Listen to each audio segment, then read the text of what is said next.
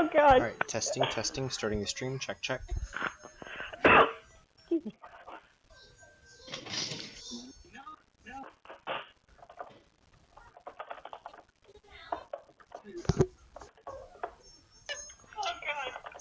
Becca, who are you playing this time? I'm playing a character that I transferred from 3.5. It's been a very long time today trying to get him picked. This is Miles Sickness. He is. Wait for the introduction. Yeah, actually, so everything's working functionally as far as I can tell. So yeah, we can just kind of jump right into it. So I'm Adrian. I'll be the DM for today, and we'll try to get you out of this one shot in one piece. So we'll just start, I guess, with character introductions. We could start with Becca. You just left to right. Go ahead and introduce your character. Hi, my name is Miles. Don't be deceived by my girly voice. I am in fact a very 6'2" husky male. I'm originally a smith. I grew up learning smithing, but also testing my weapons out as well. And so I'm as basic as you go. I'm just your average fighter. Yeah, that's me. Just from left to right. Go ahead and introduce your character. Okay, awesome. Bella. Hi, my name is Bella Longward. I'm a rogue who just recently started learning a little bit about the clergy. Long story. Don't really want to get into it too much. More of a rogue. Life's been a little weird. I actually decided to take a different path than most rogues do, so I'm a folk hero. And a lot of people in towns really appreciate me and all the generous donations that the local rich folk tend to make. We don't really go into too much detail about that, but it's been a fun ride so far. Awesome. We'll go up to the Morthos up at the top there. Hi, I'm Morthos. I'm a Tiefling Warlock. Previously, I was fooled into believing in the loser Baphomet. However, I've been enlightened by the great Lord Cthulhu.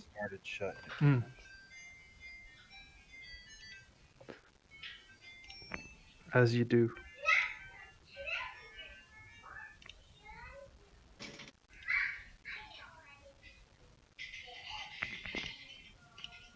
Hello? Is anyone talking?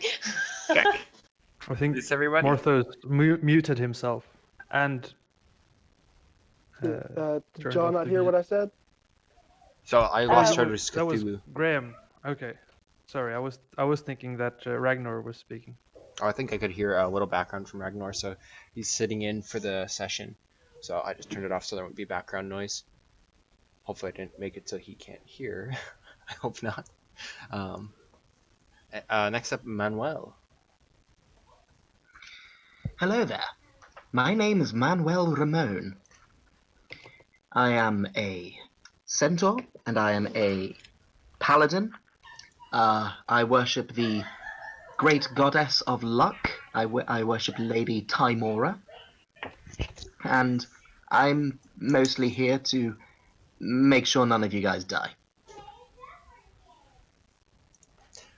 Perfect. And last but not least, Remy. I am Remy, a wandering bard who plays the drums and keeps people entertained. Wonderful. So, we pick up our story in the town of Hollen's Rest, which is a river town. It's built and settled on the coast, near the coast, just upstream in one of the river's feet going out to the ocean.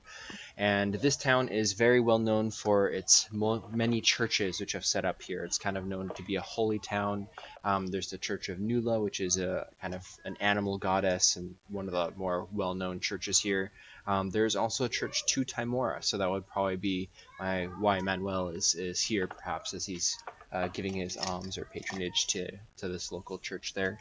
And you are all, for one reason or another, arriving in the city or already here. Many of you might be adventurers already established with the Dungeons Delvers Guild, which is one of the larger adventuring organizations on the continent.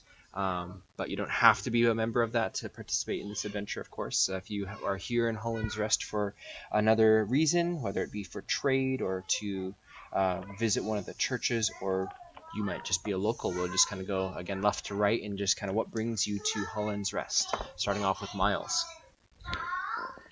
I am in Hollen's Rest because this is where I live. I live on the top apartment, and the bottom apartment is a little shop that my wife runs when I'm off doing adventuring.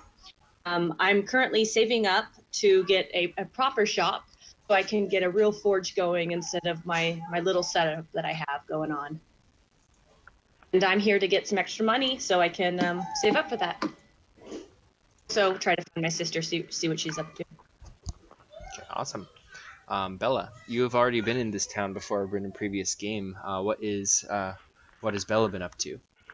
I have, and I stuck around because the Church of Nula itself needed some financial help. And in exchange for said financial help, they're teaching me a little bit of the cleric-y way. So just been exchanging some gold I happened to run across in exchange for some cleric lessons. Wonderful. And I understand Bella is quite adept at raising funds too, so money is no difficulty for her. Morthos, I think last time we saw you, you were up in the north in one of the villages of Stonewood. What brings you down here to this neck of the woods? After leaving the village of up in the north, I went on some adventures, and I discovered a tattered diary that when I opened it, destroyed my mind and rebuilt it. The Great Lord Cthulhu rebuilt it. So now I'm searching the land for more texts and followers of Cthulhu so that you can do his bidding. Perfect. Well, upon entering the town, you will find that there is indeed a major problem with the city, not necessarily related to Cthulhu, but you would not find a church to Cthulhu here, unfortunately. But we'll see what the story unfolds here momentarily. Manuel. Manuel is here in Hollen's Rest because, as you say, he has been paying his tithes to Lady Timora and sort of going around helping the local populace as much as a great ruddy centaur can. Stuff like moving heavy objects, pulling carts, and just trying his best to not get in anybody's way while still. Perfect. And Remy, what brings you to the city as well? Remy has been traveling the world and has recently come to this town and been playing at the inn for the people as an entertainer, and is looking for interesting things that happen. And if he doesn't find it, he will travel forward to another city, but currently as an entertainer in the inn, in the tavern. Perfect. So the story is going to open up in the town you're, again, recently entered into it, or you've been here for a while, when something has happened to the city. And basically there's been an eruption of plant vegetation off of near the border. I'm going to move you over to the next page where you can see the map of the city. Up in the top right corner, near the edge of where the forest is, there is an enormous vine growth. A tree emerges, breaking up through the cobblestone, kind of growing up immediately. The roots have destroyed some of the nearby buildings as it just grew in less than an hour from just a small little, potentially a seed, you think, but it's grown up into this massive tree, and sprouting from it has been just this vegetation and growth sprawling throughout the whole region, almost taking out a whole portion of the district. Another thing of very similar nature has occurred in kind of the lower levels of the city, which is kind of overrun with some gangs and such activity. Those who are familiar with the city will know that this is kind of not a place that you wish to be, but another of these massive trees has erupted in the kind of the lower levels. And for anyone who's kind of entering into the city as a newcomer, you would hear talk as a third major tree is growing in kind of just on the other side of the river, and kind of more like where a lot of businesses and what am I thinking the word? It's not like shops, it's more like industrial type of buildings are all over on this side of the river. But you see another one of these massive warehouses. Trees. Exactly, thank you. Warehouses. I don't know why I couldn't think of that. But this is kind of the situation. You see, life goes on for the most part. Many people are displaced because of this. It's been happening over the course of 1 week. So the first tree, we'll just say that was on a Monday. Then the second in kind of the lower levels of the city, that happened on a Thursday. And then over the weekend, you saw in the industrial district another sprout beginning to come up. And with these vines, there's like ivy and tendrils of vines crawling over all the buildings, over the streets, preventing wagons from being able to crawl over the streets with ease. And so everything's kind of disrupted in these regions of the city. The churches have done everything that they can, from praying publicly and doing processions and dumping holy water on the vines to no avail, to now the point that they've summoned adventurers, and there's kind of a bounty on trying to cut back these vegetational overgrowth. And so we open the screen, if this were to be a movie, with your characters kind of all in the plaza just there in the center of town. This is kind of the central market area, and I'll draw that in maybe a different color. Let me change to, let's just do a yellow. So this area here is a market, and you are all there for one reason or another. You're just on your day-to-day, you're headed to one place to the other, whatever the case, when there's another eruption, and you guys are all witnessing in the middle of the courtyard there, another of these massive trees just begin to crumble the pavement, and this wooden log erupts from the ground, going first 20 feet high, then 50, then 80, and reaching over 100 feet, and all from it the roots crackling through the pavement and little offshoots growing. What would you all be doing in the marketplace as you see this? So is this happening within seconds of like the growth happening instantaneously almost? Yes. So at first, you can hear kind of a rumble and cracks as the cobblestone begins to kind of quiver, and then you'd be able to see that, yes, protruding up from kind of the central piece. We'll take a look, just call it that, right in that well area. There's this log and tree beginning to grow up, splintering the stone, and then over, yes, basically seconds and minutes, it's just slowly growing larger and larger. How is everyone around us reacting to it? So, one person at a time. So I heard Jay speaking. So, Manuel, what did you say? Manuel is pretty much just going to go into damage control mode, try and get people away from the tree. Okay, perfect. For that, we'll have you roll a persuasion check, just with advantage, I guess, just to try to see how many people you can steer clear of the roads that are getting crunched and opened up from below. Persuasion, you say? Yeah, unless you have a different skill that you would like to try. 21.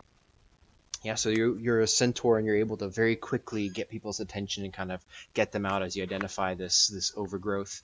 And then I also heard, I think in Morthos, what were you saying? I was asking, how's the people around us reacting? Are they all freaking out about it? Yeah, you can see as soon as it begins to break through, everyone's kind of uncertain, but this is the fourth time that something like this has happened, so they're not panicking, but they're not really moving around, not until you see the centaur kind of clearing out the streets with gestures and some shouts. and you see people starting to disperse, and the tree is still continuing to grow. I want to shout at the people around that the only way that they can be saved and that this can be stopped is if they devote their lives to Cthulhu. So go ahead. Such a perfect moment. Go ahead That was and excellent. roll a persuasion check as you begin to preach the salvation message of your deity. Nobody is listening to you. -4. That's perfect for a devotee of Cthulhu. Yeah, and you're making no dent in the throng as they're all beginning to just kind of scatter around. Bella, what are you doing in the market right now, and what is your reaction? So Bella was probably talking to a shopkeep because she has this wrapping on her back, and trying to figure out, like, okay, can I change its color? Like, I'd like it to look a little better. And then she'd hear all this commotion and turn around behind her, and she would pull the wrapping off of her back, and she would flail it out, and it's a giant rug. And so she gets on it, and she says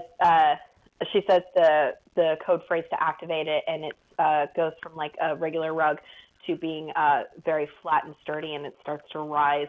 And so she's going to rise up on the rug and trail along the top and see if there's anybody who needs help getting out of the vicinity quickly. And if she sees anybody, she's going to swoop down, she's going to get them on the rug, and then make a lap until she's pretty much full, and then go drop people off and come back. Okay. Go ahead and roll a perception check as you're kind of patrolling from the air. Sure.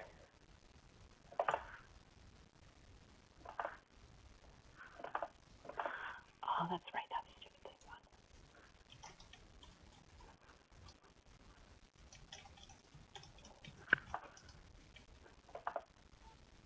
Oh, didn't mean to do it so many times. My bad. No problem. We'll go with technically the first one. So with an 11, you're seeing that the crowd is dispersing in all directions. You have two figures standing out there. One is a tiefling who's kind of shouting into the crowd. You're not really sure what he's doing necessarily. The centaur, which is galloping around, is ushering people away from this growing tree, which is rising fairly rapidly. It's growing taller and taller. And how far up are you flying your carpet?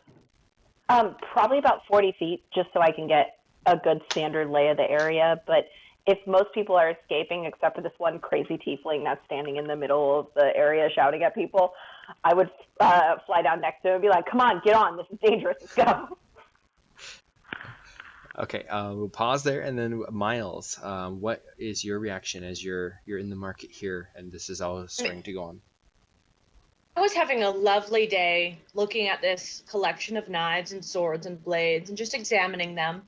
And all of a sudden a tree pops out in the middle of nowhere. My immediate reaction is to go and try to cut it down, but I'm wondering do I need to roll a perception to see if I could get over there? Yeah, no, you're in the market. You can basically get up to the tree if you just wanted to kind of scramble. Are you in your full armor? I know you're a fighter with lots of different types of weaponry. Actually, I was looking at Hollen's Rest. Is that the place with the guild? Is that the town? The guild is the guild hall for the Dungeon Delvers Guild is about a 3-day ride from here. It's the next city over, basically. So probably what I would just have is I would just have my greatsword with my basic armor. I probably didn't fully equip. I probably just have my basic greatsword, my hammer, and my Okay, gotcha. So it would probably be not my plethora of weapons and such, just my trusty hammer, my greatsword, and my armor. Okay. So you do have your gear on basically though, even if it's yeah. Everything. Okay, so yeah, do you want to kind of run up to the tree? It's still kind of at first it's a sapling, but it's growing very quickly. I'm gonna try to start cutting it down as soon as I can with my greatsword. Okay. So yeah, do you mind if I go ahead and? Yeah, you can just go ahead and roll damage as you run up to the tree. You can see it kind of splintering the cobblestone, and you just take a big old whack at it. And then I'm gonna do an action surge and try to cut it down because this is an emergency. Okay, yeah. We're not technically an initiative, so you don't have to spend that special ability. Okay. You can just keep basically whacking at it. Like you've got a great sword, so you're chopping off these roots as they're kind of growing out.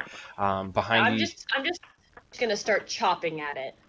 Yeah, and so you're doing damage, hacking away at it. It seems to be still growing and not affecting it terribly much. Remy, over in the plaza, you're seeing kind of all this going on. What is your character doing? Well, I was actually because I've been playing my drums for a while. I was looking to buy a flute as well, Okay, so as shopping. this commotion was happening. But I've come to this city not too much before this whole thing started happening a week ago. So I've been very interested in, or I've been curious as to what this is, and now as it's happening right around me, I want to try to look at any suspicious figures around this commotion, if it might be caused by someone nearby who's like casting a spell or whatever. Absolutely. Roll a perception check, please. All right, let's see. Persuasion. No, okay. Is that the one? Yeah. Ooh, With good roll. There you go. With a natural 20, you will notice more than just the tiefling. You do see a suspicious character. Now, Morthos, what does your character look like? Are you red skinned like in your avatar? Morthos? You've muted yourself. Sorry, didn't realize I was muted. Yes, I'm red skinned like in the avatar. Did you hear me now? Oh, yeah. Sorry. Aren't they blue skinned though I am in red Avatar? Yes.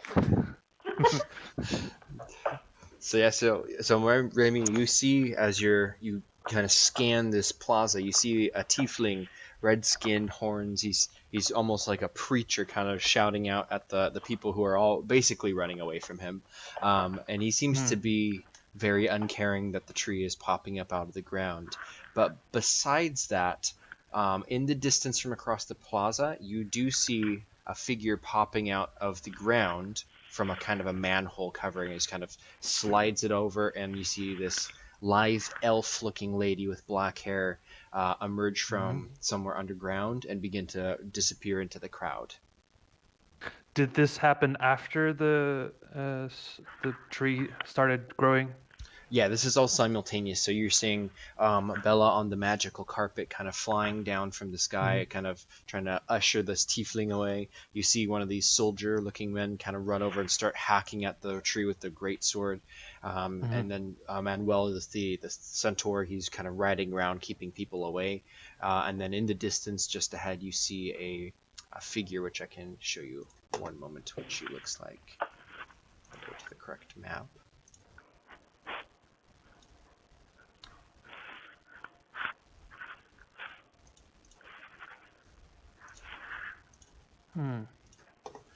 So you see this figure.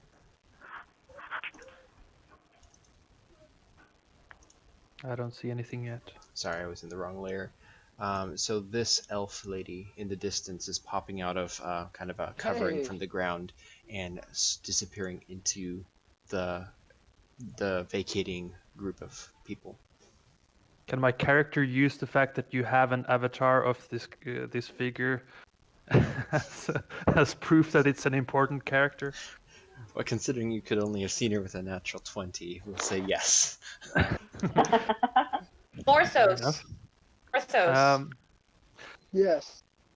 I have a feeling you would recognize this person if you also. Yeah, no, she looks real familiar, but I never rolled a perception check. I was just trying to gain some friendly friends. Let's see. How far away is she? She's across the plaza, so that would probably be something like 150 to 200 feet as she's kind of retreating out.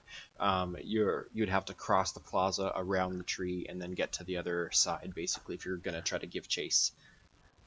150, you say? Yeah, we'll go with 150. Oh, geez, that's too far away for sleep. Trying to shoot this random lady you saw. Now we just cast sleep on her.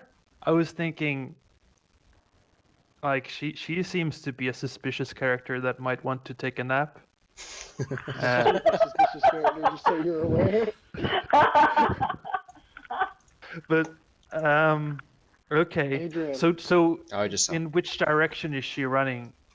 Like, is she running? She's retreating out away from the plaza towards the back, basically into the town, kind of with the rest of the populace.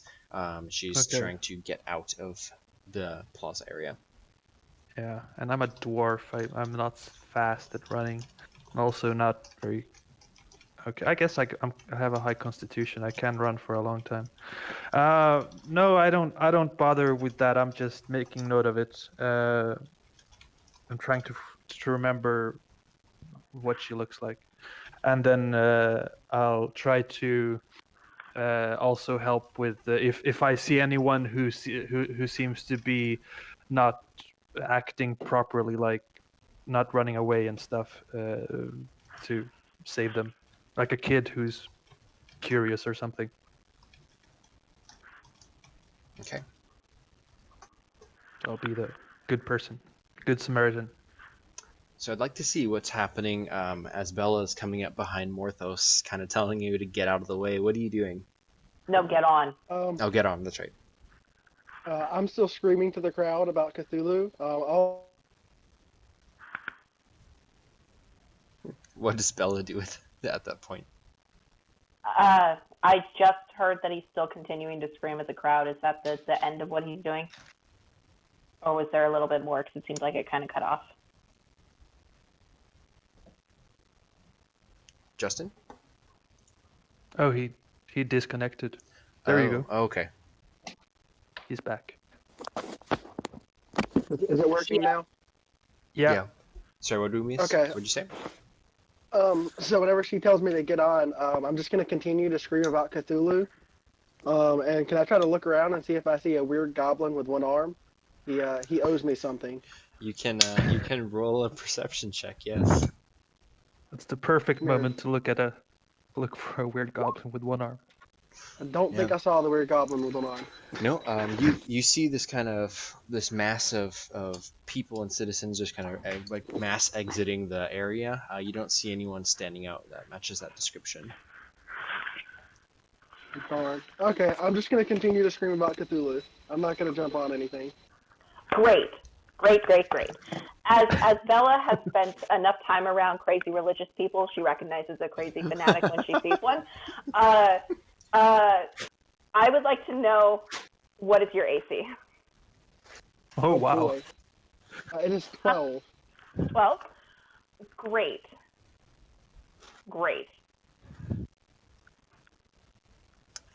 Oh dear. Now remember, I do worship no. Cthulhu, so I am insane. Cthulhu's AC is way higher. Cthulhu's AC is probably Dang way it. higher. That's a 0. I think I'm fine. No, it's fine. What I just want to do is I want to hit you across the face and try to get your attention. Be like, dude, you're gonna die. Get on, and then I'm gonna start pulling you on the rug. I mean, you can pull me all you want. I just want to scream about Cthulhu. That's fine. Get on the rug, and you can praise him from the skies down to the people. But you fucking get on the rug, and we're getting out of here. I will get on the rug if you'll follow the crowd of people so I can continue to persuade them.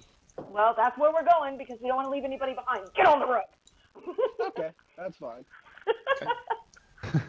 Manuel, Cthulhu wins again. you've dispersed the citizens, and behind you can see that there's now a soldier-looking man hacking away at the tree as it's beginning to grow. What are you doing? Now that everybody is safely away, Manuel is going to run over to Miles and start whacking the tree with his warhammer to see if that does anything. It's bludgeoning, not slashing, but he's trying to snap the tree. If he say thanks for the help. Okay. You both can actually roll your damages again. Sweet. So he's hitting it with 2 hands, so that's a D10.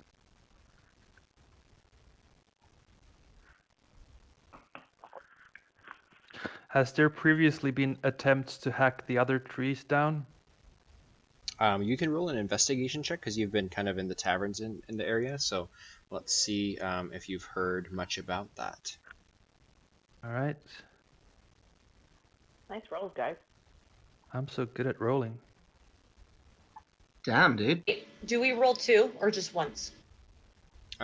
Whatever like your normal round attack would be.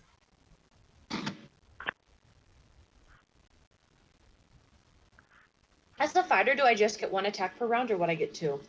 You have an action surge, which again you don't really need to use that in this sort of combat. Sorry, 1 second. Right. Oh no, they're fine. So yeah, you can basically when you get to level 5, you'll get 2 attacks. Otherwise, you'd have to use an action surge, which I'm not really policing rounds in this yet. So you're fine to just kind of roll your normal damage. But I mean, in the tavern, over the last week, as you've heard of these occurrences, there's been city guards that have definitely tried to cut down the trees, but it seems that the regrowth of the tree is faster than what they're able to take off. And in the most recent one in the industrial district, attempts at destroying the tree has caused certain unpleasant kind of reactions from the vines. And so they've ceased attempts. Like they're attacking back, or? As far as you can tell, yes. There's not a whole lot of like police reports that have said anything, and the villagers don't really seem to know. It seems like the town guard is trying to keep it a little bit hush-hush. But there is definitely something that's happened after they've tried to remove the tree in the industrial district, and people were hospitalized. Okay, but so if you're saying that it grows faster than they can hack away, but if you hack it after it's fully grown, does it just grow back, or? That seems to be the case. Yes. Okay. In that case, I'm actually just gonna approach the centaur and the fighter. I didn't catch your race. Are you a human fighter? I'm a human. Yeah. Human fighter.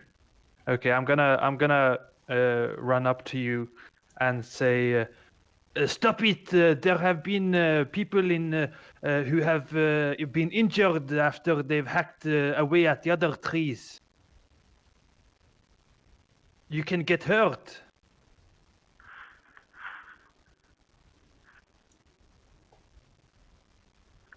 Manuel keeps trying saying my best for a French accent.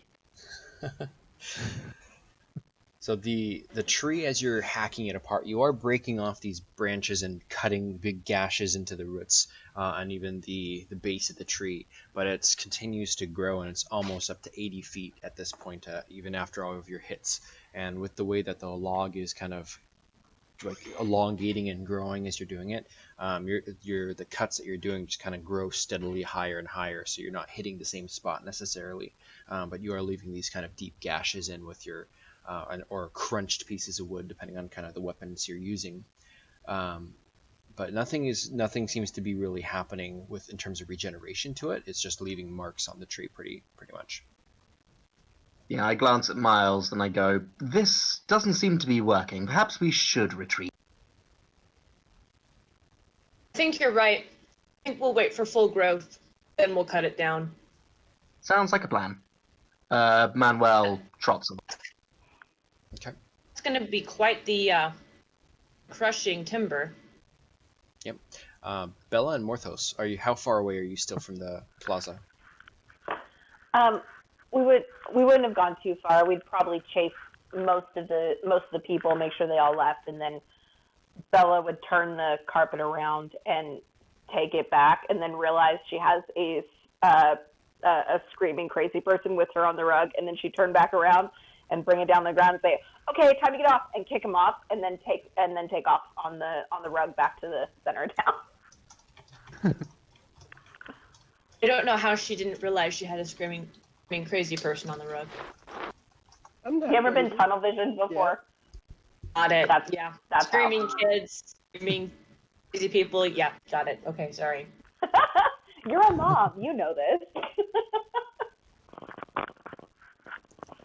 So she would have flown back, probably caught just at the end of the people hacking away at the tree, and then them stopping, and then she would probably lower the rug down and be like, "So, you gonna take it out? What's going on?" Can I convert the tree to Cthulhuism? How do you want to try? Like, I what want do to you hug do? it and tell it that Cthulhu will help it grow bigger. Okay. I want to persuade the tree. So you do so. You dismount the carpet and go up to the tree, give it a hug, begin to whisper Cthulhuisms to it. Nothing seems to happen. If nobody else is doing anything after just say like another minute of growth, it's going to basically max out. It's at about 150 feet tall. I just find it hilarious that Bella just flew Morthos far away, and then Morthos just ran back and just did the same, started screaming at the tree again. I'm not screaming at the tree. We're whispering Well, to the tree.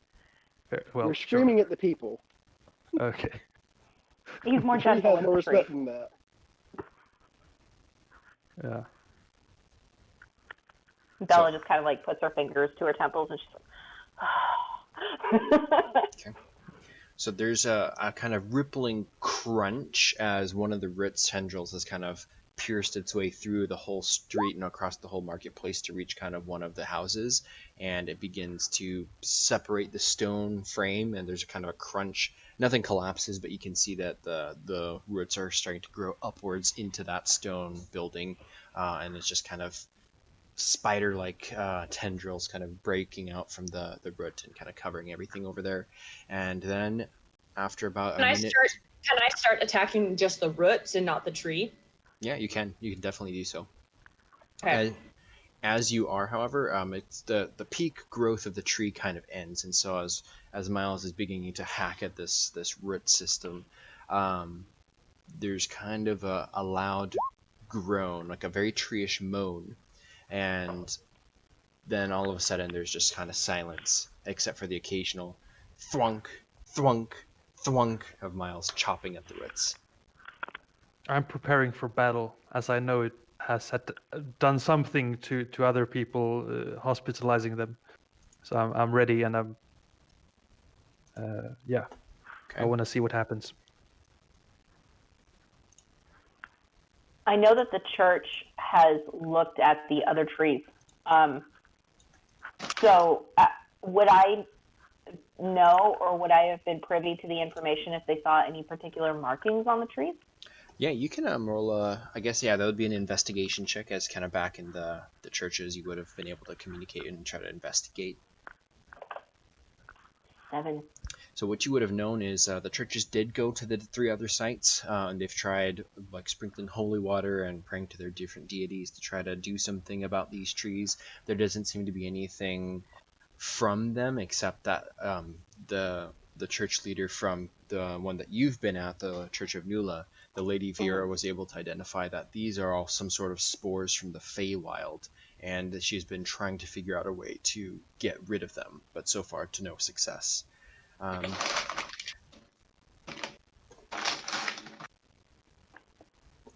If possible, I'd like to do one more investigation check, but I want to take my flying rug and fly around the tree in a circle and kind of chase it to the top and look for any sigils or markings or anything like that that may stand out. Okay. Roll a perception check. Perception, sure. Much better at perception. Okay. Still better at perception. So you would you don't see markings. You can see all these kind of repeated chip marks from where Miles and Manuel had been able to crunch damage into the wood of the tree. But as you're nearing the top, you begin to see emerging from the bark is almost a creature. It's almost like it's pulling itself out of the wood directly, and it's mostly withered in vines, but it's kind of got this wooden husk as a base. Oops. Oh. Sorry, not all of those. My Pick your mistake. favorite. Oh god. 4 creatures emerge. You see one up at the top, and from the base, you see another one, and this would Miles and Manuel and Morthos and Remy. You all would see this one just coming, so there's nothing to kind of hide it. As this other one is beginning to emerge From the ground or out of the tree? Out of the tree trunk at the very base. I'm gonna start chopping at the face of whatever it is that's emerging from the tree trunk. So Start cutting at that. That's a lot of faces. Yep, and it's if I make the image bigger, I don't know if you can see that. There's kind of like something inside it. It kind of looks like a goblin, but it is definitely made out of wood. So there's this kind of wooden thing inside, kind of shrouded in these vines, and it pulls itself free of the tree. And then Bella, you're seeing one of these other ones from the top as well, which this one is. You see it has arms, but mostly it's kind of just this leafy substance. And I would like everybody to roll initiative, please. I'll open the initiative tracker. Oh, Let's clear these out. this is what I was waiting for. Yep. And actually, Remy, I think I will give you a reaction first because you have been prepared for something to come out. So regardless of your roll, you'll get a free turn at the beginning. Cool. Oh, I'm gonna roll like shit tonight, guys. Good luck. Oh wait. Okay, I didn't choose my avatar, I guess. Oh, you added it manually? Yeah, you're fine. Okay, cool. Is that everybody? Who am I missing? Miles. Miles, what's your initiative bonus? 2. I have a question, guys. Yeah, shoot. Are you playing on a map? Not on this page, no. Okay. Who's talking? Okay.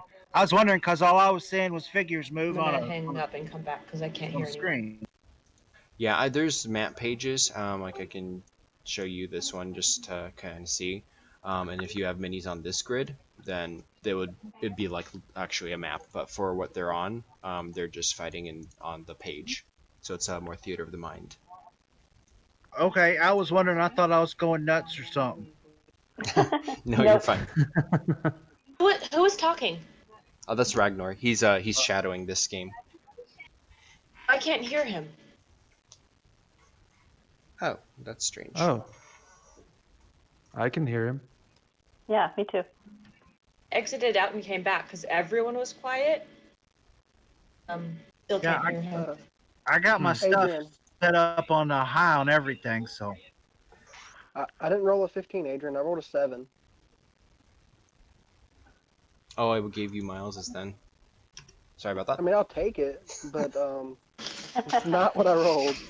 Okay. So for the initiative, Remy, you are actually going to be at the top of the round, and you are going to get a free turn first, so you get a free movement. That's exciting. I'm just wondering. So, are the vines part of the creature, or is it like a goblin? So no. So instead of don't imagine so much a goblin, so much as a kind of a tree trunk with like humanoid features. Like it's made out of wood as kind of a core. Like a tree ant. It's very similar, but it's more human sized. Okay, right. A tree ant is bigger, I guess. All right. Well, interesting. I guess. I'm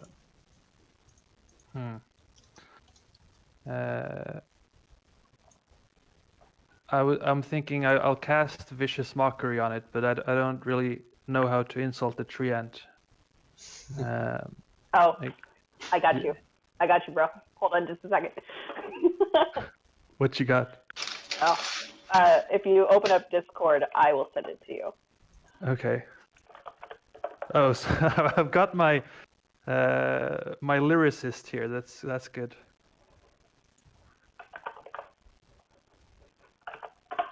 I dropped it under general by accident, but there you go. Oh no. Oh, great! This is cool. Wait, no, I'm not Scottish. I've seen more threatening geckos. Is what I say. Perfect. So it rolls a wisdom save, I believe. What's your defense or your armor? Hold on. Now I tab to another page. So Vicious Mockery. It must be it's a wisdom save against my Save DC 12. Okay, so it rolled an 11. It does not have a wisdom bonus, so it is fine to take the damage, which is 2 psychic. Yeah. And you're doing the one from the base of the tree, right? Yeah, well, I assume I don't see the one at the top, because it's like 80 feet up. No, if you want to roll a perception check to see if you can see any others, however you can. Sure. I mean, I see that the one on the flying mat is up there, probably reacting to that. So I'll see. Perception check. Jeez, I'm rolling so good. I don't know what this is. All right, well, you would see there's another 2 that are about to leap out from the top of the tree, but from more like the branches, not the base. Okay. Yeah. Well, I'm still. This is the pressing thing, so I'm attacking it first, of course. Okay. The one at trunk. Yeah, so you rolled, so you made your Vicious Mockery. That's an action. Mm-hmm. Do you want to do anything with your movement or bonus action for your bonus round? I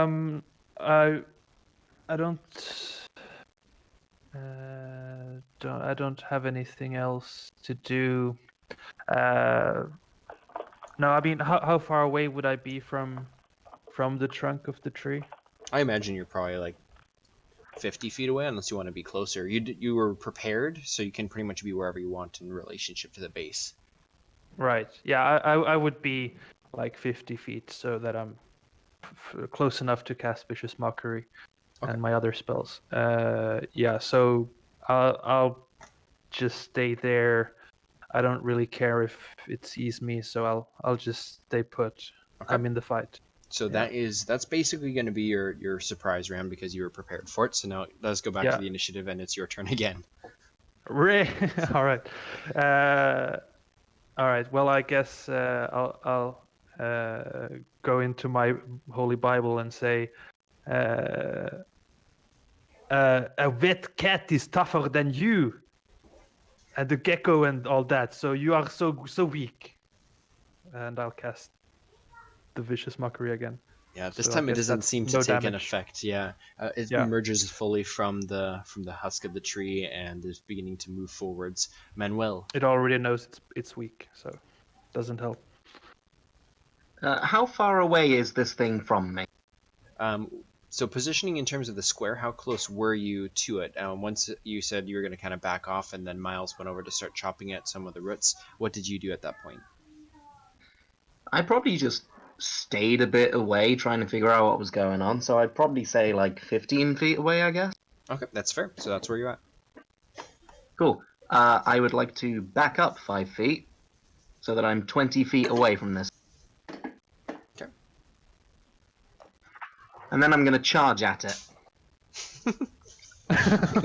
Okay. Hold my beer. Because of this thing I've got, if you move at least 20 feet straight towards a target and then hit it with a melee weapon attack on that turn, I can follow it with a bonus attack with my hooves. So that's what I'm going to do. Yeah, go for it. So, charging. Does a 15 hit? It does hit, yes. Brilliant. And I'm going to add a Divine Smite on that. So that's 1d10 plus 3 plus 2d. So just a second. Are centaurs common in this world? Just roaming the streets? You probably don't see them too often in cities, but there are definitely tribes of centaurs that are nice. in through the Nice. world. Mm-hmm. So that is okay. So all total, you did 23. Wait, hang on. I think I might have got that. 2d8 for the... No, right. Smite? So 12 bludgeoning damage and 11 radiant damage. Okay. So yeah, you smash this first one, and that is actually a full dropping it from 23 down to 0. How do you want to kill this first one with the Divine Smite? So basically, as I'm running towards it, I whisper a prayer against my warhammer, and then I just It's like something out of a cartoon. I raise it above my head, two-handed, bonk it straight down on its head. There's like a squeaky mallet noise, and it poof vanishes. Beautiful. Okay, maybe not quite, but it does fall apart pretty much instantly as it burns with holy fire. Yeah, and you could probably like rear up because you were about to kick it, but then it's just kind of died right there in front of you. Yeah. Yeah. Rear up, shaking my hooves, and then I just kind of awkwardly go back down. Okay. And just to make sure, my 2 damage was also adding to the 25 health it had? Yeah, so it had 25 minus the 2, so it had 23 Awesome. left, which just brought it down. Hey, we make a good team. That's perfect. So that brings us to Miles. So Miles, you've been kind of halfway down the plaza, I imagine, so kind of like probably like 30-ish feet kind of away from the thing. What do you do? Well, I've been chopping at the tree root. Mhm. I'm not sure if I saw that happening, but I figure I would after I hear a big commotion of them. I'm getting ready for anything that's going to pop out, because I feel like there's going to be, after they did that, somebody said that people are getting hurt from something, so I feel like there should be more happening. Am I ready an action that if like, any vines or things go out to try to hurt these people, that I can go and attack whatever's trying to attack them? You can, definitely. So you're ready in action in case another enemy comes out to attack either your allies or yourself, if I understand that correctly. Yeah. Okay. Perfect. And then next up is Bella. You see this one kind of pulling itself out from the top of the trees. It's a mess of tangled vines. Well, she's gonna freak out and pull the carpet back, and she's gonna go back about 50 feet, and she's gonna point a finger at it, and she's gonna say grovel, and I need it to make a wisdom saving throw and beat 12.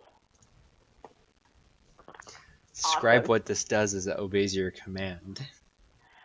So she's brand new to the whole magic thing, so she's not really too sure how this works. So as she's pulling the carpet back, she points the finger at it, and she goes, grovel! And an array of gold sparkle kind of trails down from her arm like an elongated glove and goes out and just very gently touches the creature. And then the creature starts falling from the 100+ feet that it's at towards the ground. All right. Aw.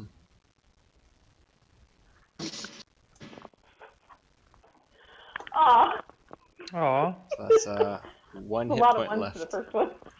So it bends forwards as if it's going to begin to grovel to you and just free falls 100 feet straight down, hits the ground, and just lays there face first with these vines kind of spilling out over its wooden body, sitting at 1 hit point. And just up on the carpet, you see her looking over the edge, just completely shocked that it worked. Did that trigger my reaction? No, because it didn't attack you. Okay. Is that all for your turn, Bella? I believe that's all I can do. Just more shock that it worked. So, Morthos, this has all happened right next to you as this first monster comes out, and then all of a sudden, you hear the vicious mockery go off, and then the centaur charges right next to you and basically bashes this to pieces. I would like you to roll your percentile dice, please. Oh, okay. Oh. Okay. You kind of have a blink as you have this flash vision of tentacle monsters, but you're able to kind of shake yourself out of it. And what would you like to do on your turn?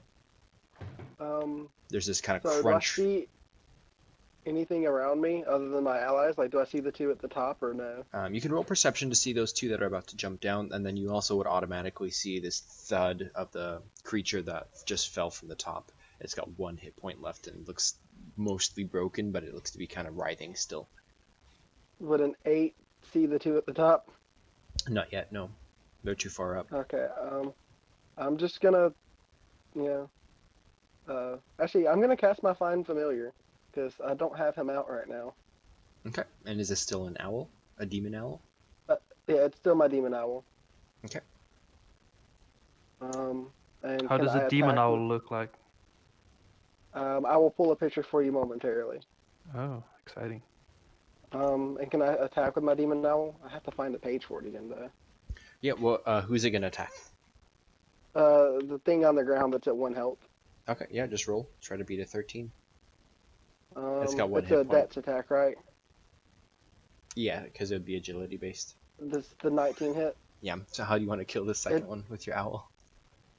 The owl's just gonna kind of fly over to it and see it, and it's just gonna land where its head is and start pecking at its eyes.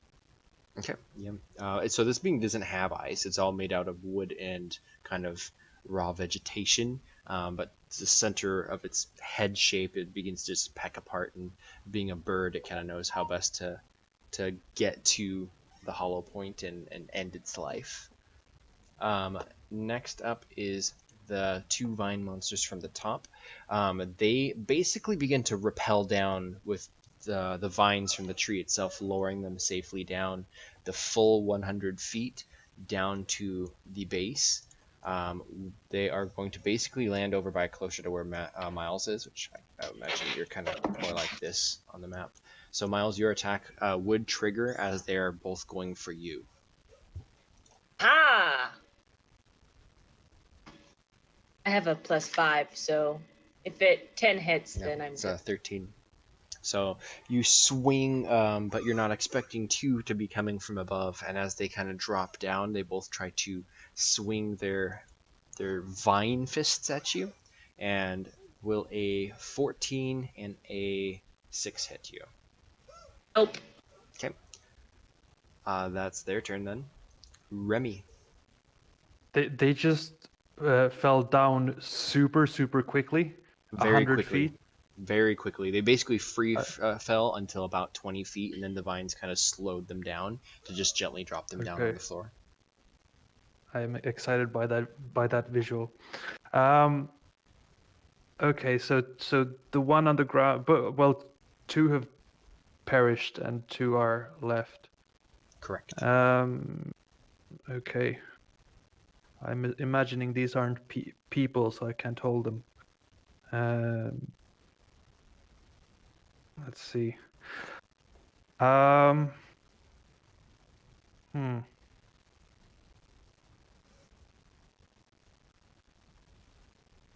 So, hold on. I'm just wondering, can suggestion be cast on a hostile thing? I believe so. Charmed. Yeah, I don't see anything about it not being.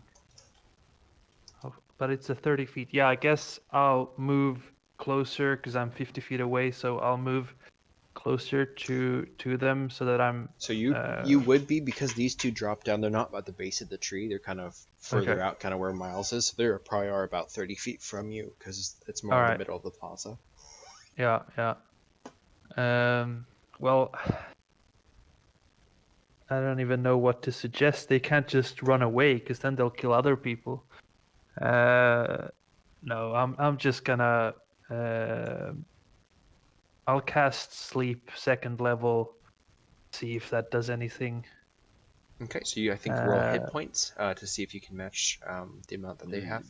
Roll 5d8. Is that it? 2nd level Sleep. 29.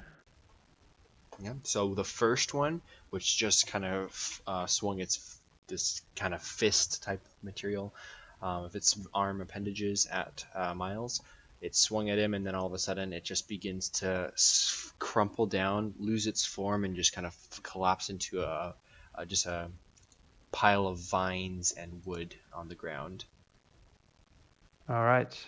I don't know which one is Sleep, so we'll just mark it that. Yeah. Oh, I imagined it was the other. Anyway.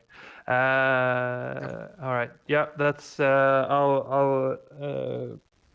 that's my turn. I don't have anything else. Okay, Manuel. Manuel is going to do another charge. He's going to rush over at the 2 menacing Miles, and he's going to swing his warhammer But how far away are they? How far away are they? Would you say? About 30 feet. Yeah. Okay, yeah, sweet. So I charge 30 feet over to the one that is still standing and give it a good old whack. Okay.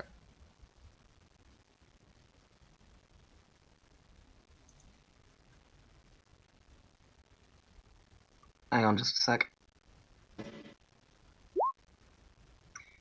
That's good. Oh wow. Okay, so Yep. that does So if that's a natural 16 20. damage.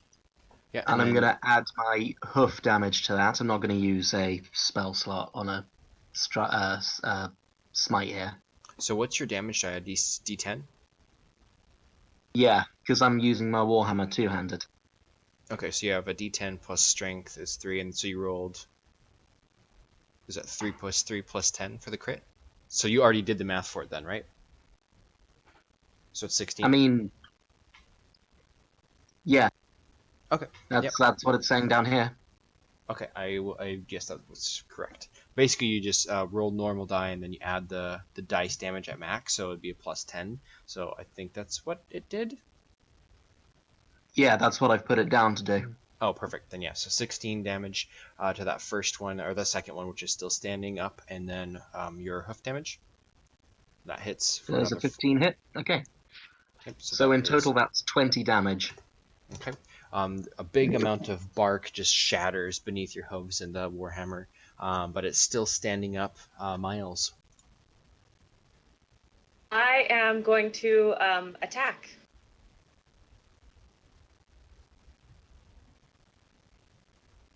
And fail. Oh no. Now, do you want to use your Oh. action search? Yeah, let's go ahead and do that now. Hey! So that'll hit. 18.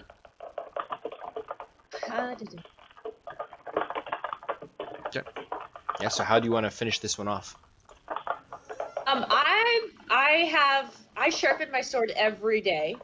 I want to like flip my sword around because that last hit was so bad. I'm pretty sure that it got dulled.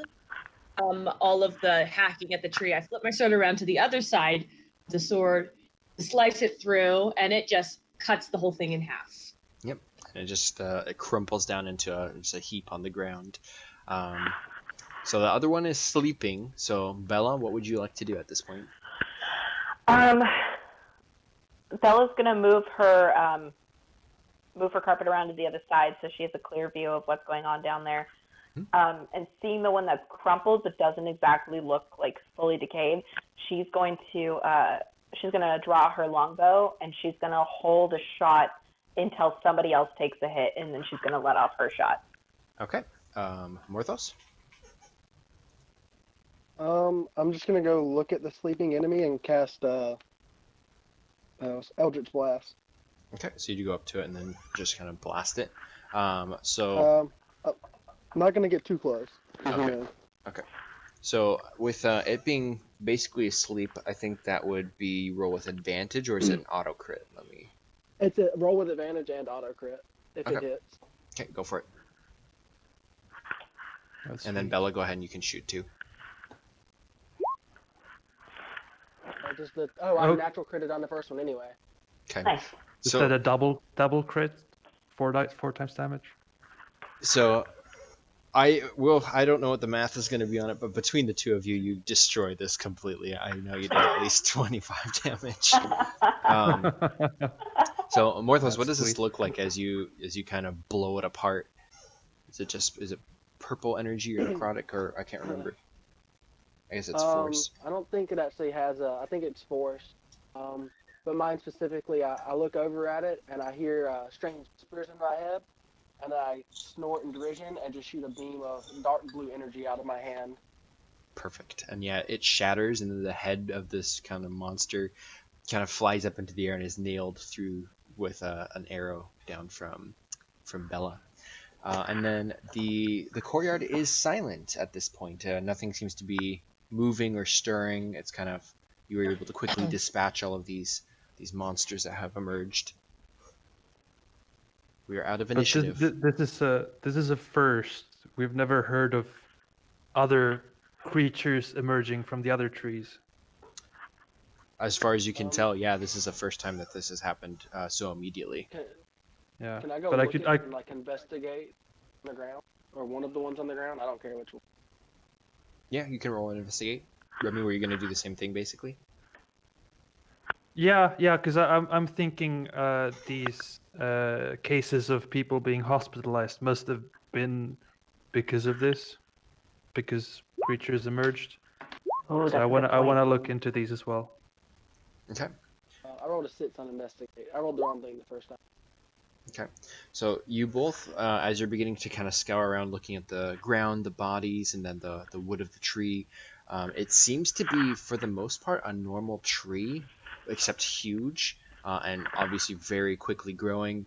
There's a little bit of a warp where you saw that first one kind of pull itself free of the bark, and then just around, like, all the cobblestone is kind of just shattered, and there's stone chips everywhere, and there's a lot of wood and kind of the bumps, like if you ever saw like a roadway where the root's growing through and there's big bumps all over the place. It's kind of all that throughout the whole courtyard. But you don't see any like source of what it is or any sign that there's going to be more necessarily. But yeah. All right. Can I chop at the tree, and then just see if anything else pops out to make sure? Good idea. Adrian? I'm sorry, I didn't hear that. Before she does that, I said, can I take another chop at the base of the tree and see if anything, pops out? Oh yeah, absolutely. So you just take a big swing at it. You chop out a big piece of wood, like a big wedge with 2 swipes. It's fresh wood in underneath it, but nothing seems to happen at that point. Okay. Well, need to figure out the best way to dismantle this tree without crushing everything. let's set it A on carpet fire. would come in very handy. Let's set it on fire. That's You might have a problem with the fire spreading. Fire's not always the best way to handle situations like this. That's really funny How coming fire- from you, Becca. Yeah, I know. It's a tree. How is fire not the best way to handle this? Oh, do you want to destroy the whole city? That's not my problem. If you pay for it, it would be. Well, if the city's destroyed, I don't think they can make me pay for it. It's no use arguing with an idiot. Anyway. Bella would like to take the carpet back up towards the top of the tree and see if the one that came out specifically, like right in front of her, and she ended up jerking back. Is that where it came out of? Is there an opening? Is it a hole, or did it close up? Can I go with her? Would you let me go with you up there? Sure, stranger in armor. Let's go. I want to send my owl with them.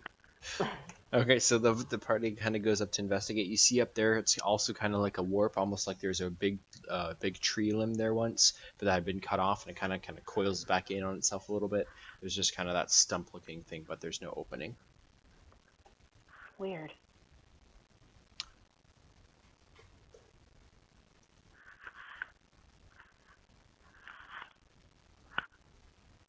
Do we see any people nearby? You do. You see approaching are some of the town guards, which are hustling over in full gear, headed by a tabaxi warden, who's this guy. Shoot a person. I want to go towards them. And I want to bring one of the corpses with me. Okay, so you drag whichever one that you choose. But the warden The smallest one. the smallest one. Okay, that'd be the guy that was splatted. The warden approaches, and the guards seem to be running around the edge of the plaza, setting up kind of like the equivalent of medieval cones and caution tape, and kind of blocking off the area. And the warden, who is familiar with Bella, as he actually attends the church that Bella's been staying at, he comes up and looks around. Looks like we missed the party. You did, but in all fairness, this one I didn't set up. It just kind of happened. It seems to be one hell of a week. He looks around at the others, and Morthos, you're dragging this kind of wooden vine corpse with you as you're approaching.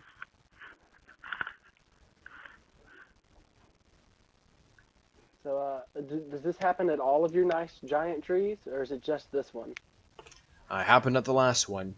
Not immediately. Like we poked it a little bit, and these emerged. We were able to deal with those other ones, but so far we're blocking it off until we can find out what's going on. Did it happen in the first two? No. Have you tried poking them and seeing if it happens? We did actually. What's your name, anyways? I don't recognize you. I am Morthos. We don't normally. Have you heard of Cthulhu? Have you heard of the Great Lord Cthulhu? He frowns. He may be able to help you with your tree situation. Make it bigger. Pardon me, and he kind of just pushes past you, like not really sure what to say. Manuel and Miles, seeing as though you're both much more fighter-esque type of outfits on, he waves to you guys and says, "Thank you very much for your assistance today. Do you have anything that you can report to us that we might be able to use, give to the town guard to be of use?" I have more. Go ahead. Sorry, no, go ahead.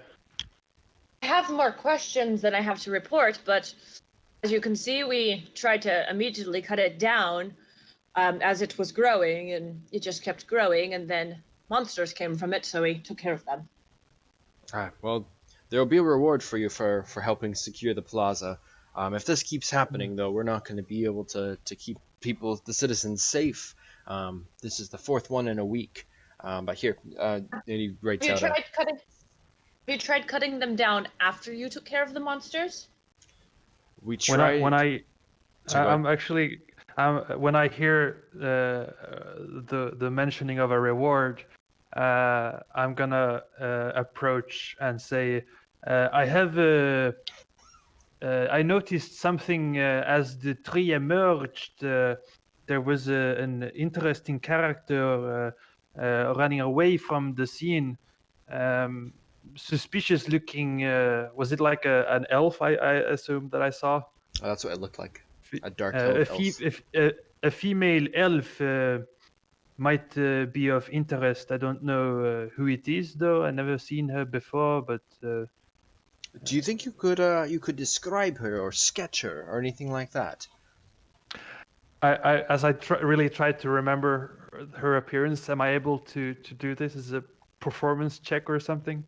Yeah, I'd say if you're not necessarily proficient in like drawing tools or anything, you could try to do a sleight of hand at disadvantage to sketch her, or if you want to kind of I guess performance if you just physically describe her or audibly.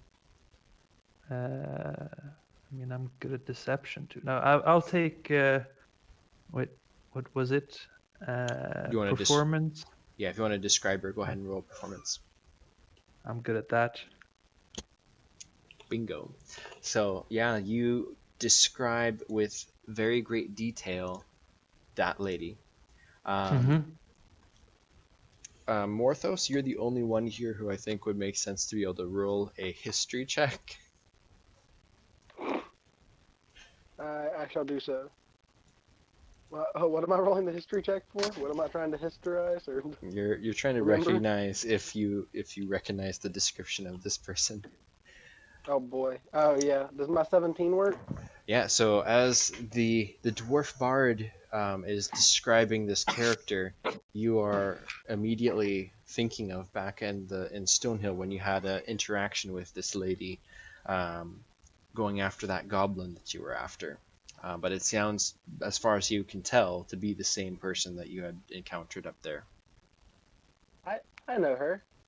She's I don't remember her name, but she's a crazy elf. She worships someone named Zana and Zella.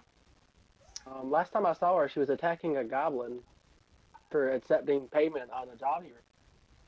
We threatened her. Sounds like a noble thing to do. Attack a goblin. He's a very interesting goblin. I need to find him. But we stole all of her nice magical items and made her leave. We gave her clothes, though. The warden looks at you very strangely, but once you mention that you worshipped or something, the Zana and Zula, his eyebrows raise, and I think, Bella, you partook in that first one too, right? I don't think she was there. No, I was. Yeah, You you were in were? the first one, not the first- Oh, the sequel. first Yep. Oh, okay. Wait. So yeah, you would recognize that as well. But what the warden would say, perhaps this is something that we should discuss back at the church. Lady Vera of the Church of Nula would definitely want to have first ear on this piece of information. As soon as Bella hears those two names, she's gone. She's on the cart. She's gone. She's gone straight back to the church, and she's going to go to speak to Lady Vera right away. Okay. She's gone. Yeah. And What was the name again for? I'll take note.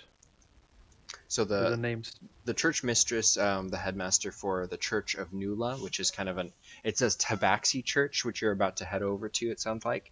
But the headmaster is named Lady Vera, and she's a Tabaxi cleric, basically. And the two names that she was worshipping, the elf.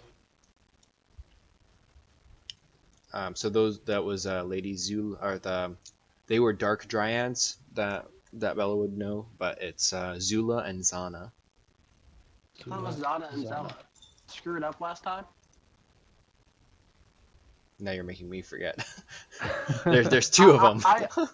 I typed it down last time, and I wrote down Zana and Zella. I still have it on my notepad that's open. Let me see. Zana Zella. I could be wrong, mind you. I am insane. Do you notice my comment about you remembering and it being the part of your brain that was put back together?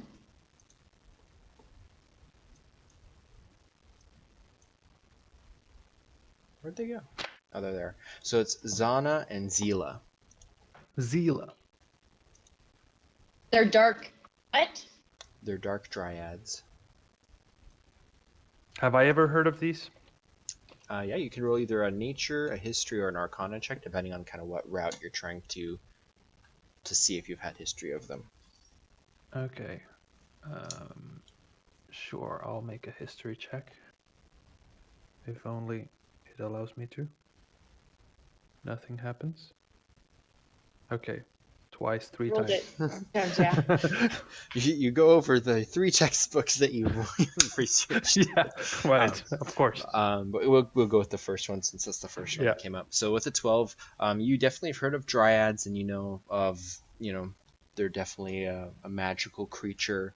They're tied to the Feywild for sure. You don't see any why there wouldn't be any reason that there could be such a thing as a dark dryad, which would be of something more evil in nature, but you haven't necessarily heard of a real story for one. Okay. But the warden, as soon as Morthos is saying that and Bella has taken off, he motions to Miles, Manuel, Morthos, and Remy, and he asks you to basically follow him and accompany him back to the Church of Nula, where you can share this information with the church mistress, and she will be able to not only reward you for your assistance in the plaza, as she's also a town official, but she can also hopefully shed some more insight on what information you have. I'm not entirely sure that my god would appreciate me following you into a false one's domain. How about you Can you say follow that? me in? How about you follow me into a room? I mean, as long as we're not going anywhere that's gonna piss Cthulhu off, I'm okay with it. But I can't deal with Cthulhu- giant angry tentacle monsters. Isn't Well- Cthulhu so great that it wouldn't matter? I'm not sure, but he's broken my mind once before. I don't intend to repeat the experience.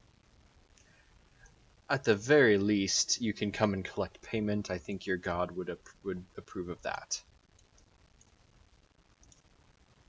Okay, we'll find out. Okay, I would recommend you to roll a d100. Yeah, I know. This seems like a very, very good character to have in your party, who has to roll the hundreds when things happen.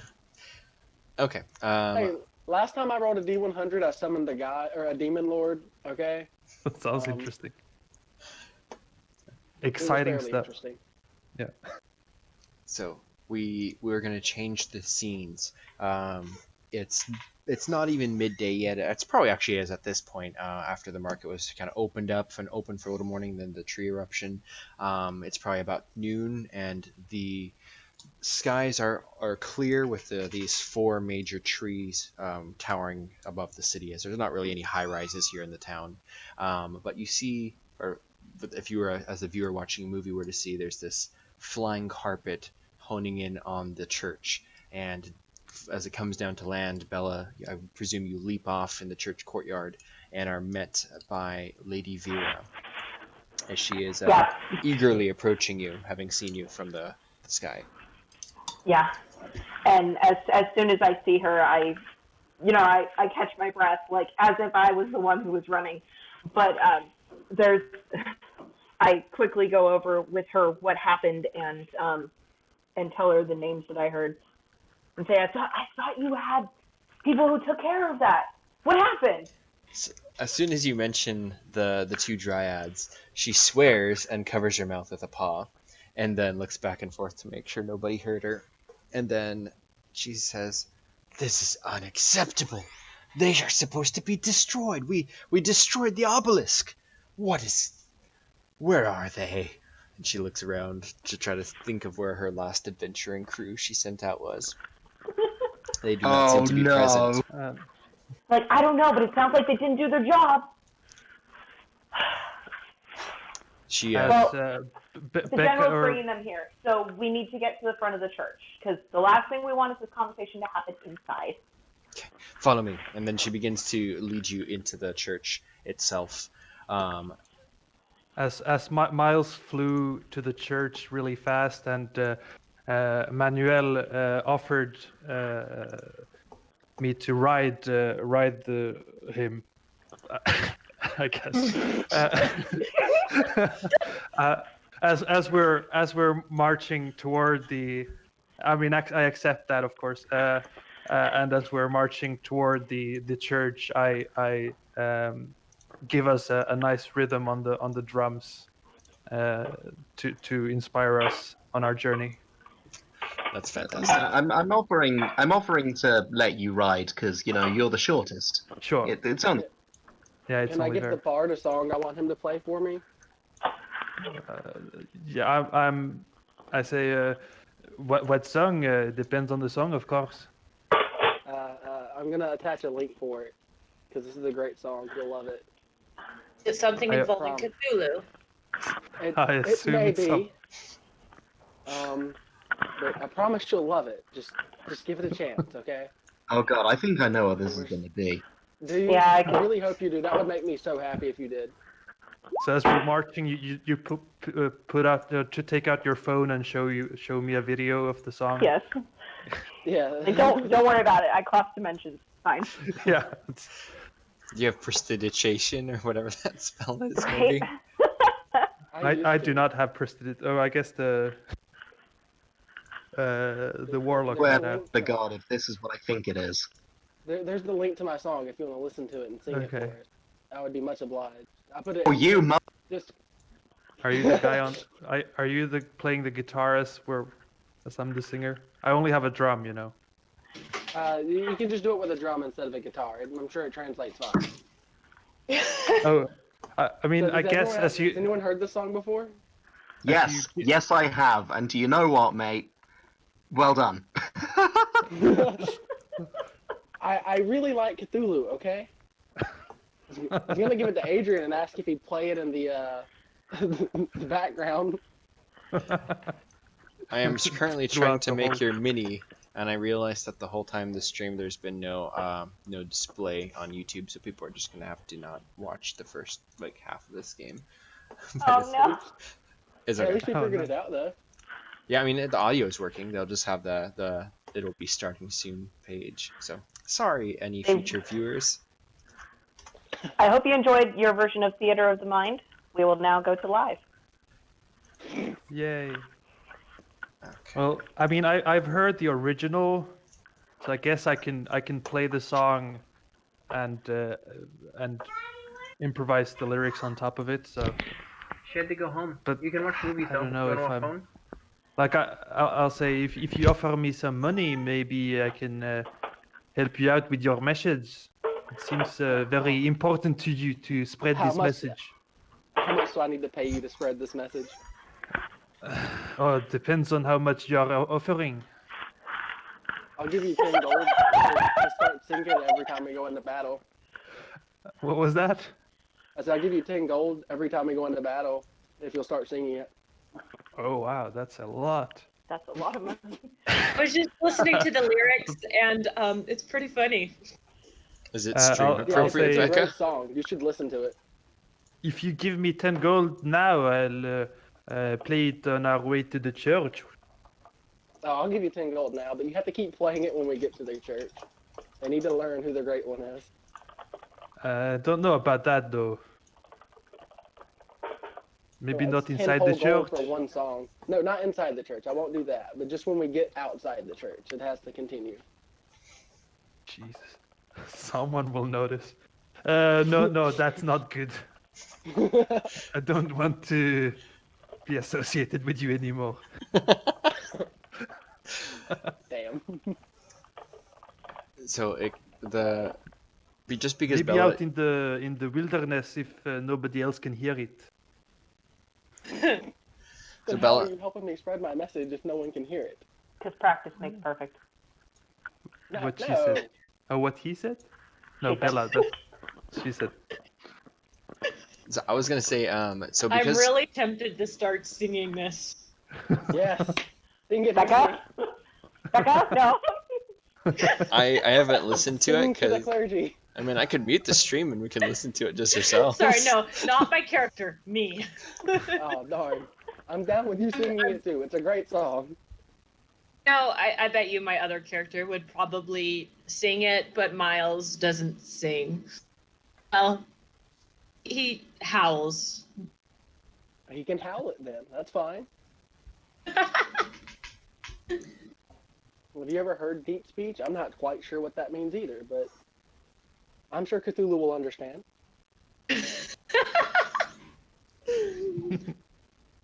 Okay.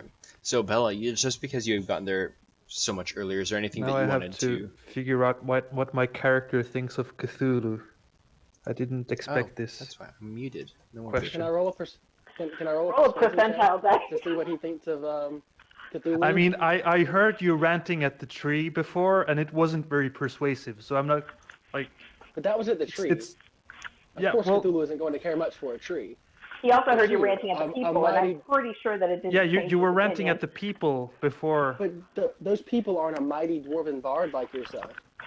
Well, I was Cthulhu would there love as to well. have You were. I'm part of the crowd. You were ranting. So I'm not very persuaded by that. So I think as this is going on, I just want to check with Bella. Since you have been back at the church, you have a little bit more time. Is there anything you wanted to talk with Lady Vera about?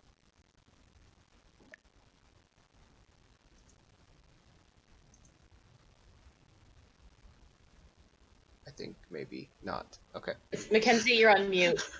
Sorry, I was muted. Thank you. Thank you, Becca. You know It's me okay. I was well. muted for like 5 minutes and I didn't even realize it. So And you're like, no one's reacting to anything that I'm saying. it's like, oh, I'll do it, they keep Vera. interrupting me, but you're in a groove. It's okay, fine. No, what she probably would do is, as they were going to the front of the church, she would explain to Lady Vera the new damages that had happened, and kind of run her through the entire situation that took place from a first encounter basis to make sure that she's up to speed. But she's also doing it to piss off the general. Warden series. Huh? The warden. Yeah, she's also doing it to piss off the warden because she's still a nuisance to the town, despite the fact that she has a place in with Lady Vera. So anything that she can do to just annoy him is her ultimate goal. So to fill her in entirely on what happened from a first encounter basis is what the pretext is for, but it's really just to annoy the shit out of the warden. Okay. Do me a favor and just roll a persuasion check with advantage to represent this the amount of stuff you've done in the past on that topic? Sure. I have noted down Bella hates the warden. Yes, good note to make. I don't. And the warden hates her too. Oh. I don't know this, nor do I know the warden. So. How does the warden feel 21. about Cthulhu? Is the warden associated with Cthulhu? No, No. he Does seems to enjoy be Cthulhu? he seems to be trying to ignore you as soon as possible. Well, I don't like the warden either, and neither does Cthulhu. Yep. So is the warden is the tabaxi that came? Yes, he's the leading you tree. back towards the church. Yeah. Yeah, he's the cheetah. Okay. Ah, the cheetah. Cool. Okay. So yeah, Lady Vera is definitely likes Bill a lot at this point, especially since you've been learning and being a benefactor to the church. So you have a good spot in there right now. And it's probably about this. What? Was the warden's name again? Warden's name? Warden Sirius. Sirius? Sirius, like Sirius Black, except he's a Why cheetah. so serious? So, Manuel and Remy, you get to the church at this point. You're a little bit faster being on 4 legs. What do you do? For the record, I set off on a trot to try and keep away from Morthos. And I'm not playing. Don't shun me. Hey there, Cthulhu. Cowards. I didn't get the goal, so I mean, I offered it. You just said no. you could have just thrown the money at me anyway. So Okay, so That's rude. yeah, you see up ahead is almost a cathedral-looking building. The front courtyard, the gates are open. You're seeing a large amount of tabaxi and just kind of animal creatures of beast walkers that all seem to attend church here at this area. It's kind of like an open hour of prayer, so there's lots of different people at the pews just kind of doing their thing. And there's a tabaxi organist who's playing over in the back there. She looks like a young little nun, essentially. And just in the front, you see Lady Vera and Bella emerging from one of the side rooms. And Manuel and Remy, you arrive to here. I'm gonna ask, why are we here? What is happening? We were told to go here, so we'll go here. Could you please get off now? Okay, fine. Thank you. And I'll not get off. No, I'll get off. The level of disappointment that you have to get off the centaur is just I super am high. quite disappointed. Yeah, visibly so. And then our third group of heroes emerges shortly after, because you're not necessarily being too much slower than the others, but you kind of emerge as well. The warden kind of runs ahead of you guys and sees that Bella's already there and scowls. And as soon as he's beginning to talk, Lady Vera kind of shushes him with a hand and says, "You are all the adventurers that were first on the scene. Is that correct?" Yes. I mean, yes. Do follow me. I must speak with you. And she turns and leads you into kind of more of a meeting room with an oblong or a rectangular table, which she sits at the head, kind of a very high-backed, regal-looking chair. She motions for Bella to sit next to her, and Warden Sirius to sit on the other side. So sure, 2 right hands, and the rest of you to kind of just make yourselves comfortable at the table. One of the other novices pulls away a chair so that Manuel has room to be at the other end of the table if he wishes. Yeah, Manuel will sit on his haunches, sort of lie down with it on his equine belly and lean against the table with his human hands. It's bloody weird being 6-limbed. I have to think about it like I'm an Okay, and then Miles and Morthos, as you're coming into the church and being led into this meeting chamber, anything special that you guys are doing, or just kind of keeping quiet? I just want to send my familiar first to see if anything happens when it enters the church. It is not able to enter the church. As soon as it gets to the threshold, the familiar stops and can't proceed. Can I'm going to try to proceed myself. Am I able to get into the church? Roll a percentile chance dice again. I'm not going to block you unless you go crazy. Come on. Here comes a 99. Oh. Nope. Yeah. You would have that kind of realization that your owl is demonic, and yourself, you're not anywhere near a holy being of any kind, but you are able to still go through. I guess I'll leave my... Can my owl get on top of the church? Yeah, you can fly above it. I guess he'll perch on top of the church while I walk in. Okay. Poor owl. He just wanted to come inside. How about Miles? Yeah, Miles went in and sat down near Bella, probably, like how you have it set up like that. Okay. Yeah, so this church should be one of the more beautiful structures that you've seen, full of stained glass with sunlight just kind of pouring through, lighting everything. As you sit down, Warden Sirius kind of whispers something to Lady Vera, and she produces this ledger and scrawls into it, and then issues a writ to the Warden, who goes and retrieves a bunch of gold coins and pays out 50 gold pieces to each member in the party as a reward for participating in the defense of the town square. If you can call it a defense, he says. You know, it's very strange times we live in. Manuel accepts the payment with a scowl. Remy accepts the payment happily. Wasn't expecting.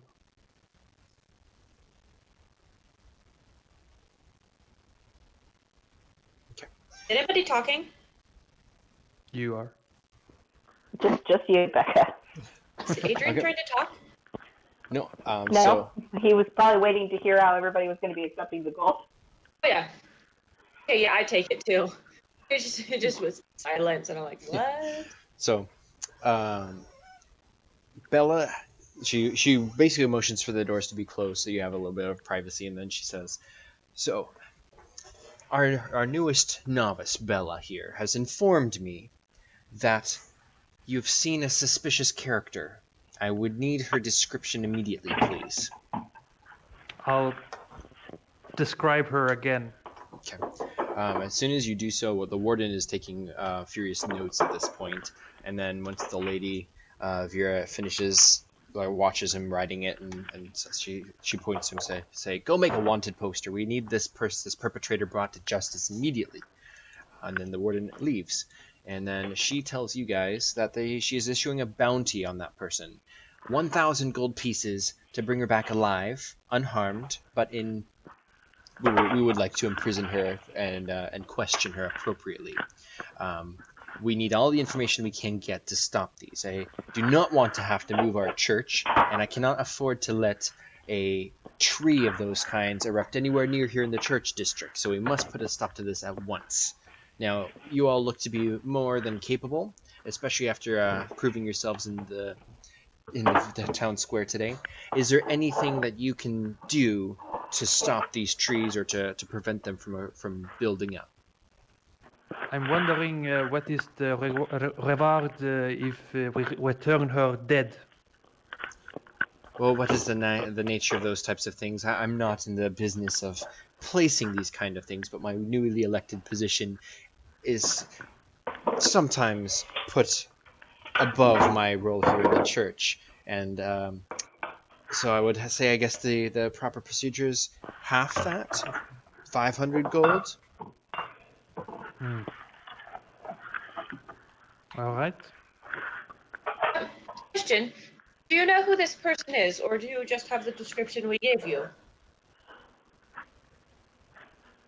Bella's eyes shift to the lady. She doesn't answer right away, and she says, "She is now a wanted criminal in the town of Hollen's Rest." Yes, but can she use magic? Hold on, I heard two people. What was that? I was going to ask, can I do a history check to see if I can remember her name? Because I don't actually remember it, but I know she told it to me. Yeah, you can go ahead and roll a history check. I'll let you do that. What was Becca? Was 17. Yeah, so her name was Valhalla. Valhalla. She didn't Valhalla. really get to do much in our fight, did she? She just kind of got the everything crap slapped out of her. Pretty much. I don't remember if she did any magic things. Because if she's causing trees to grow, she might be a bit of a problem to bring in peaceably. Have any way of stealing her magic? Unless you want her knocked out the entire time we bring her here. I don't care the condition. I prefer her to be alive because obviously we need to end these things. But if she's the one responsible for creating the disturbances in our lovely town, then she must be brought to justice, or lead us to the one who can end this.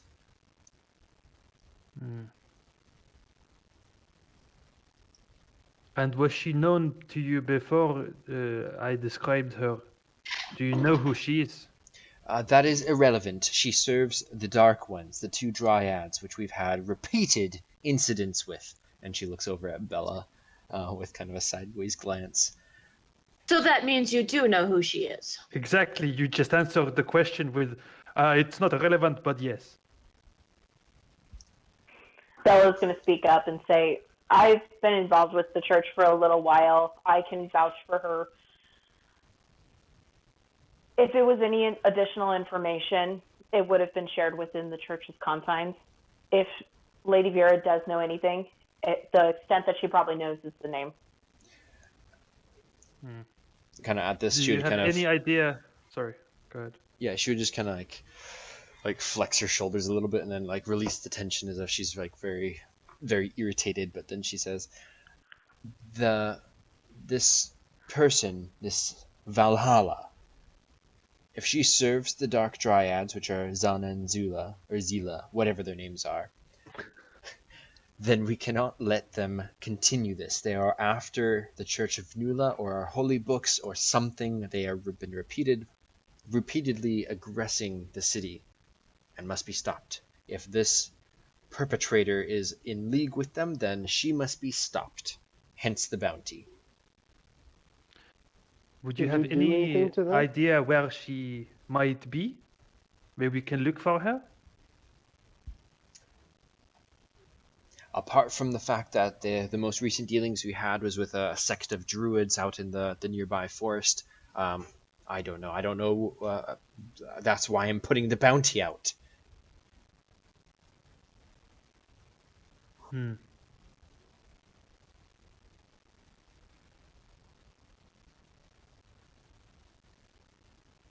She looks at All me. right, let's go look for her. Quiet. Yes, and I recommend speed above all else. She stands up and just kind of closes her ledger and strolls out of the way, out of the room, leaving you guys all at the table. All right, I guess we should get to action, eh? Are you all...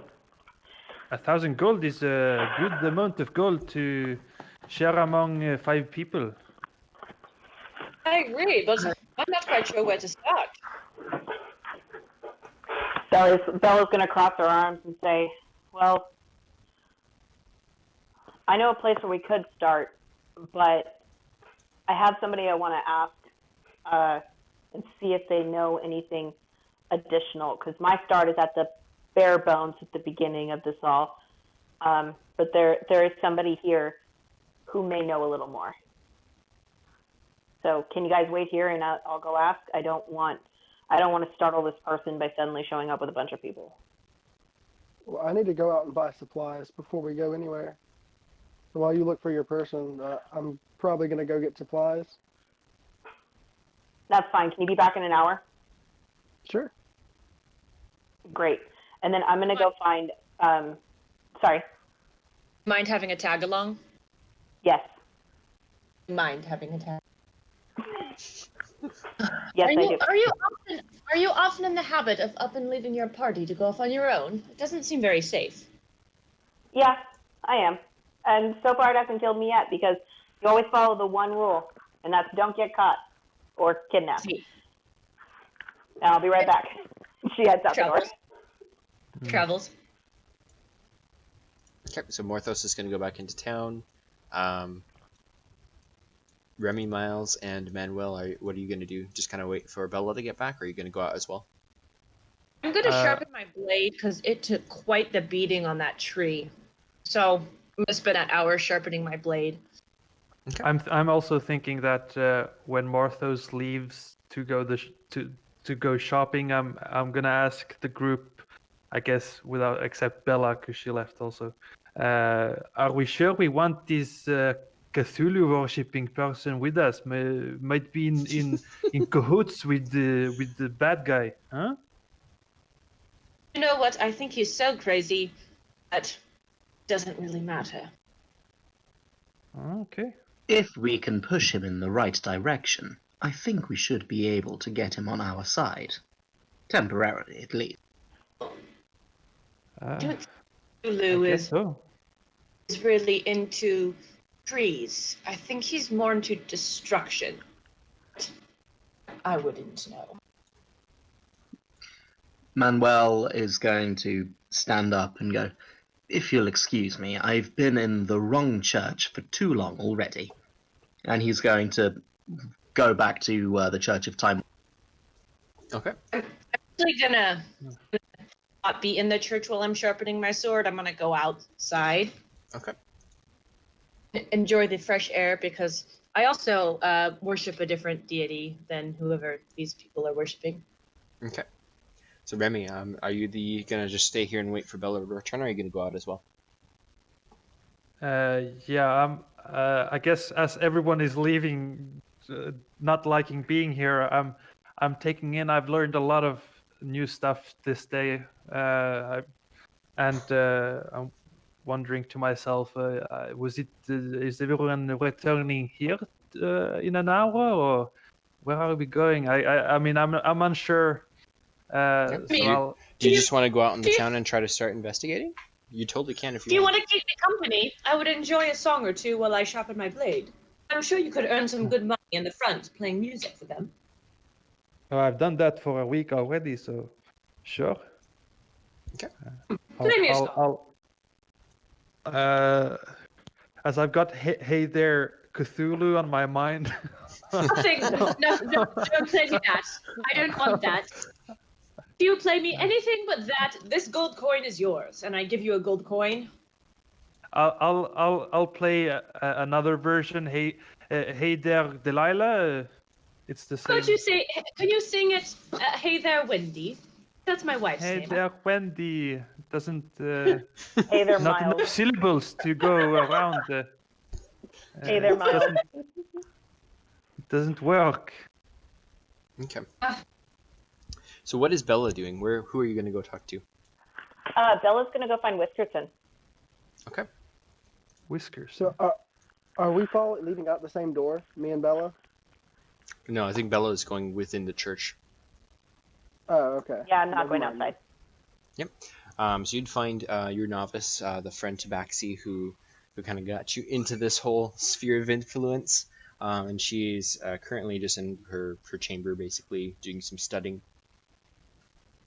Yeah, just knock lightly on the door. Whiskerson, Bella. Well, hello. Hello, my friend. How are you? Doing as good as I can. I'm trying to study for my exams. I do apologize, but I need a couple moments of your time. It's very urgent. Okay. So Sure. Bella shuts the door and pulls a chair up next to Whiskerson, and she says, "This can't leave this room," which is a conversation that they have had numerous times. Yeah, she kind of rolls her eyes and nods. Of course, like, same old. Yeah, of course it is. So I've heard of Cthulhu. No, I'm sorry. Whiskerson, the Dryads are back. No, not again. Yes. I know that you worked with the other group that helped with the Dryads. We need another starting direction. And right now, the only place that I have is the obelisk where my group and I destroyed that, which apparently wasn't the end of it. No, they went out and got it, and they destroyed it. I was there when Lady Vera had us, all the novices, basically grinding it down into dust. It's destroyed. There.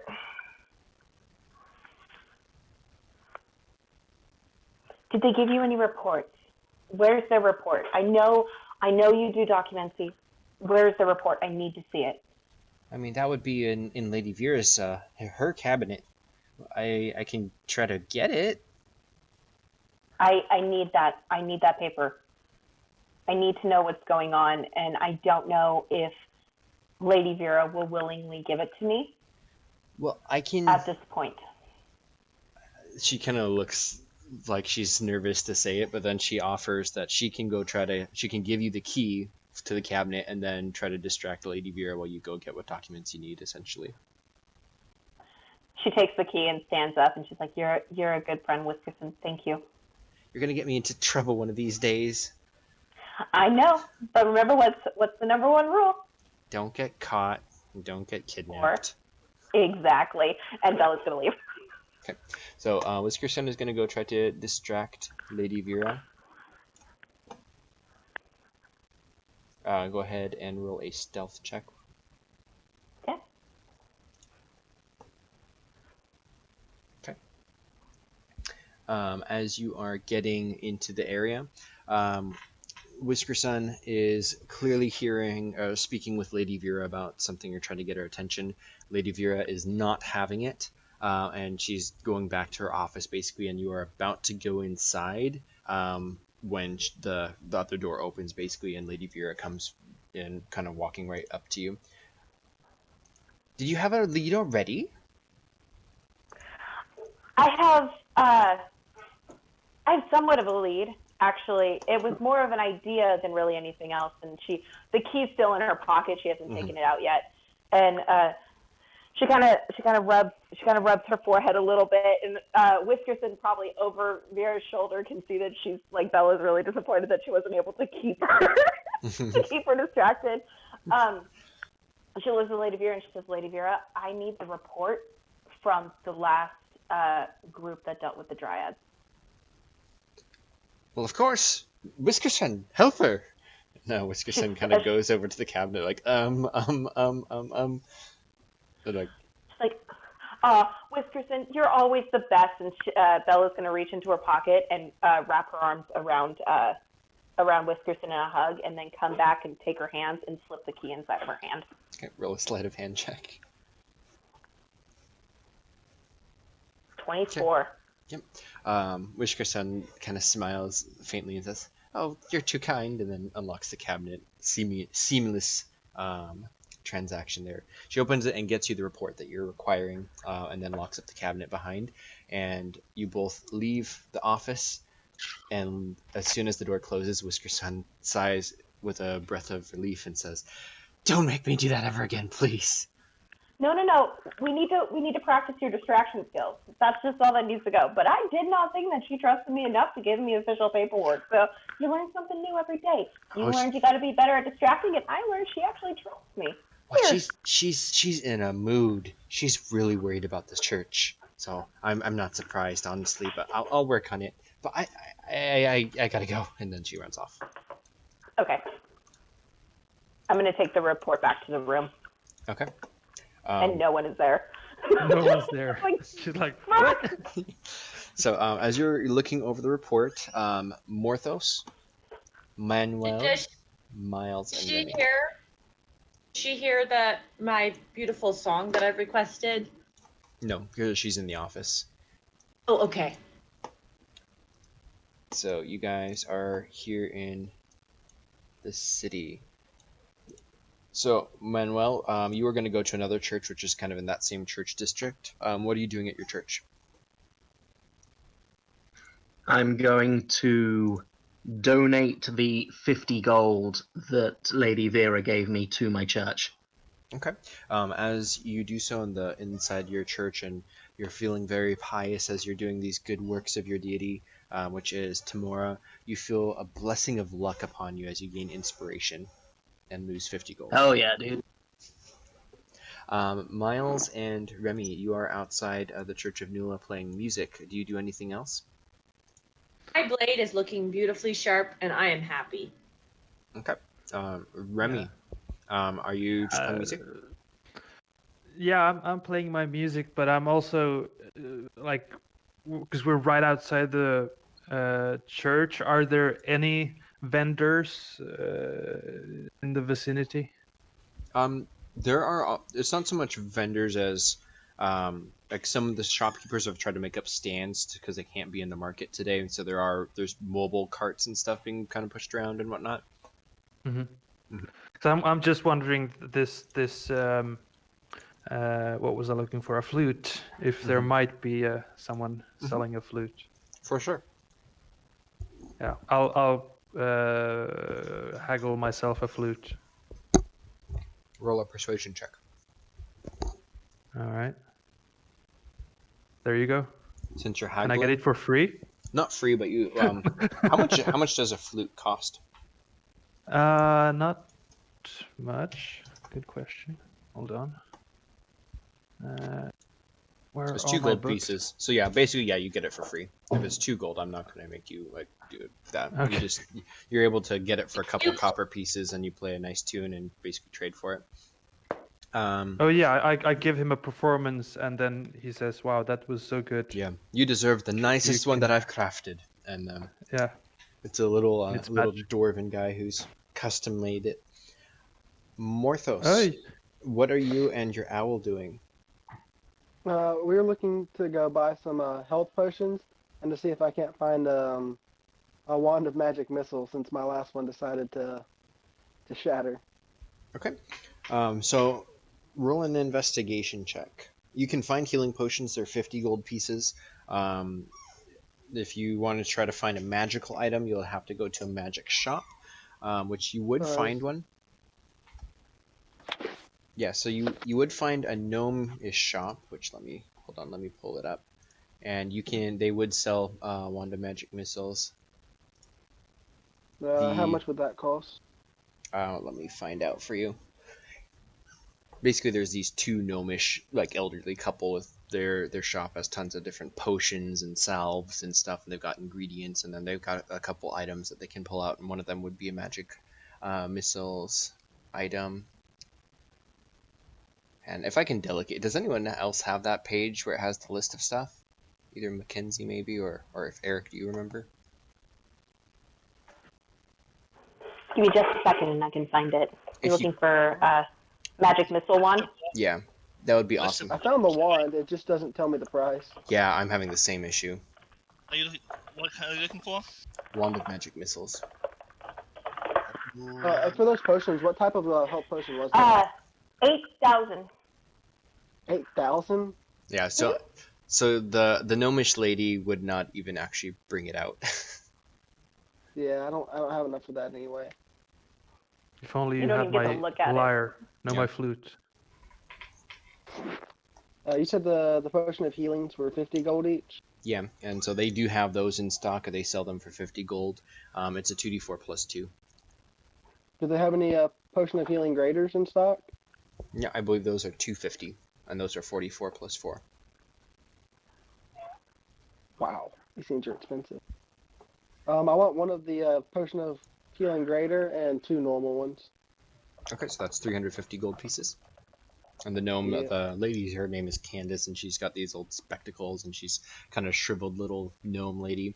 Kind of puts them all into a little box, kind of like an egg carton, puts a lid over it, and hands it over to you. Would they be wanting to buy my boots of Elvenkind? Yeah, if you wanted to sell those, they would absolutely be interested in those. What would the price for those be? Roll a persuasion What check. would they? I'm bad at this one though. This one in perception. Oh, cool. 21. That's better than what I thought. Yep. So they give you a pretty fair offer for those. And boots of Elvenkind. Bella, are you typing 2,500 because that's what they retail for? Yep. For boots of Elvenkind? Yep. Wow. Okay, you're going to be one rich person. So they'll give it to you. Instead of 50, they'll give it to you at 80%. What are you looking at that has magic missile for 8,000? That's nowhere close to the D&D. I will show you. So what's 80% of 2,500? I don't want to do that mathematics. 2,000. So they will give you 2,000? 2,000 for the boots of Elvenkind. Yeah, I'll sell those for 2,000. That's fine with me. I don't really need them. Man, that's expensive. Wow. It is. So are we sure that that's how much that wand of magic missile costed? If it is, I can't get it. But Well, if it's not, then I can try. so it says it's an uncommon. An uncommon in the DMG is 100 to 500. I'm still looking at trying to find it on her list. That's the thing I was Please. thinking. An uncommon would be something cheap, as I was making my character, and then I figured out every uncommon item is like you gain godly powers of flying and. Yeah, it's just from the DMG page 135. It's 100 to 500. So I'm not sure what one that might have been, but no. I did Control F on that list, and that's how I found it. Okay. 7 charges in total, is what it says. But you have like an uncommon lyre or some bard's instrument that gives you the ability to cast flying, invisibility, levitate, protection from good and evil. You know, uncommon items can be incredibly powerful. So yeah, Which is probably why the prices vary. And magic missile's pretty badass. I don't think any of the bard instruments are uncommon. They're all rare. There is. Rare. No. There is an uncommon bard instrument. So yeah, she'll have a 500 gold piece wand of magic missiles, and for boots of Elvenkind, I'll double check that. I don't remember what that even does, so it might be 2,500. Boots of Elvenkind. It allows me to walk silently, and I get advantage on all stealth checks. Okay. I believe the boots are also uncommon. They are, yeah. Yes, boots are also uncommon. Yeah, so if you wanted to just basically swap those, it can be a wash, 500 for 500, and she'll just have to do a trade. That's fine with me. Okay, and then I'll have to look all up. that gold I just got. One of my weak points as a DM is I don't know all the pricing guides as well as I could, so we'll just call that good, and then we're going to cut back to the game because I want to kind of wrap this up if we can within the next hour. So for back at the church, Bella, as you're going over the report, what information are you trying to glean from it? I'm trying to figure out, because if they gave a full, honest report, it would be the entire trek of their journey. So I'm trying to trace from the obelisk where I knew it was broken. So for the church to say that they destroyed it, it doesn't register for me. I'm like, something's wrong, because I was there with the group, we destroyed it. So what's going on? Pretty much the report, as it would say, if I'm imagining the characters doing what it sounded like they were going to do, is they went out, they fought the monster that's kind of similar to what's in here in the city, kind of a shambling mound type of a monster. They came back the next day and tracked it to the village where the Druids of Nott lived. They were able to barter with the village to regain property of the broken obelisk, which they had repaired, and they brought it back, where it was decommissioned here at the church courtyard. So it does mention that they went to a druid settlement. Yes. That is something different in comparison to what Bella had gone through. So that is the information she's looking for. Okay. So yes, you'd know the location of the village of Nott. Cool. So are you going to go regroup with the others? And yep. I need to know what you guys would like to do.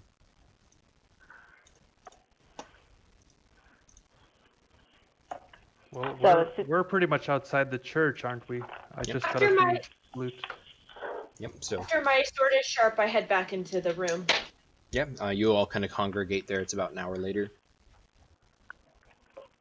Yeah. All right. So the information that I was able to gather about the previous group that had gone out and done more with these dryads is that they visited a town of druids, and they seem to be the ones to give the groups the obelisk, which was brought back here, and then it was destroyed. But my group, who originally went out and saw the obelisk, destroyed it. So there's a disconnect here, and I think this, Druid City may have some answers. So I think we should head there. Mm-hmm. How far away is the Druid City? The Druid City, it would be approximately 3 to 5 hours trek, depending on how efficient you were. I have a horse. I am a horse. I have a rug. I have none of these things. You have an owl. Can't you ride your owl? My owl is tiny. Can't he carry you? Why don't you call Cthulhu? He cannot carry anything. Why don't you call Cthulhu? Manuel and is see what he can do not for you? letting you on his back now. What? I can try to summon Cthulhu if you would like. I'm sure he'd make this much more interesting. I think there might be a place where you can rent a horse. Buy one. I don't have any money left. Do you want to go to the village of Knot, or? I think it's a good starting place. I don't know how you guys feel. I don't know anything, so I'll do what you say. I'll follow the lady with the magic carpet wherever she goes. That's creepy. We have a new leader.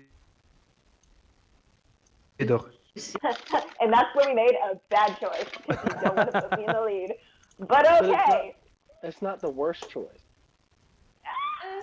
Yeah, we could have the guy screaming about Cthulhu being the leader, so I guess I'll take the reins on this one. That's the best choice. No. Mm. As a follower of this church, I say no. I start Wow, humming, "Hey there, never- Delilah." I never thought I'd hear something like that out of my mouth. Anyway, I think that going to the Druid settlement is going to be our best bet, or at least a pretty good start. So it sounds like she points to the Tiefling. It sounds like you need a ride. She points to the Dwarf. It sounds like you need a ride. You got a ride. You are a ride. Thanks. You're welcome. So the two of you can get on the carpet. We'll go that way. I have Oh, to cool. get my horse. It's at my house, along with the rest of my equipment. I was just shopping today, so I wasn't quite fully prepared for that. Yeah, so you can Yeah, I don't basically think gear any of up, us were and prepared to this. if you want to gear up and head over there, you'll basically get to the village without any issues. Since you've looked at the report, you kind of know exactly where it is on the map.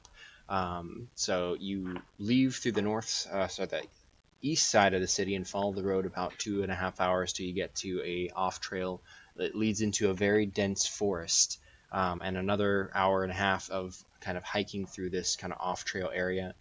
Those with mounts or flying carpets are able to all kind of get through fairly easily until you get to a point where, per the maps, you should all be able to see a village, but you don't necessarily see one by default unless you guys want to roll perception checks.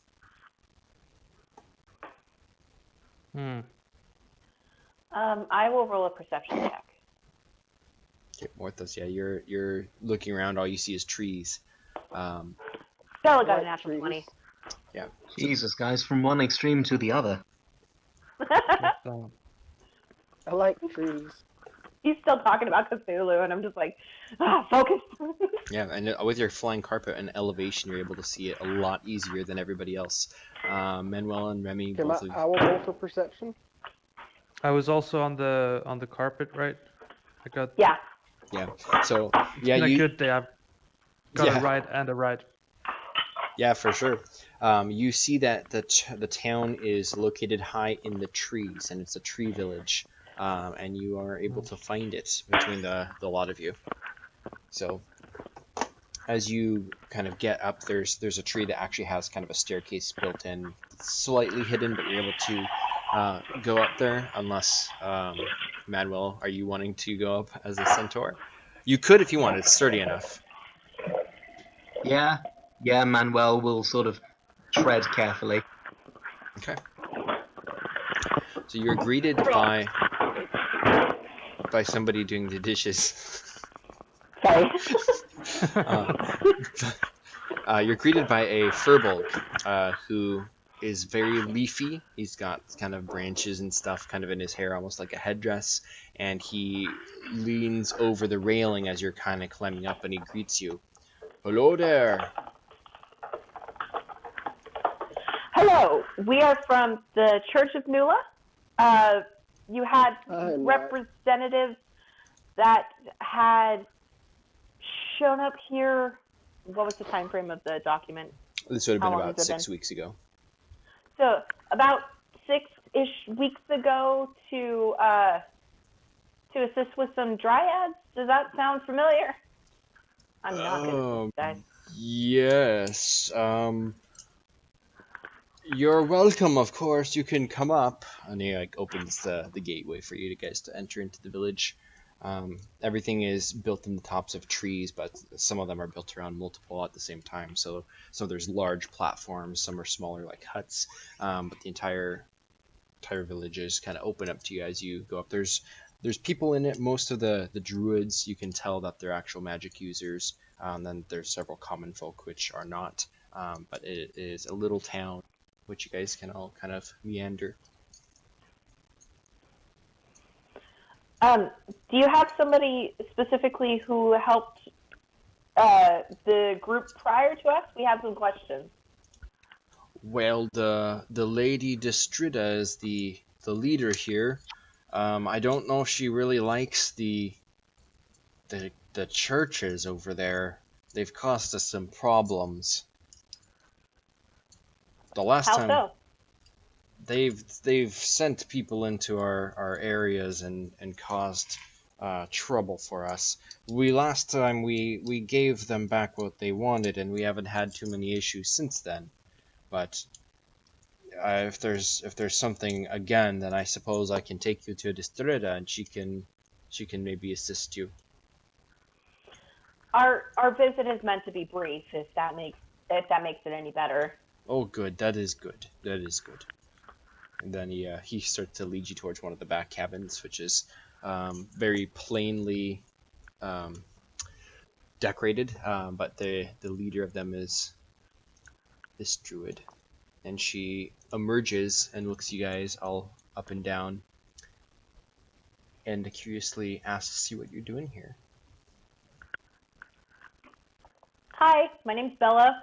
I'm from the Church of Nula. God, I'll never get used to saying that. And I have some questions. You were able to assist a few people from the church before about some dryads, and I've just got a couple follow-up things that I need to do for the church. The church is not welcome in our village. If you can be brief, what can we do for you? We're looking for any information you may have about. She's going to turn to Remy and be like, "What was her name again?" Valhalla? Valhalla? Who are we speaking about? That one. Valhalla. That one. Does that name ring a bell? She shakes her head slowly and says, I do not have anyone in this village named Valhalla. Have you seen an elvish lady with dark hair and very dark clothing and very suspicious looking? We have elves here, but they are not suspicious. We are the druids of Nott. We do not bother... No. Not your wonderful citizens. We mean somebody who's not from... No, we do not see outsiders very often. The last ones that were here were from the church. Thank you. Can I roll an insight check to see if she's lying about knowing who Valhalla is? Yes. Okay. Total of 20. Whoop whoop. So she She definitely recognizes that name. Ooh. Oh, but I only have a +3, so mine's only a 12. Yeah, Morthos, you would know that too. That there's a kind of a flinchy tell that she's not telling the truth. Did she look anywhere as soon as I said that name? Nope, she did not. She just No. kind of like Boy. hesitated for a second. And Manuel, you definitely would have seen that too. Look at you guys rolling 20s. Right? Let's keep on doing that. That's cool. Yeah, let's keep going with that. Yeah. Well, as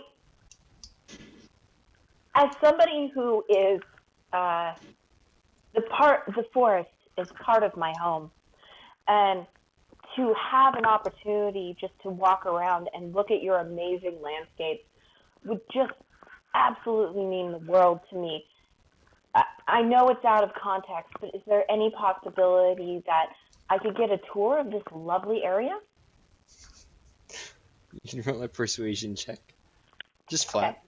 Okay. Is anyone else doing anything, or just kind of letting Bella kind of handle everything? Total 20. That's perception. perception. It's perception.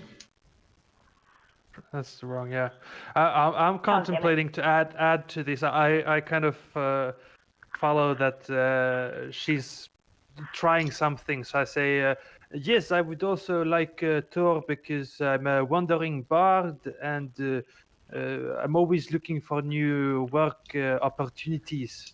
So I'd like also to see around the city.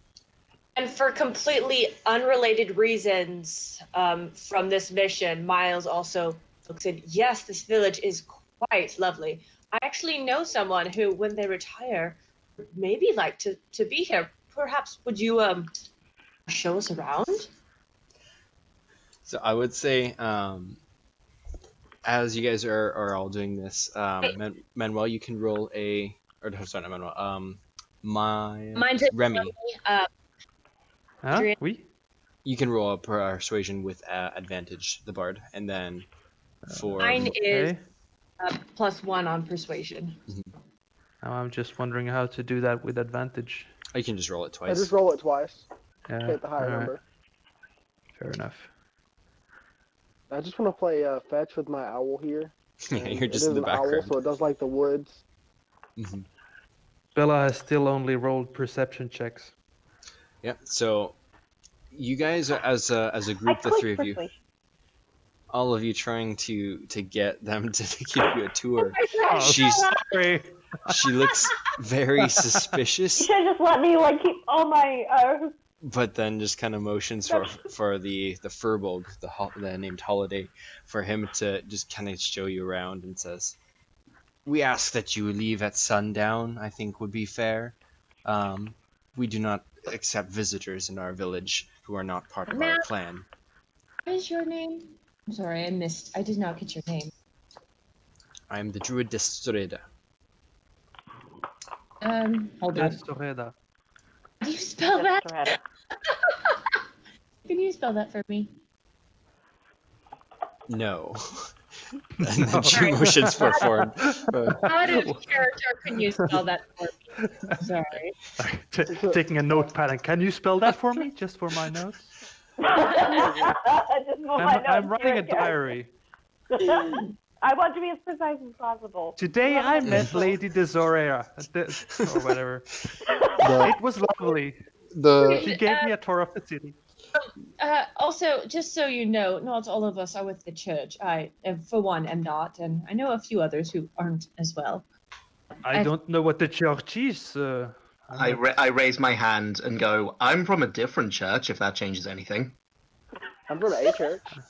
I I'm think the also- only one who is from the place that you are referring to is this lady here. Adrian, Yes. can I use my awakened mind to whisper in her head? Yeah, I think so. What does Awakened Mind do?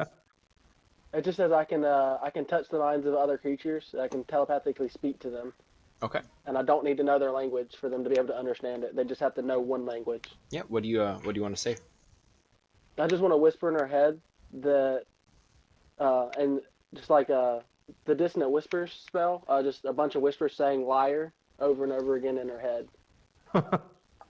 Is it with your not voice? in my character's voice. No, not with my voice. Okay. Oh, I've actually talked to Valhalla before. Can I imitate her voice in her head? You can roll a deception check.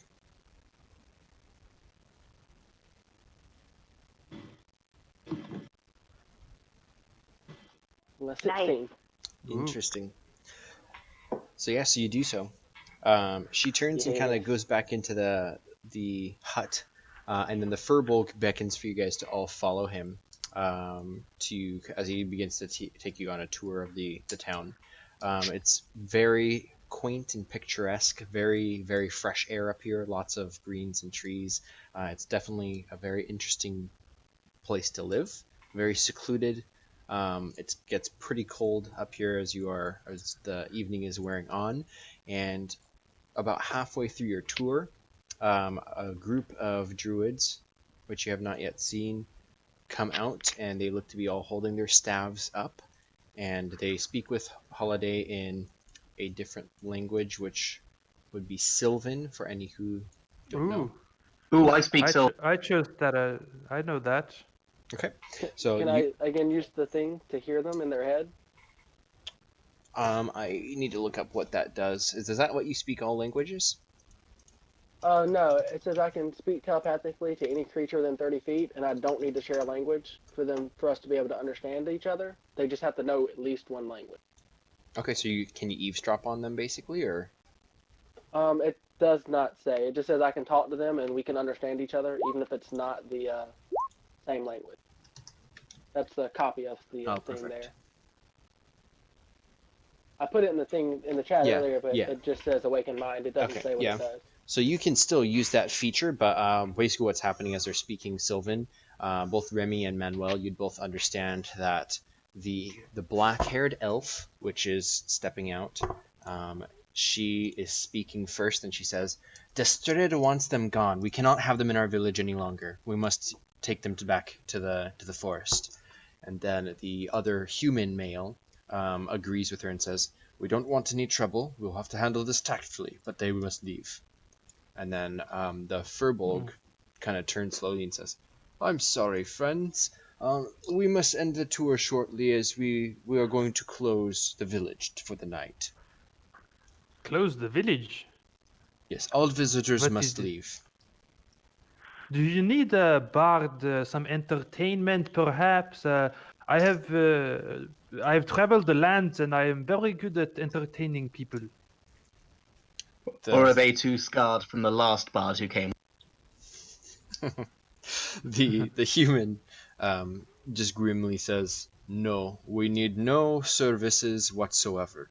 You can all leave." I have a question. Yes. Does the city have anybody involved with Artisans Guild? No, we craft everything that we need ourselves.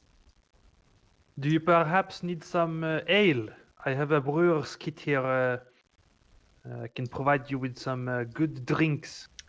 The Furbolg, some entertainment. The Furbolg smiles and looks like he's about to say something when the elf kind of steps in front of him and says, "Unfortunately, hold on. Look, the Furbolg was interested. Don't interrupt his emotions here. Roll a persuasion check. Persuasion check. All right. Oh, there you go. The elf with these rolls. The elf looks from the Furbolg back to you, and then the Furbolg shrugs. He says, "I really like ale." You are in the right place then. Wonderful. Just show me around a bit, and I'll give you some ale for the tour. Huh? So the Furbolg is going to try to shrug and shoo away the other two. There you go. But he does not seem to be able to get rid of them. They both are looking fairly stern and are wanting to escort you out of the town. Can I whisper in their head, sounding like Bella this time, telling them to let us stay? Okay, roll a persuasion check with disadvantage. Why like me? Not Bella. Not Bella. Sorry, the person who we were talking to earlier. I don't remember her name. Sarah. My bad. Oh, the tabaxi. Tesorera. Yeah. Something. Or the tabaxi or the druid? Oh my god. The one that we were talking to when we first got here. This is why you need to take notes. Druid Destera. Yeah, that one. So Wanted to sound like that one. You crit failed, dude. Yeah, they lift their staves in their hands, and then the human guy, he says, "Silence! I will not have you speaking in my head." At that point, I'll cast suggestion on the one of them who looks to be the dullest, and tell him, take your friend and go to sleep. It's late, huh? So the Furbolg definitely looks to be the dullest. Are you wanting to target him or the girl or the guy? No. The Furbolg is on our side. We're gonna give him ale. He's happy and all that. The two who aren't really persuaded just yet. Okay, so this is It's a creature. I think it's a. Limited to 2 sentences, so they make a wisdom saving throw. Yeah. Oh, I rolled this in GM. It's a natural 20 in the GM. Oh no. Oh no. So, But That you did have not to work. roll it again so that we can see it. No, I'm just kidding. I don't normally use the GM layer, but yeah, it is what it is. So Sure. the human is kind of reaches up to his head and he says, "Stop speaking in my head," and he like looks kind of you as a group, and then the girl says, "Listen, we do not want any trouble, but you will need to leave now. You are no longer welcome in our village." Furball, come on, we need to party up. We have the ale and everything. Come on, let's go, huh? You seem rather shady to me. But, I mean, who am I to stop people from acting rudely? I turn around and start getting back towards my horse. Yeah, the What's Furbolg. the Furbolg doing? I'm trying to get him still to help us out. The Furbolg is looking torn because he wants to hang out with you, but he also, his friends and stuff are kind of more senior to him, so he's deferring mostly to them and just kind of not doing anything to I'll bring forth a jug, and I'll start filling it up with ale to try, and then you can have this now, and then we can go on the tour, eh? Okay, at that point, the girl elf is going to kind of squat down, so she's at more eye level with you, and she says, in kind of a pleading tone, "Please, we do not want any trouble. The Lady Destrida, she doesn't want you to be here." And then the human says, "I can hear it too. They're speaking to us in our heads. Can you not hear it?" And the elf Who's shakes speaking her head. in your head? "One of you villains." Oh, no. We are here merely to entertain and see the world, and of course we are after this elf woman, evil, don't know, Valhalla or strange name. As soon as you say that, the elf girl, she looks surprised and she says, "Valhalla? Oh, you know her? You're looking for You know her? Valhalla? Yes, of course. Valhalla's my Yes, sister." we are. Perhaps you'd like to tell us some more. I clop my way over and start cracking my knuckles. The human is looking like he's going to try to start to fight you, but the elf definitely stops him. And at that point, having one friend who's kind of acting differently, the Furbolg also kind of tries to ease down the human and says, "Wait, let them speak. Let them drink." And then Perara says, "My sister is who you're seeking." Do you know where she is? "I haven't seen her in a long time, no. Where did she go? Ever since we encountered the Dark Dryads, she left, and she hasn't been back." What happened with the Dark Dryads? "We had to put them back in the Feywild. We couldn't free them."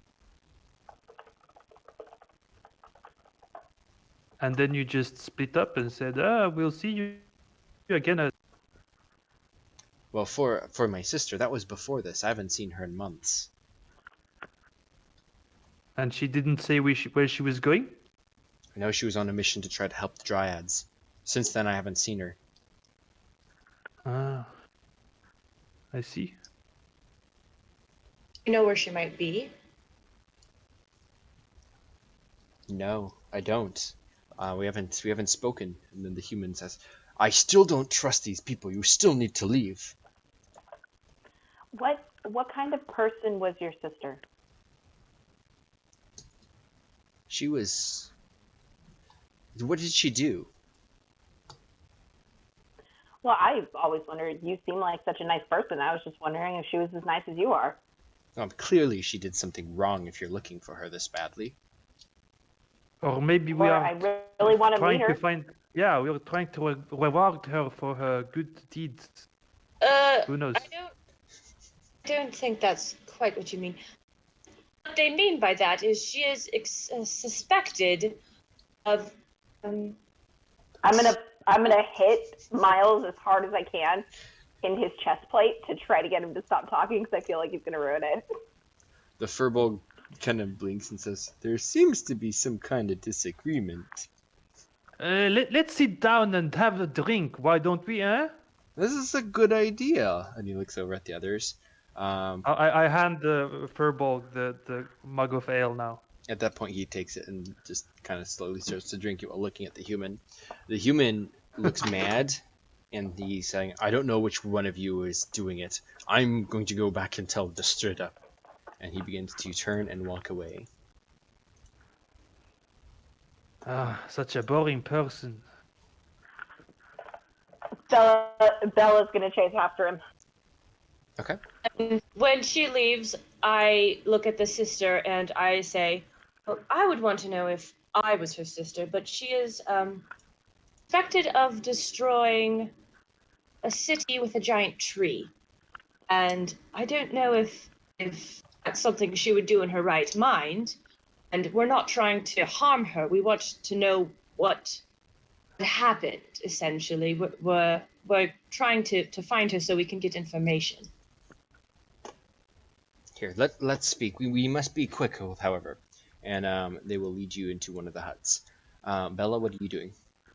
I'm trying to stop him from going back to the girl. Like, Okay, hey, how hey, do you wait, want to stop him?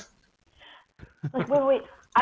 I know that there's some weird things going on in your head, but I promise if you get a certain distance away, everything's going to be fine. One of my friends is a little overzealous. He's a little bonkers, but I promise you he means well. I didn't catch your name. What was your name? My name is Gilthanis. Gilthanis. I'm Bella. It's wonderful to meet you. How long have you been here? Roll a persuasion check at disadvantage. Damn it. Persuasion. Let's find the right one this time. 14? He is slowly backing away from you. He still has his staff up as if trying to be prepared to strike with it as a weapon if needed. But he says, "I've heard the witchcraft from your group speaking within our minds. I have to go tell them. If you're not going to leave, then I must go back and tell her." I understand your concern, and we are going to leave. But look, this place is gorgeous, and I know there's probably a lot of really cool areas around here that I am never going to get the chance to see again. My human heritage and my elvish heritage are absolutely falling in love with this place, and I just need a little way to see a little bit more before you kick us out, just so I can fully appreciate Don't everything. lie to me. You're here after a suspect or something like that. You're after Parara's sister. That's clear to me. That is what they're here for. I am here to learn about you. Which one of you speaks to us in our heads? I actually have no idea, to be honest with you. But if we go for a little stroll, I bet it'll stop. Roll a persuasion check again. With disadvantage or just a straight one? Just normal. Okay. 16.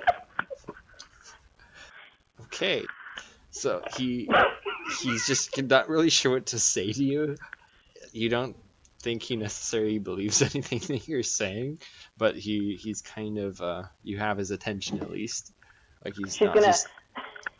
She's gonna tuck her. She's gonna show that she has bare hands, and she's gonna tuck them behind her back, and she's gonna kind of lean forward, real cute, and bat her eyes, and say, "Please, just show me around a little bit more." Okay, roll another persuasion check. Come on. Don't fail me now. No! No! He's going so well. You fall over and... No.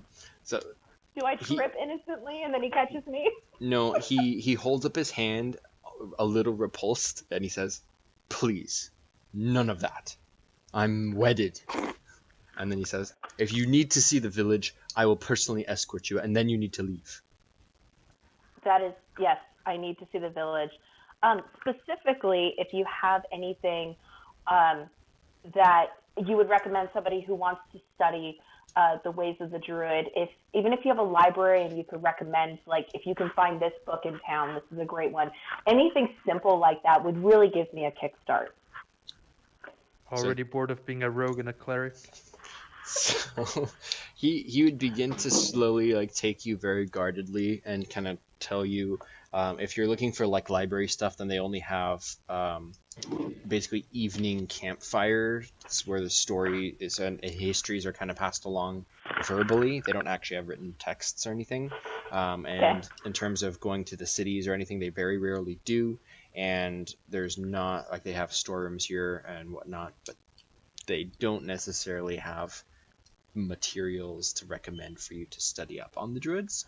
And he can I get him to take me to one of the fireside stories and then force him to stay with me through the entirety of it because he is technically my escort and can't leave me alone? Maybe if you get some more successful checks, but that's very unlikely. We're gonna pause for you guys and go back over to Morthos, the Owl, Manuel, Miles, Remy, and the two other druids. As you are inside this hut, which is this one is actually the Furbolg's house, and there's these big plush pillow beds filled with leaves and feathers, and they're like couches, but they're pillows. And otherwise, it's very empty. And he motions for you to all sit down. There's probably only 4 seats, so you can either stand or sit. What do you guys want to ask them again? I'll start by pouring everyone ales so that we can, like this is trying to prolong this so that we have a full mug of ale to drink, and it takes a while. Okay.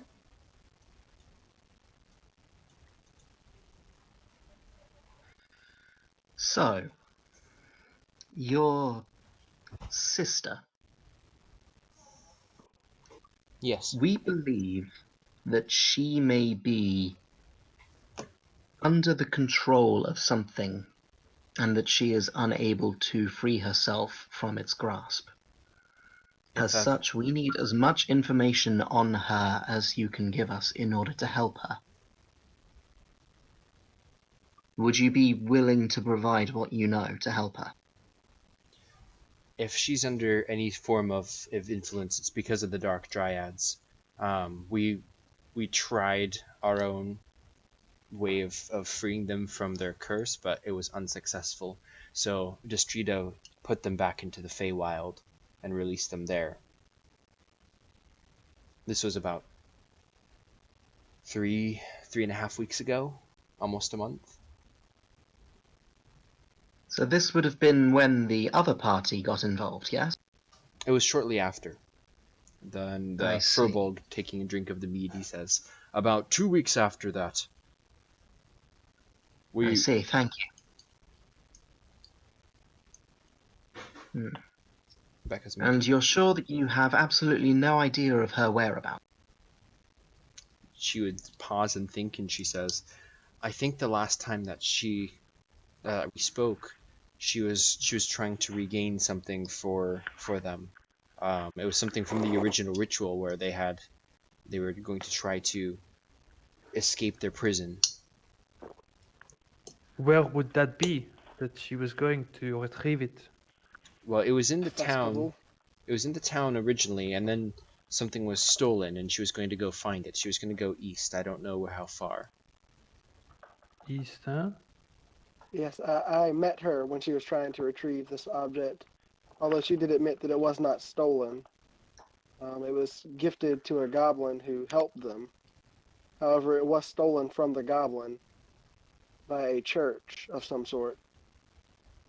Do you remember what it was? It was a rug, I think. Rug, Maybe. like the one Bella flies around on, or was it a different rug? I was not told the properties of said rug, and I'm also not entirely sure it was a rug.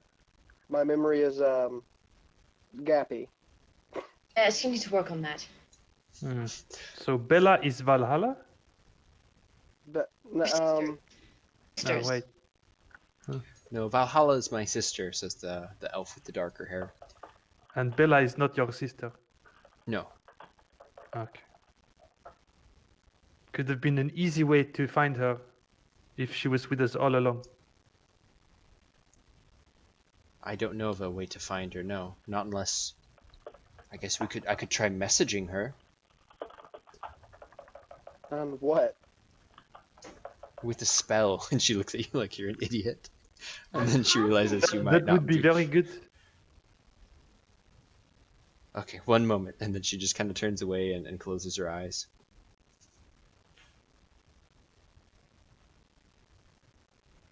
And then she turns around again, and she says, she's in the city. The city over there, and she just kind of points out towards the forest. Hollen's Rest. She's close. Oh, the one we came from. Yeah, one second, and then she closes her eyes again as so she's receiving another message from this spell. And then she turns back and says, yeah, she's in Hollen's Rest, and she's doing something over there that I don't think is probably very good. Yes. She's possessed or something. She sounds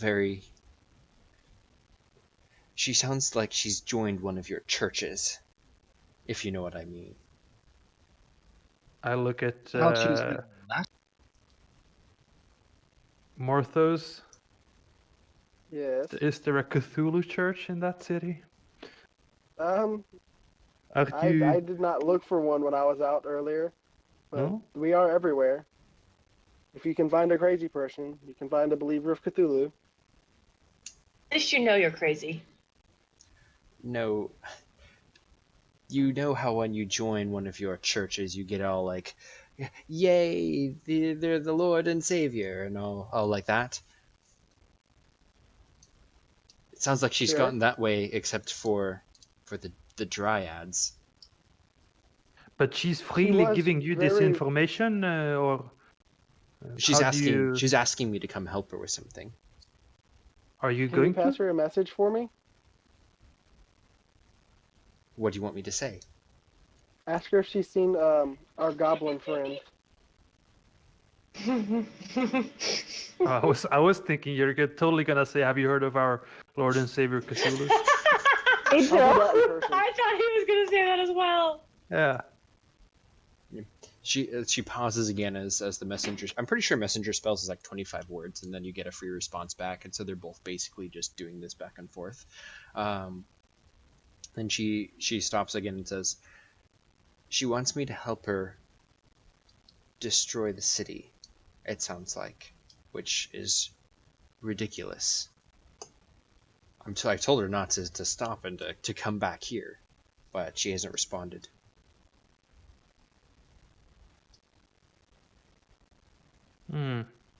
Where in the city is she?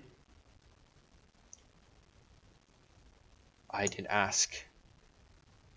That would be helpful if we go and retrieve her and free her of this possession, the possessing demon or whatever it is. Okay, one moment. And she begins to do her final spell slot to cast it. And then I was thinking she's a high level Yeah. casting this nilly-willy. I'm not sure if it's a level 1 or 2 spell, but she will have at least one more spell slot. And she's going to roll a persuasion check. Who wants to roll that for me? I got this. Okay, Justin, roll a 1d20. Cthulhu. Cthulhu. -4? Didn't she have like -4? Oh no. Now I'm +3 or +4. Okay. Oh, plus. Oh, I was thinking it was a -4. Okay. So she does tell her sister. She kind of does a more like bait and switch type thing, like saying that yeah, she'll come over and help her under protest or something. But it turns out that she doesn't have a location where she's at now, but in the morning she's going to be planting a seed, she says, and it's going to be underneath the Church of Nula. And it's going to be at dawn. That sounds fun. How long? How much time until that? It's almost dusk here, so you have like all of the night and probably like at least 12 hours. Bella back yet? That's a good point. So we'll pause this. Bella, you are being shown around. Is there any specific thing you want to see with these? It's not dark enough for them to do any of their campfire stories or anything.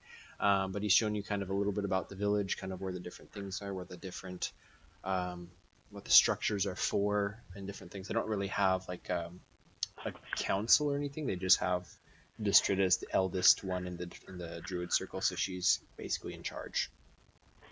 Pretty much the entire thing about this is to not get us kicked out of the town as soon as possible, like to put off us getting kicked out as soon as possible, since he seems like the one that was just the most high strung about it all.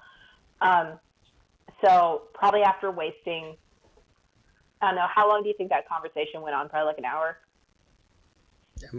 Yeah, probably 30 minutes to an hour.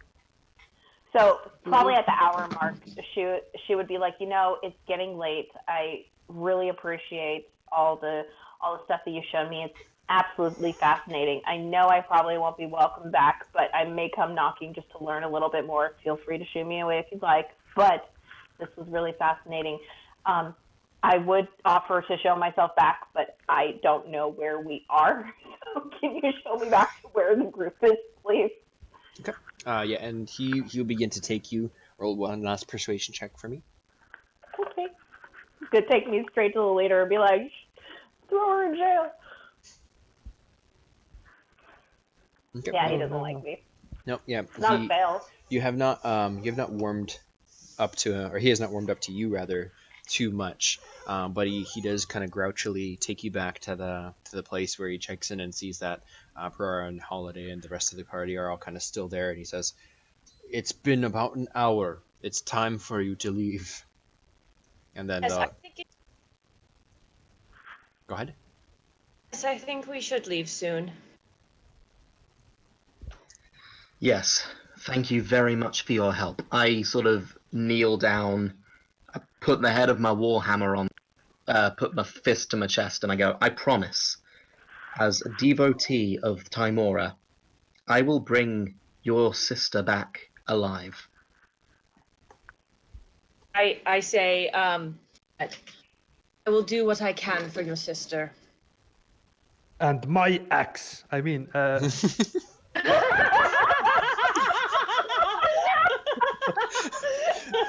For God's sake, Gimli. That was beautifully timed. Wrong game. Sorry. Wrong character. I'll show myself out. I want to whisper bye-bye in her head as we leave. Can we tell it's him who's doing this? I don't think there's any tell for it. There's No no verbal or action required. Okay. We need to have a like a. fire pit sometime about who is talking in people's heads. That way we can sit around. Yeah, so you're escorted down, and on Holiday is normally the greeter to the town, basically, who's going to escort you down. But Perara the elf asked to trade out and says, "Shoot, I'll take them down." And as soon as you descend down the stairs, she informs you that she is going to return to the city as well in an attempt to help you get her sister back. Oh, Bella, while you were off venturing, doing nothing, there's a seed under your church. Yes, at dawn, bad things will happen. At least want to get back soon. Was I able to see the human one last time before he left? The what? The human that was freaking out about voices. Was I able to see him? Yeah, he's In escorting. passing He kind of follows from the back, escorting you guys towards the exit as well. Oh my gosh. As I leave the gate, I just want to start screaming Cthulhu in his head and Valhalla's voice. Screw it. Yeah, as soon as you start to do so, he just stops walking and just like trying to scan who's doing it, but he can't seem to tell. And then he stands there menacingly from the top of the trees as you guys go down the stairs. So it's totally not the guy who was. I guess you didn't talk much about Cthulhu in this village, so maybe you. Not to them. No. And you guys said when he talked Cthulhu in his head. How far away is the city from here? It's about 4 to 5 hours. Okay, yeah. So I'm explaining to Bella about learned that there's a seed underneath, and we need to make a plan so we can get information from her because we don't think she's entirely sane. I think that something happened, like with him. I'm gonna look at the drow that's coming with us because I would assume that she would probably get on the carpet with us. Yeah, if you're letting her, yes. I don't. Yeah. Wild shape is a spell, right? You can, yeah. Or is it a? Yeah. Does it take a spell slot? I think it takes a spell slot. Then yeah, she doesn't have enough for it, so she would need a ride. I would ask her, No, wild shape is not a spell slot. You only get 2 a day. Okay. Oh, yeah, so then yeah, Bella, she would wild shape then, and she'd turn into a deer. I needed to ask Bella something. Was there a goblin that wanted your rug? He had the rug, and then we took it from him. Did So you're the thief. also want this rug? Huh? The lady we're looking for. One with the tree seeds. Did she also want this rug? The one that we're chasing? I'm not sure. I know the dryads had this rug. This is probably what she wanted now. then. So There's somewhere you can stole from a goblin. a flying rug. Is there somewhere I can what? Only get by a flying rug. Because she wants to free these people, and she can't do it unless she has a rug. I wouldn't know that. Would I? Who are you asking me? Yeah. No, you wouldn't know if there's any special places that only a rug can go. Like anywhere that I can think of that I could go, I can climb. But I'd prefer to travel by carpet because it's just more convenient. It's faster as well. Yeah, you would have It's also probably faster. definitely been addicted to this after the over a month that you've had it. Just out of curiosity, is the rug in pretty good shape?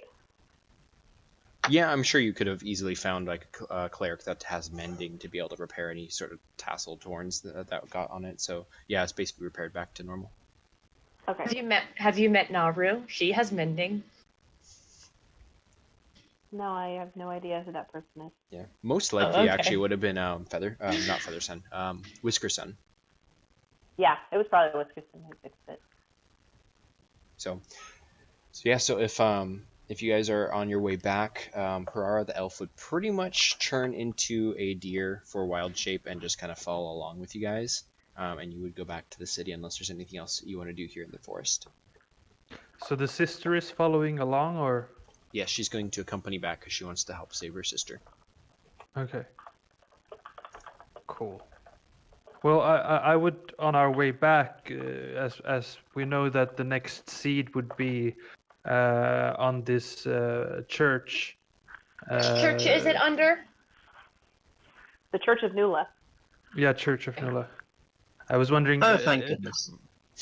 Where where could she be hiding to plant the seed? We need to know where she is. Is it easy to hide in this church? Plant it from afar, or Well, they have open communion, but there are certain places downstairs that only the congregation is allowed. I mean, clergy. The clergy, yeah, thank you. There's only certain places down below where the clergy are allowed, unless you pay a lot of money. should we be there prepared for her to be, or where to wait for her? I don't know. I wanted to ask the sister about how urgent. I swear I can English. I wanted to ask the sister about how her sister could possibly get into the Church of Nula, and see if we could pinpoint from there. But she's currently a deer. Yes, inconvenient, I know. Yes. I can talk to her in her head if you want. We did not talk to her about Cthulhu for 5 minutes. Okay, at this point, can I smack him upside the back of his head? I was gonna ask her what you wanted to talk to her about. So you're not going to talk about Cthulhu. You can put that off for just a little while. I'll put it off. I appreciate that wholeheartedly, and I will not kick you off the rug. Yes, please ask her how her sister will most likely get underneath the Church of Nula to plant this seed. Okay, I want to whisper in her head. Cthulhu wants to know how her sister is getting into the church. Not like anyone else knows what I'm saying. I know. Can she respond to you? Yes, she can. It's a conversation. Okay, so yeah, she would say, it's most likely through the sewers. Okay, I'm just gonna tell everyone. She said the sewers. The sewers. Okay. Should we split up if she's not in the sewers? Maybe someone else is somewhere else. Oh. No. Will I even be able to fit into these sewers? Maybe. What kind of... I slap my rump. I am a horse. I wonder if there'll be a Gertrude in the sewers. It's a Gertrude. A Gertrude? If we find one, I will let you know. Okay. Okie dokie. Can you ask the woman if she knows anything about planting the seeds, and if there has to be a certain type of soil, or if there has to be like a water supply or something like that? I don't study druid shit, so it's not my thing. I'm barely learning church stuff. Really an enchantment. Yeah. Who's asking this? Bella is asking you to ask the druid. I'll ask her. Bella wants to know if there's a specific way that she has to plant this seed, or to trigger it, or if she has to do any rituals beforehand to get it to grow. She did not say, so Perara wouldn't know. But most likely what she would assume she would say is that she must have gotten something from the Feywild, because she doesn't know exactly what the bad sister is doing. But if it's something that involves a seed, it probably, if it's the way the trees are, I assume you would have told her kind of what's been going on, is wherever the seed is planted, it grows above it, basically straight up. If you planted it, that would be very bad. So is it kind of on like, I guess, Fey ley lines? Is that kind of what we're gathering? Oh, one was in a well. The other was in a storehouse. I don't know if there's a correlation between them. I do have a quick question, and I'm going to ask her. If it comes from the Feywild, if we put a magic circle around it, would it stop it from going past the 20-foot tall portion? Let me see what magic circle does. I'll throw it into the chat. That works. There you go. Also, at the mention of sewer, can I assume that she was, when I saw her, that she was climbing up out of the sewers?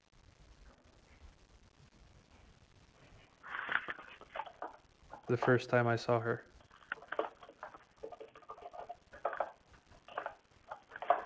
Are you saying that to the group or asking me something? Yeah, I'm asking you if when I saw her that I can assume that it was out of the sewers that she was climbing. And Yeah, that absolutely. Yeah, that would make total Yeah. sense to you as a character. Yeah. And you would think that magic circle probably would work, considering it's something generated from the Fae potentially. It only Okay. works for it only works for an hour. So I mean, that still gives us more time than what we had previously if we can find the location. I suppose. An hour is better than nothing. So, any other things you want to do before you get to the city? Are we? It's still like evening time. Yeah, so you'd be getting back probably around 9 o'clock, 10 o'clock, back to the city at that point. So you still have the whole night before dawn. Yeah. And once you do get back to the city, she'd transform back into an elf. Right. Am I off the rug now? I presume so. Good. No chance of falling off. No chance of Quote, getting unquote. kicked off either.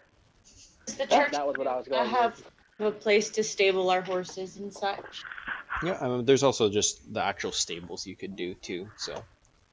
Okay. So I guess Manuel gets stabled, and then the rest of us go. I mean, if you don't want the bloody paladin on your side, then fine, whatever. No. He's more than welcome in the Church of Nula. I can speak for. I mean, I am asking for Atlas here, not for you. I guess we could figure out if a centaur fits in the sewers before going to bed. Yep. So you would be able to find out. I presume you have at least a +0 in an investigation and not a -1. Investigation, I Who, me? +2. Okay, so you'd be able to find that any of the manholes in the streets you would not be able to fit down through, but if you went through actually one of the sewer entrances, which are scattered throughout the city, then yes, you could. Once you're inside the sewers, they're basically like sidewalks lining the trench where the water goes, and you would be able to fit in it. Well, at least I don't have to go down any ladders. I can't stand the things. Yeah, I think horses can go up ladders, but not down them. I don't think I remember asking you.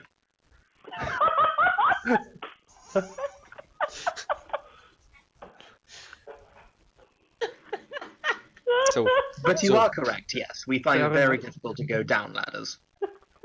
Goats can climb trees. So what's the plan? What are you guys going to do? Should we rest in the sewers, or...? I ask Vera if she's already planted the seed or if she still needs to do it. So the elf, she's going to plant it in the morning, at dawn. No, we need to set a trap. At dawn, we battle. No, we trap. Do we know the location? Below the Church of specific Nula. location? Yeah. I'm I'm sure asking, below the Church of Nula is a large area. Should we scour the sewers? Maybe we can find her before dawn. See if she resides in the sewers. I mean, searching through the sewers at night seems like an awful idea, so I'm down. And you others? I'm gonna go see if I can set up anything at the Church of Nula. Wasn't it below the church? Well, I would think we should get a map of the city sewer system. I have that. Oh, good We don't need idea. maps. Here's the thing that you don't know about the church. It has a basement, and it has a basement's basement. Could you get into the church from the toilet? From the toilet. Not from the toilet, but I would take a wild guess to say that the rumors that the sewers run beneath the basement's basement. That's why I wanted a map. But where does the toilet spillings you have in the church toilet go? You could go up that hole. I've come down the church's chimney already once before, and that was a pretty poor experience. I made it, by the way. I was just really, really dirty after I came out, and then I ran into some paladin eating some porridge. But I have yet to try to go through the piping of the toilets, and I don't intend on doing so. I'm not going through any toilets. I don't think it's a good idea either. I'm so glad y'all are on my side, because I didn't want to have this argument about putting the rogue in the toilet, and I'm glad we're not having it. I am all for getting the sewer system map. I think that's genius. I think that I'll work with the representatives of the Church of Nula to see if we can figure out where the lowest point of the church is, because that's probably where she's going to break into, because it's going to be more of an open area. Why don't we look at a map first? Where are we going to find a map this late at night? This lady seems to have...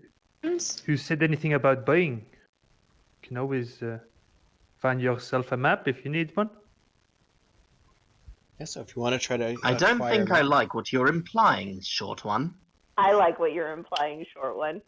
I don't think I'm going to be involved in that. I will, The follower of Cthulhu thinks you're all insane. Just need to point this out here.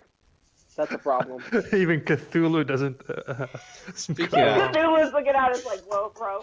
Speaking of that, roll your percentile Like dice. guys are talking about crawling through toilets. Like, you guys are weird. You're fun, but you're weird. So Morthos, roll your percentile dice. Oh, shit. This might get interesting eventually. Okay. You should up the percentile. You feel a clawing in the back of your mind as you feel like something's wanting to get out, and then you suppress it. So, Boy.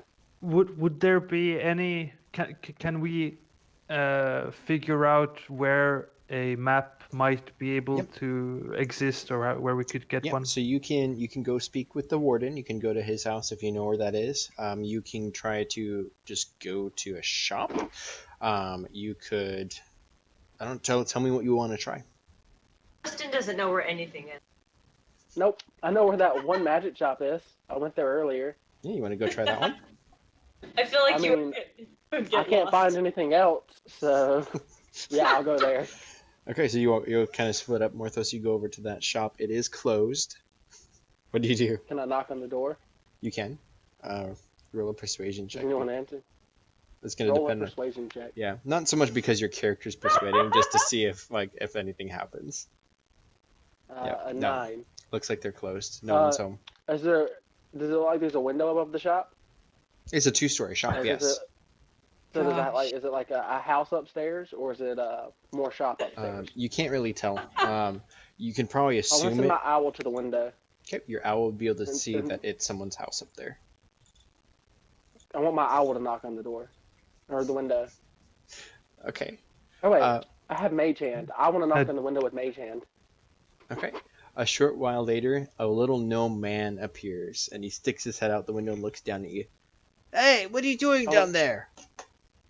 I need a map of the sewers. Could you please provide Are you one? crazy? We're closed. This involves the Church of Nula. I don't care about no church. Leave us alone and come back during business hours. This involves a tree growing through your shop. We're trying to stop it, sir. The wards will protect us. There's no trees that can beat us. We are a magic shop. Good day. And there are already 3 trees. I want to knock on the window again. The door opens, the window opens again, and he sticks his hat out and he says, "The trees are not in our houses if you haven't noticed. Just leave us alone and come back in the morning." And then you hear a second voice behind. "What's all that noise out there? It's some crazy person." And then a second gnome person shoves him out of the way and sticks her head out. She says, "Oh, yes? What do you need?" I need to buy a map of the sewers. We have a customer. We'll be right down. Oh, wonderful. Nice. Then, all right. The door opens a minute later, and you see this very old-looking lady gnome with spectacles again, which you've seen earlier this afternoon, and she's wearing a I gave nightgown. most of my gold. Yeah, she's wearing a pink nightgown, and she unlocks multiple locks on the door, and then opens it up and says, "Well, welcome back. Are you here to buy more stuff?" I am here to buy more stuff. We need a map of the sewers. We're trying to protect the city.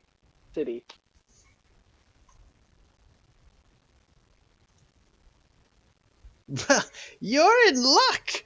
I just got a stock in as of yesterday. And she goes and procures a map of the sewers. How much does it cost? It's 2 silver.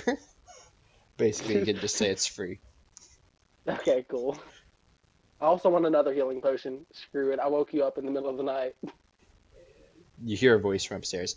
"Don't give him any more healing potions." And then she says, "Shut up and go back to bed." And then she gets you a healing potion for 50 gold. Cool. I'm even broker than I was before. Thank you very much for your time, you wonderful, kind lady. Your husband seems very grouchy, so I think I'm going to leave now. Oh, it's okay. He needs to get his night rest.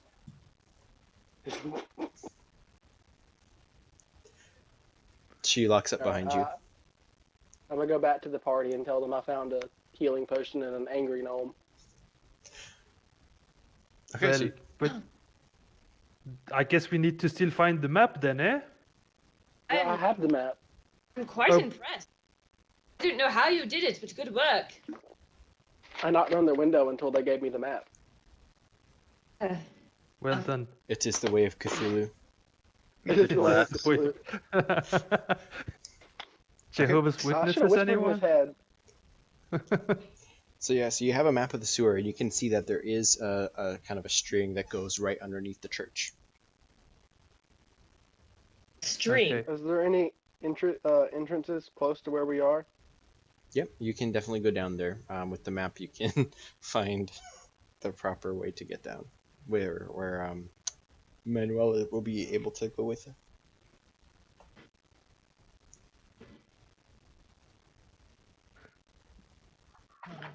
So are we resting in the sewers, or Yes. what's the plan? Do you guys have a plan? Or are you still talking about saving stuff? Do you have actual map of the sewers? Well, you can jump over to here. Do we know how tall the sewers are? The Like, sewers from are the floor to probably the ceiling? 10 to 15 feet, depending on what area. I think I'm going to use my summon familiar to change the form that my familiar is currently in. So I don't think an owl is going to help me very much in the sewers. I could be wrong, mind you. I just don't think it is.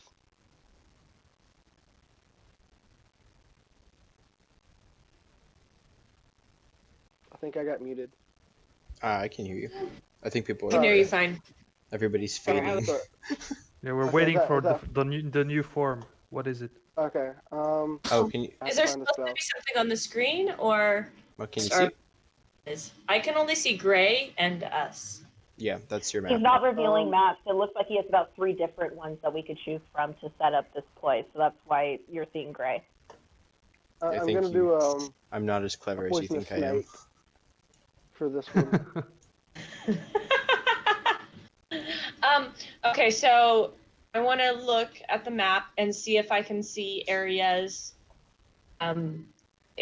closest to the area underneath the church. Okay.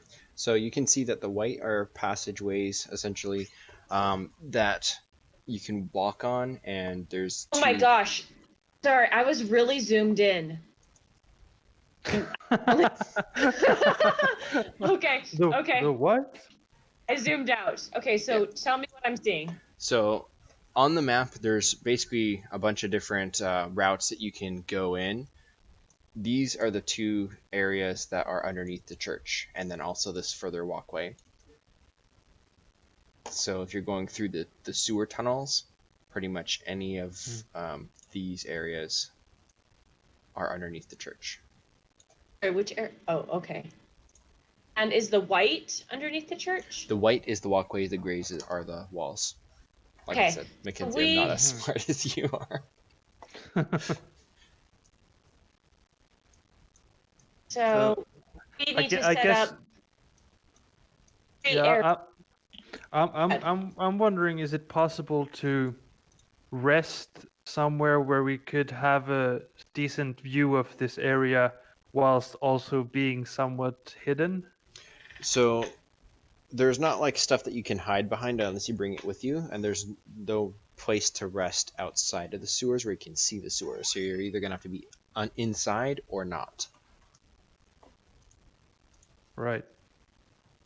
But is there like a corner that we could be hiding behind, and then we could peek around the corner and also see this? Yep. So you could area?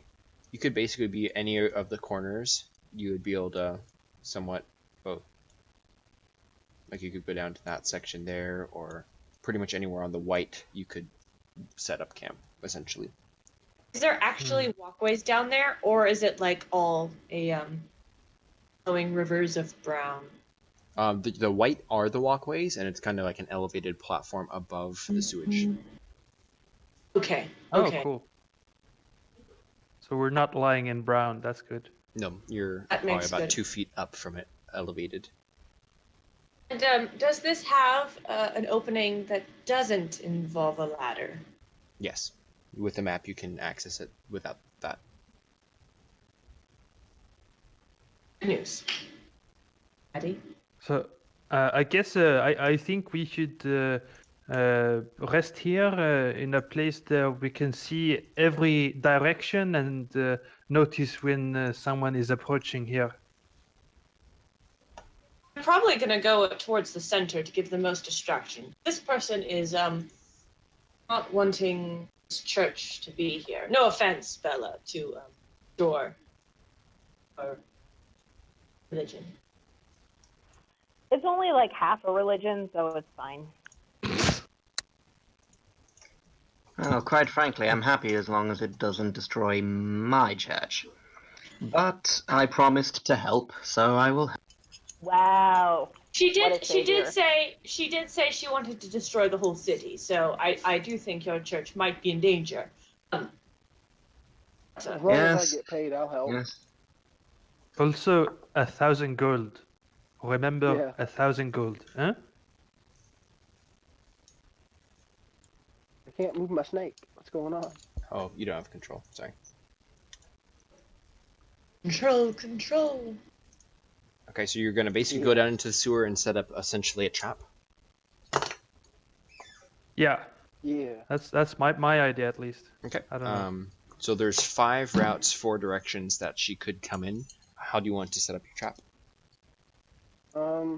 I just want to prepare magic circle Okay, and where and do be you want, ready to cast it. where do you want to prepare magic circle? Right. I guess. Where you guys think? Right here? Seem like the best spot? You know she hasn't But- planted the seed yet, right? Well, Yeah, yes. isn't it like it lasts for a An couple hour. of minutes? An hour? An hour. It takes Yeah. it takes a minute to cast, and it lasts for an hour. I don't Yeah. think it'll last the night. And I think we should sleep at some That's point. why I said prepare it, not cast it. That way, if she shows up and starts to plant it, I can start my casting. And you cast it in multiple places. I can cast it, I think, twice. But I'm thinking that we hear that she approaches, and then we attack her before she gets a chance to plant anything. Can you, person who speaks in people's heads, can you talk to people even if they're above the surface, or do you have to see them? I have to see them. Oh, okay. Does anybody else have any communication methods? If we take a long rest, I can get my spell slots back and I can message them. Oh, Also, have we to have a know to druid who message can them? do that. Yes. I would think- care. what was that? I think we should take a long rest at some point soon. I've used up an entire spell slot.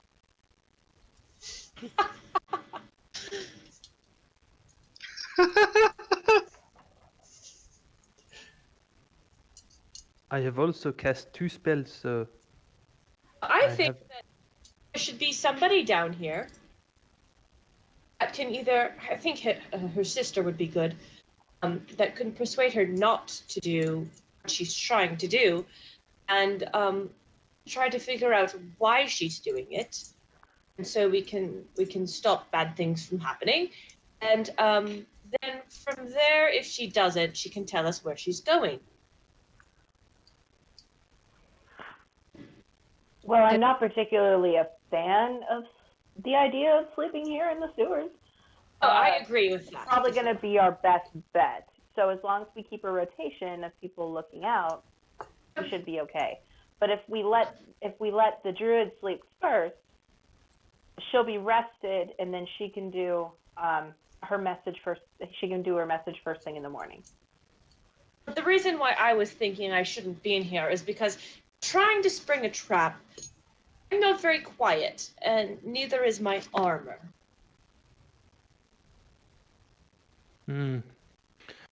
But if you are completely still and don't move or breathe, is that a solution?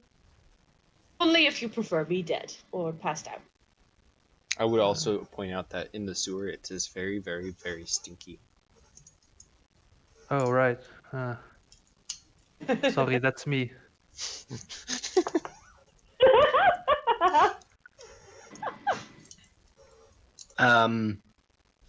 Adrian, Yes.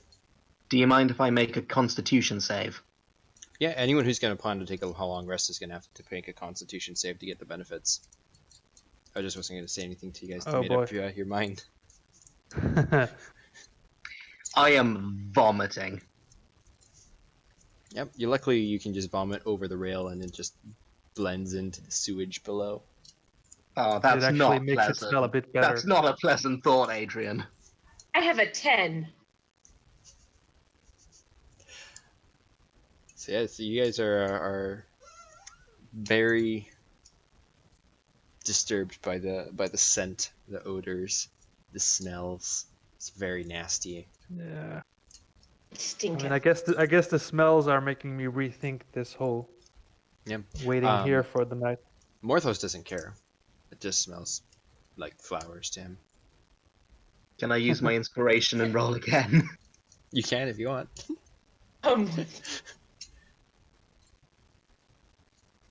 Okay, no, I'm fine. All right. Wow, that's.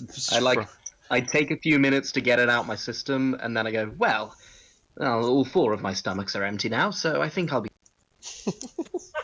I guess I'll also try my luck. How many stomachs do horses have? Cows have 4. I don't know about horses. I think they have 1. I'm gonna look it up. But you have at least 2 because your human body has a stomach and your horse body has another stomach, right? Oh, so yes, that would only be 2. The horses only have 1 stomach. Oh, your 2 stomachs. Okay, So I've got my human stomach and the bear. How does that must work? Be so hungry all the time. Oh my god. So goes to your human stomach and then proceeds to the other stomach and just. Ugh. So yeah, so Miles, you are having a hard time. You kind of put your mask on or sleeve over your head, face, whatever, and you're gonna have a hard time taking a rest down here.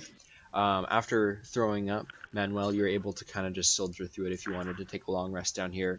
Remy, you just barely might be able to get yourself back to normal, but it's atrocious to be down here.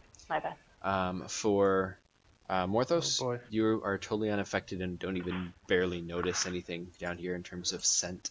And then for Bella, if you are making Constitution save of 3, you are probably like holding back vomit as well. Oh yeah, for sure.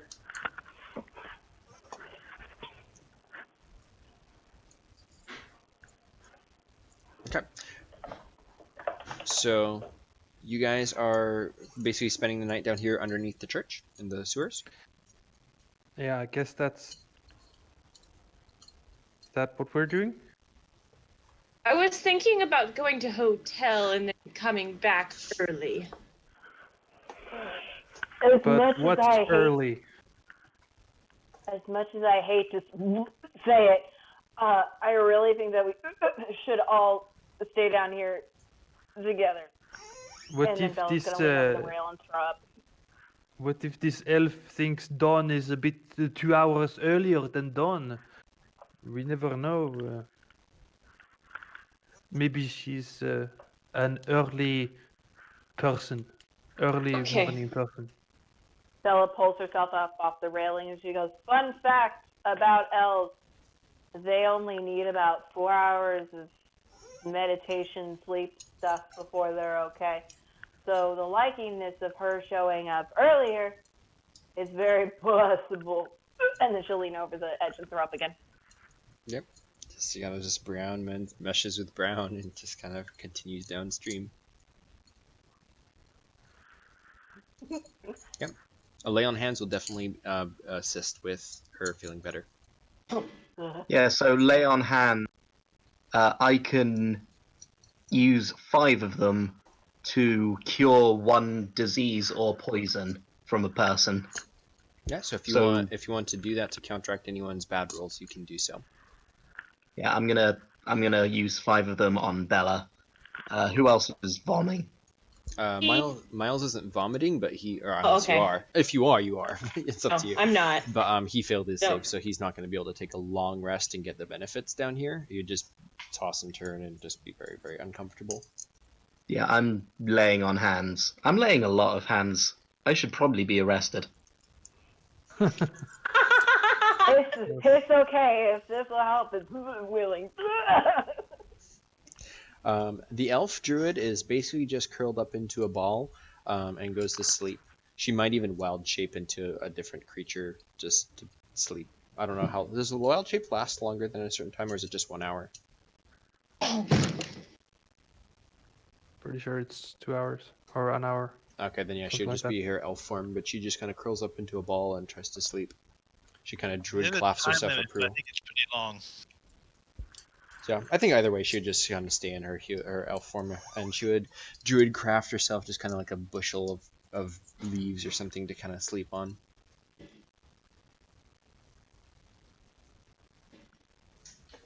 All right, I guess we set camp and wait for dusk. If you can put your minis on where you want to be. I think mine is Manuel, where it is. I don't know where my mini is. yours is right at the top. There you are. There he is. There he is. Zoomed in again.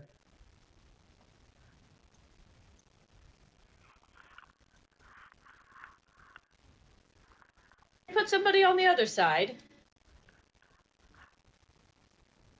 Okay, looking at the map, where's the closest entrance that's not a drain hole? A number of hours equal to half your druid level. Yeah, so she would barely. Yeah, no, she's not gonna be able to do that. So the nearest entrance would probably be from the north where you came up from, though you can access it from pretty much any area. Okay, do we want to put anyone at the south side? I'll go. I'm thinking I'm at like the south side-ish. I'm like peering down this corridor. Okay, I'll rest right here. question. Is this solid gray like a wall? So you Right basically you have about like probably 2 feet on each edge of just sewage kind of running underneath you, and then after that 2 foot, and then it's a solid wall, and then it kind of curves archway over you. Oh.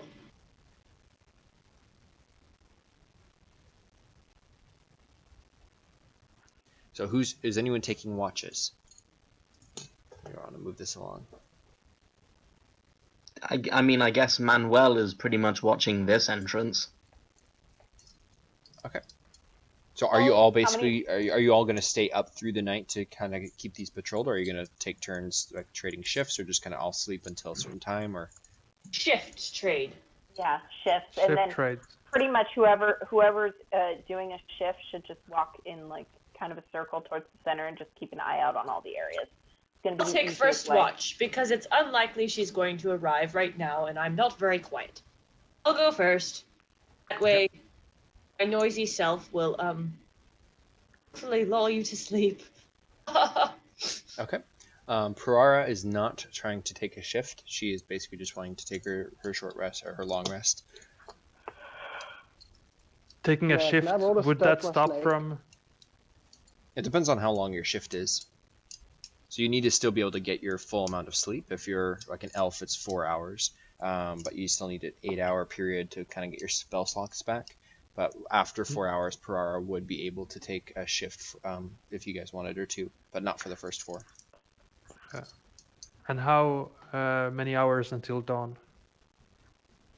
Let's see, if you guys got Ish. back around 10, then you kind of chased everything around. It's probably about midnight, When is dawn? 6:30, 7 o'clock. Oh, so we couldn't even get a full night's rest then. If 8 hours is required.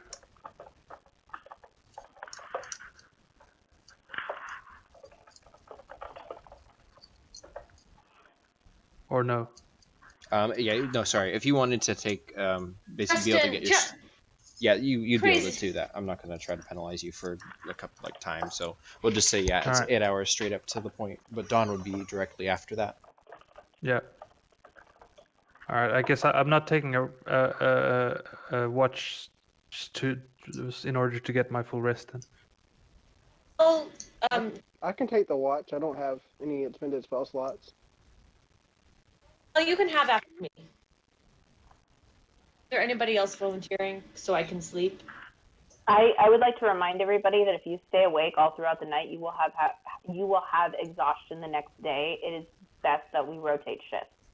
That's why I want somebody else to volunteer. I don't do Yes, And Manuel.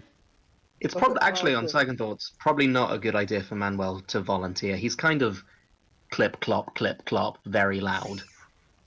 Well, I am too, so you can have second shift.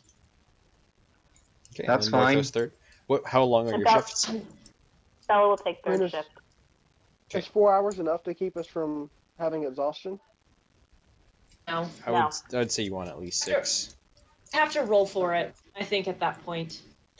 So if you're Only doing elves- if you're doing only 4 elves can have shifts, that. if you're doing 4 shifts, or if you want to include Perara in there as well, then yeah, you'd all be able to do it. I just need to know who's taking, I guess, pretty much the last shift. Or do you want the sisters to do it? I can take the last shift if no one else needs or wants it. I have a disadvantage on stealth, so Okay, so Morthos, it's dawn. You kind of wake up, or not quite, almost dawn. I think Bella had the third shift, so she kind of trades out with you. Roll a perception check. Does my snake also need to roll a perception check? You can definitely have your snake roll a perception check.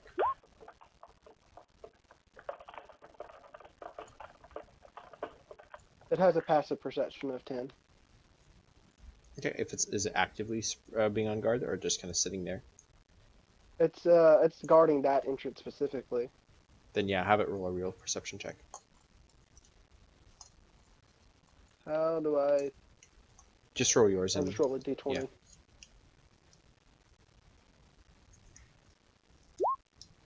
yeah. Okay. So I rolled a 14 and it rolled an 11. Yep. Coming down that hallway, the snake hears, just not really trying to be quiet at all. She's just kind of striding quickly down these tunnels, creating some kind of click, click, clicks, which echo through a little bit. And the snake is aware of it and would notify you. You didn't hear it from that other hallway, but the snake notifies you, so you can know she's coming. Okay. Can I have the snake roll for stealth? While I move to try to quietly awaken some of my companions. Okay, go ahead. What do I roll for the stealth? Just a dex? Yeah. That's the snake rolled a nat 20. Yep, it's invisible. basically. It And disappeared. do I need to roll anything to try to wake up my companions or no? Nope, not unless you're trying to. I would say no. You don't have to be doing it because you've been on guard and everything. But if everybody else is gonna have to be careful if they're waking up to move positions or anything. So, do you guys want to all just roll initiative at this point? Sure. Can I? Was our plan Yeah, just for to sure. attack her before she could do anything? Well, you can't stop anything unless it's planted, right? Oh, I I mean, am if we a just beat the slow crap out of boy. her, we can take the seed from her.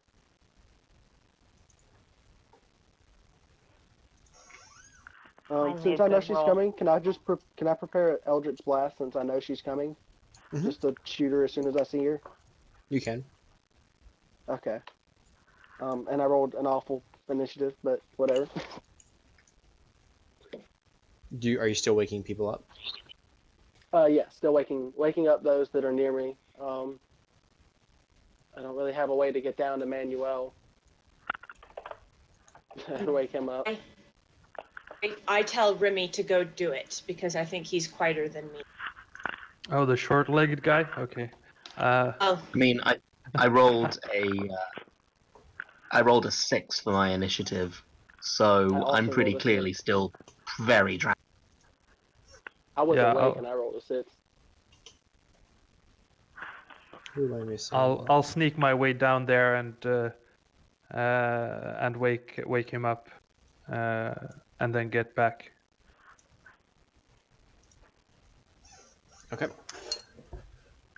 So, Morthos, you have just woken your comrades, and you're beginning to hold an Eldritch Blast as you're hearing her kind of approaching.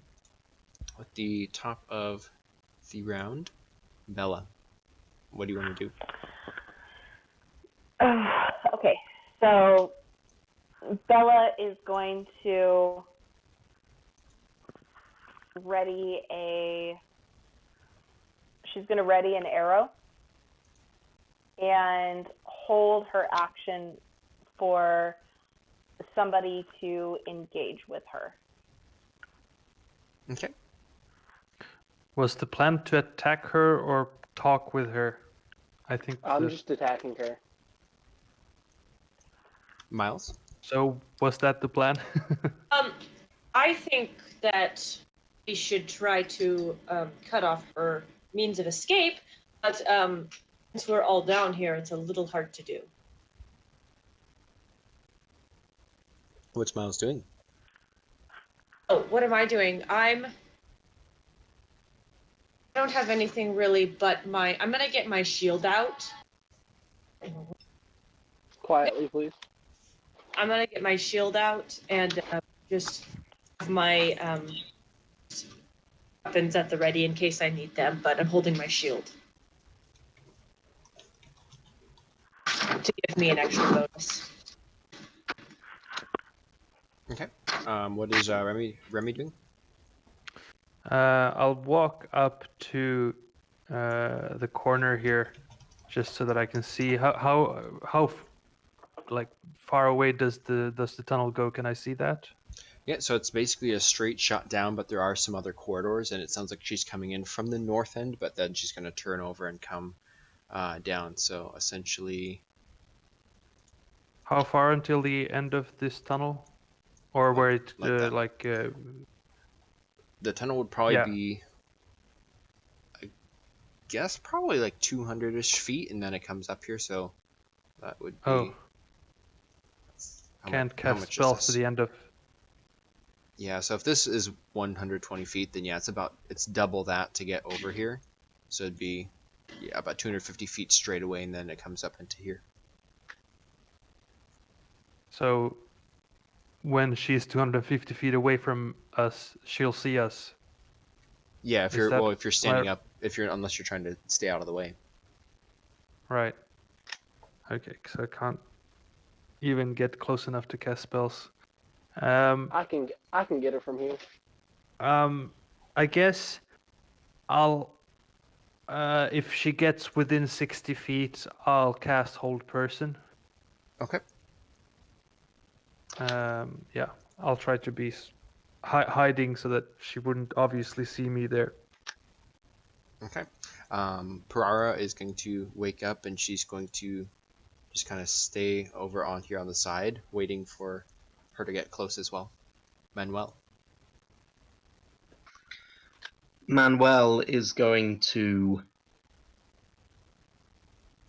slowly start to make his way over.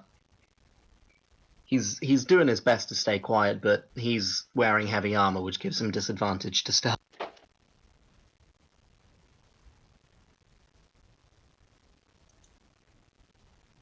So you're just gonna stay down there, or? Clunk, clunk, clunk. Okay. That was my whole watch. We heard. So did you move up at all, or are you just staying there? I missed it. Okay. That's my movement. Okay. Crunch, crank, clank. And so at this point, she would kind of round that corner up ahead, and she seems to be approaching. That would trigger any attacks within 250-foot range, or are you holding it still? Eldritch Blast.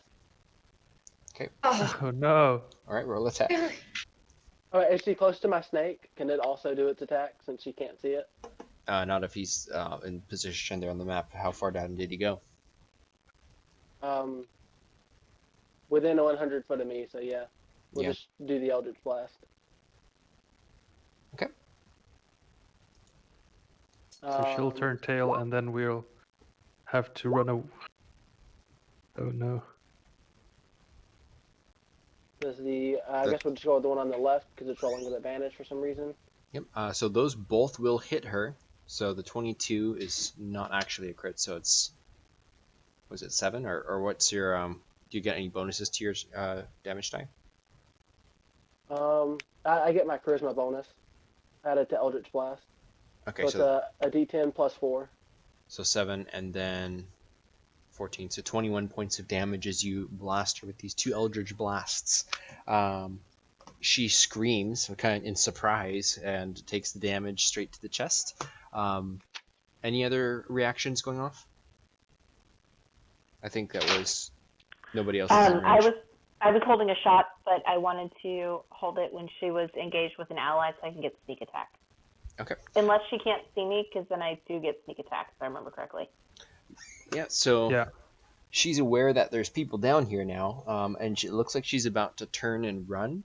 If nobody else's reactions go off, then she would actually start to run away. Then I'll shoot her. Yeah. Okay, roll your attack. It's an 8. I don't think that. Do you get much. an advantage if you're unseen by Oh, her? you're right, I do. That's an 11. That 11's not going to hit. So these 2 arrows whistle down the sewers and miss. Miles? Can we start chasing after her? Yeah, you can. Yeah, Okay. I'll start taking off after her. Looking it. I can run 30 feet. Me too. If you use Very your action loudly. to dash, So you guys if are you're not starting attacking, to... you can use your action to dash. Dash action. Come on, Manuel. Need your help. Okay, so she basically breaks line of sight, so no more shots can really be taken. But if you're all taking pursuit, Perara would yell, "Sister, wait, it's me!" And that would actually cause something to happen. So Oh. this map is not really going to work because she started to run away. So I'm going to actually put this different. So she's running straight up from the lower portion, and then you kind of round the curve around here. So it would be Snake, Bella, Miles, and Morthos, and then Manuel. What's your movement speed, Manuel? Adrian, you're putting us somewhere we can't see. Just move Scroll down. Take a Matt. right click your mouse, and then you can drag the map. Or sorry, It's left, not dragging. left click, I mean.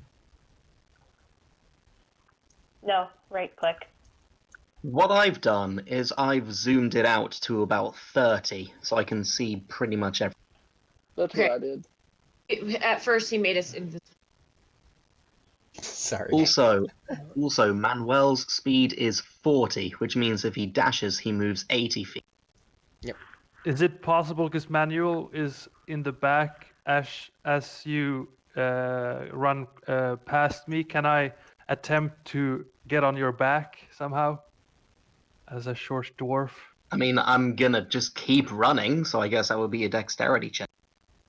Can I attempt that? Yes, you may. Acrobatics, jump on his back.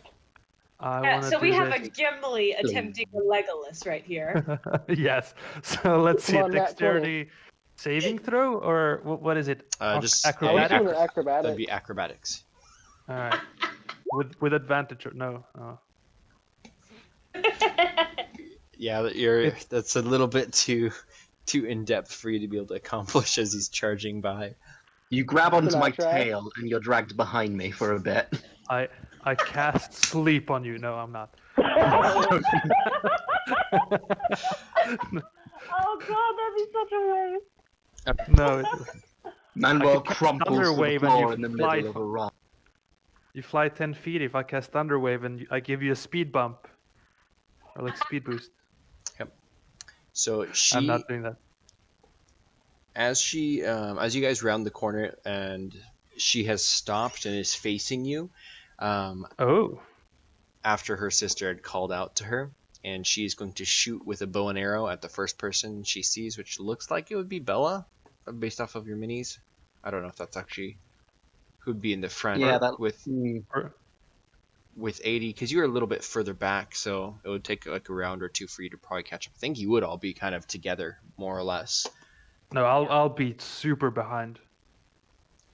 I'm a dwarf. Oh, you're 25 feet? Yeah. Okay. But I'm yeah, so, 30. I'm only a little faster than you. so Bella, Yeah. what is your AC? Oh, that's fun. 20 and Bella's 19. AC So. is 14. Okay, 20 and 19, so that's 2 hits. Yeah. Oh, Okay, so that's 8. You don't add dexterity to your arrow damage, do you? unless Yeah. it's a comp. Wait. Hold on, I what? think you do, because you're... Or maybe you don't. I mean, I always I- have. I'm preparing it. Screw Okay. the rules, I do. So you'll Yeah, take an it's your additional. dex. You'll get an additional 6, so 14 points of damage as these arrows fly out back at you in the darkness. And then it is after her turn would be Morthos. Can I see her? Yeah, she's straight ahead. How far away is she? 95 feet. Alright, we're going to cast, it's that one? Yeah, we're going to cast this. Did it display in the thing or no? Yeah. So Okay. Hunger of There it is, sorry. Hadar. Dex save. Oh, Okay, did it sorry. not say what it does? No, I did. I was just I'm slow. I'm sorry. So yeah, so it's a I failed know you're save. fine. I'm surprised you keep pickling tentacles on you. But I suppose I shouldn't be. There, that's the description of it if anyone wants to read it. Okay, so this kind of portal opens up behind her, but around her. 5 foot, the square that she's in, and then 5 foot in front and 10 foot behind. So that would be the total of the 20-foot area. It's a That way radius, she wants to. it's a radius sphere, not a straight line. So it's 20 foot. So that's big. I want more of the darkness behind her. That way, if she decides to run away, she Okay. has more, Okay. place to go through. All right, and she takes both cold and acid. She takes acid start at of the a start turn. of the turn, So that's or cold at the start and acid at the end. Oh, wow. okay. So that is an additional 19 points of damage then. Yeah. Okay. Wow. Okay. And then I'm going to move forward, I guess. I'm screaming from the back. 1,000. Wait, what's the French? 1,000 gold if she's alive. Remember. Yeah, living is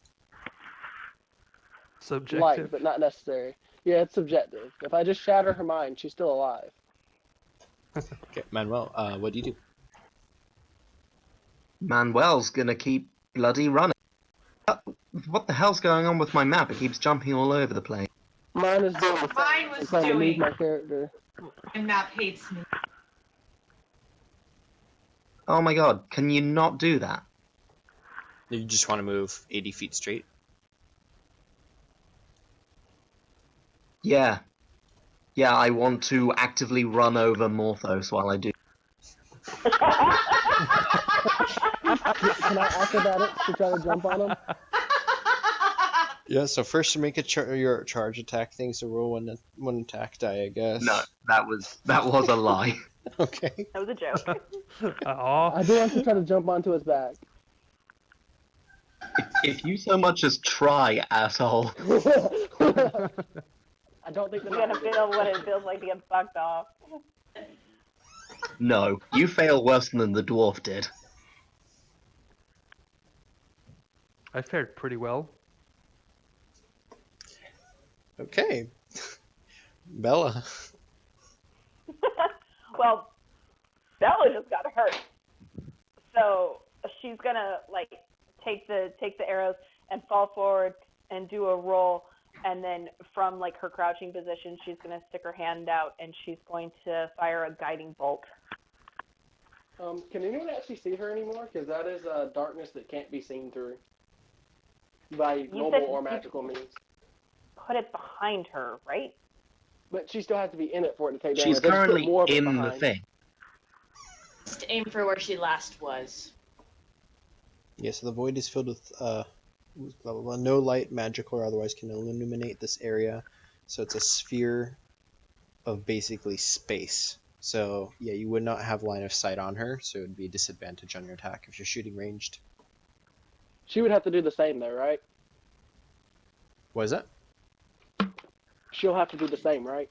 She'll have to. Yeah, attack unless with she takes that disadvantage. one step out. Yeah, she has to Well, leave she still there. takes damage at the start of the turn. And then she just has to be free of it before she can do anything else, though. So she would move first, take the damage, and move. You know what? I'll try it at disadvantage.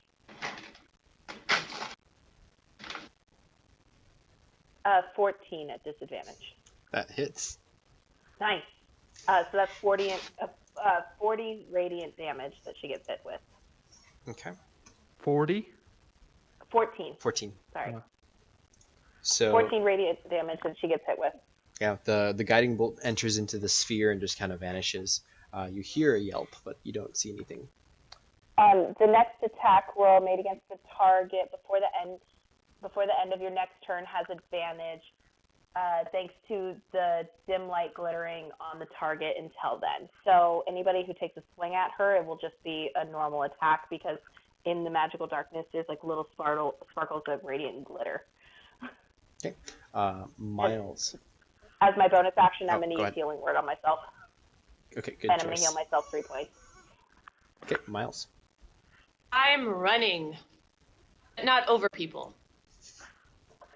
How far No, can that's I get? my thing. That was backwards. Wait, was that you? No, Yes, that was me. 60 feet.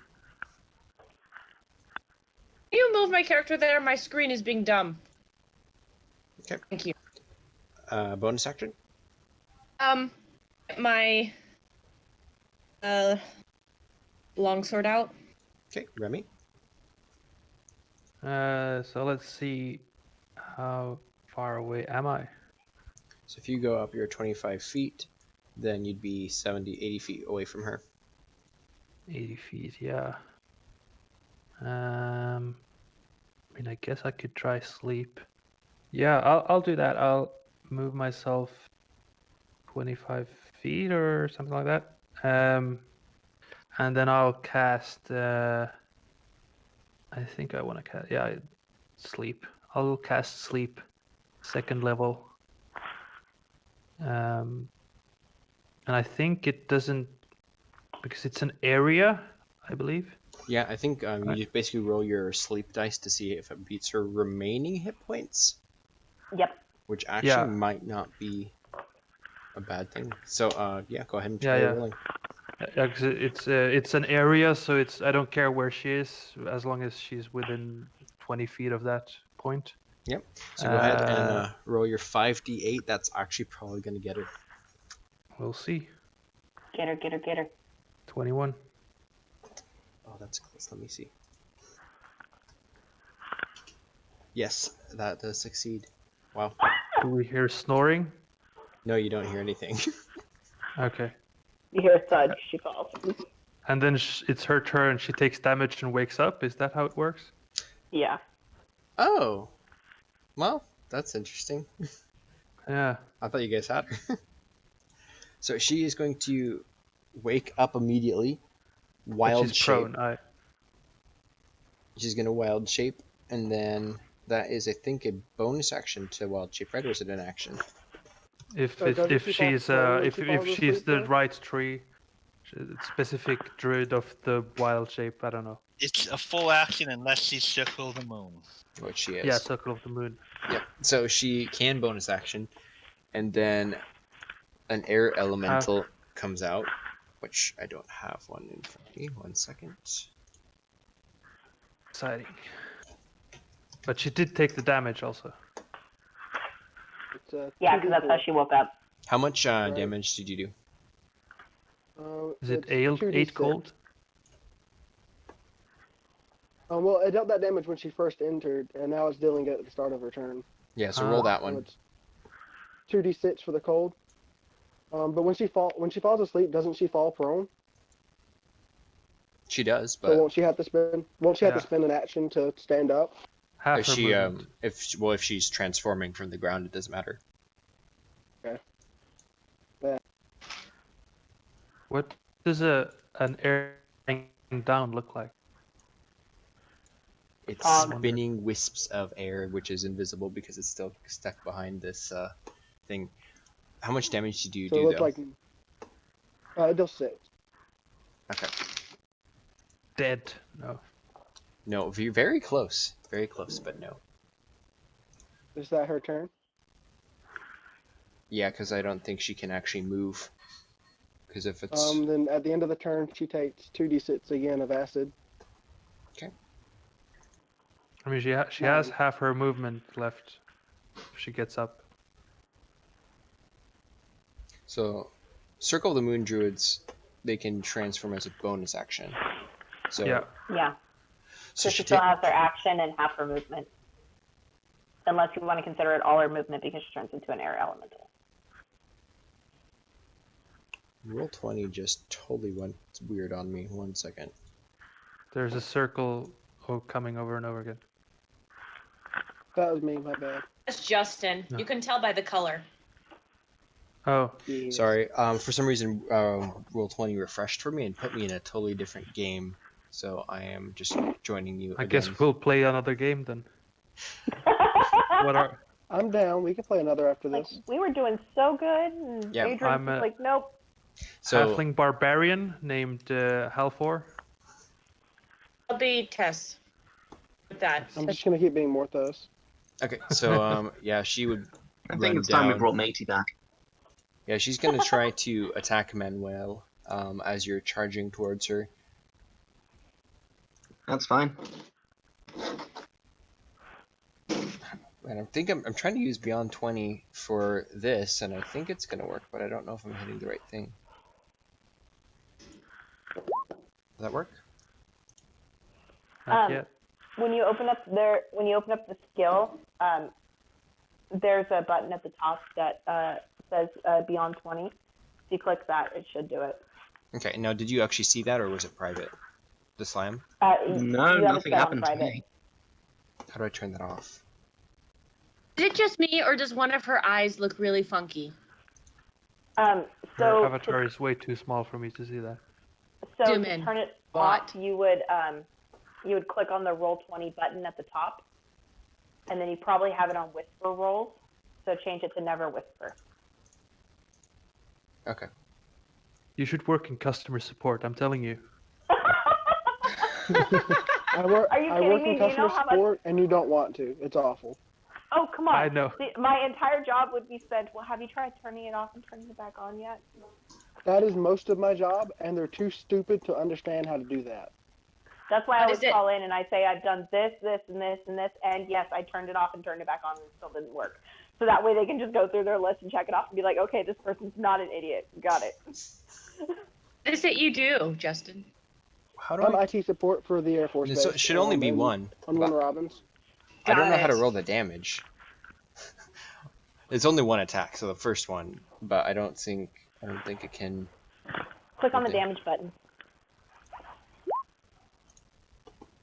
Oh, you probably don't have it set to roll damage. Oh, is that damage? Do you have? 2d8 Yeah, plus that's 5. damage. Oh, I thought that was the second attack. Okay, so yeah, then it would be Idiot. 19 damage on the 24 attack. Ah, right. It does both of them at the same time. That hurts. Hold on. If you mouse over what it... So Yeah. the, No, the 24 Never was mind. the attack I'm going Oh, insane. that's to right. hit, and the 19 was the damage for the hit. Yeah. 19 was the damage. Yeah. Yeah. So Yeah, 2d8 I plus did 5. I did the same thing, Jay. Jesus. Okay. Well, he is still standing. Okay, and then I'm gonna try to update the mini because it's not her. It's a big spiraling air column, and it just kind of swings out to bat you with a big airy fist. But that's its turn. So Morthos. Well, we're just gonna shoot my two. But am I trying to? If I hit this thing again, it's probably going to die. So do you guys want me to shoot it or not? Kill it. I have spare the dying. The, We Uh, can Cool. save her. I'm gonna not do my not two that my Eldritch Blast character then. would know it, but when you wild shape, you get the full health of the thing you shape into. So It's so the it's first an Eldritch air Blast is elemental a with full 24, health. and the Uh, second one is a 9. Yeah, so 24 is gonna hit for 12 damage. The 9 is going to miss. Okay, and then I'm just going to me and my snake are just gonna keep moving forward. Okay, I forgot to bring my snake last turn. Whoops. Manuel. Manuel. Be a song. Me and my snake. I'll start writing it. I appreciate that, good sir. Sorry, I bugged out for a hot second there. It's my turn, right? Yeah, go for it. You walk 5 I'm feet going- back, and then you run 20 feet.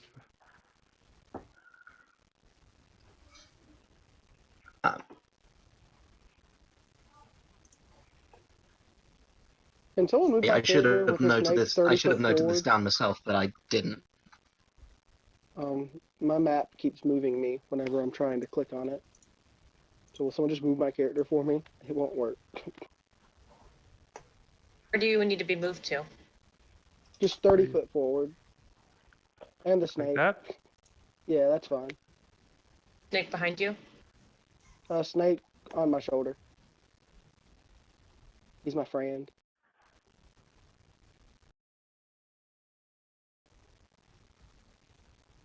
Herbert, but no.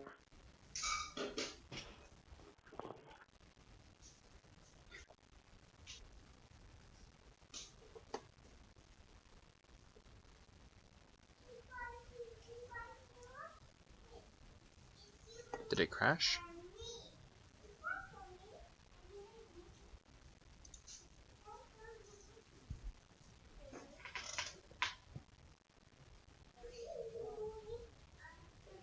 Can anyone hear anything?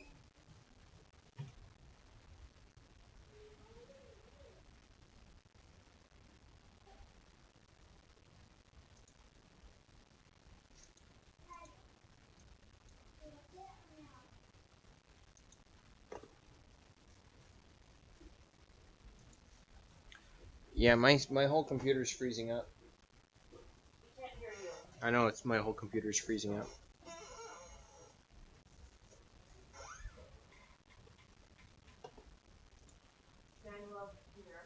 No, I can't hear anything. He wants to know if he's using his shield, if he can use his warhammer two-handed. If it's two-handed, the weapon, then no. If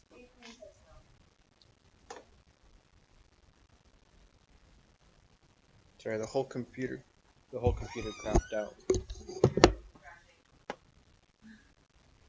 Yeah, I'm in the other room. I'm kind of having my headphones stretched by the door.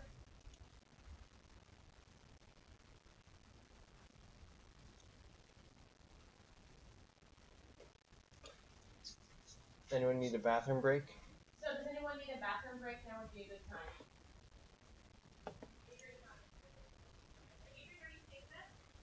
No.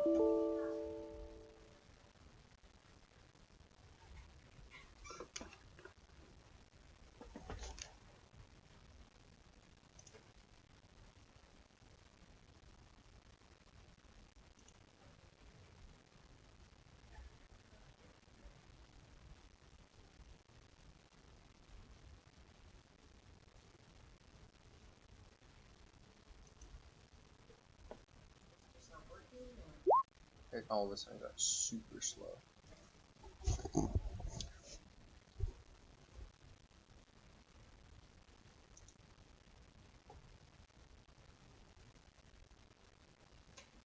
Check, check.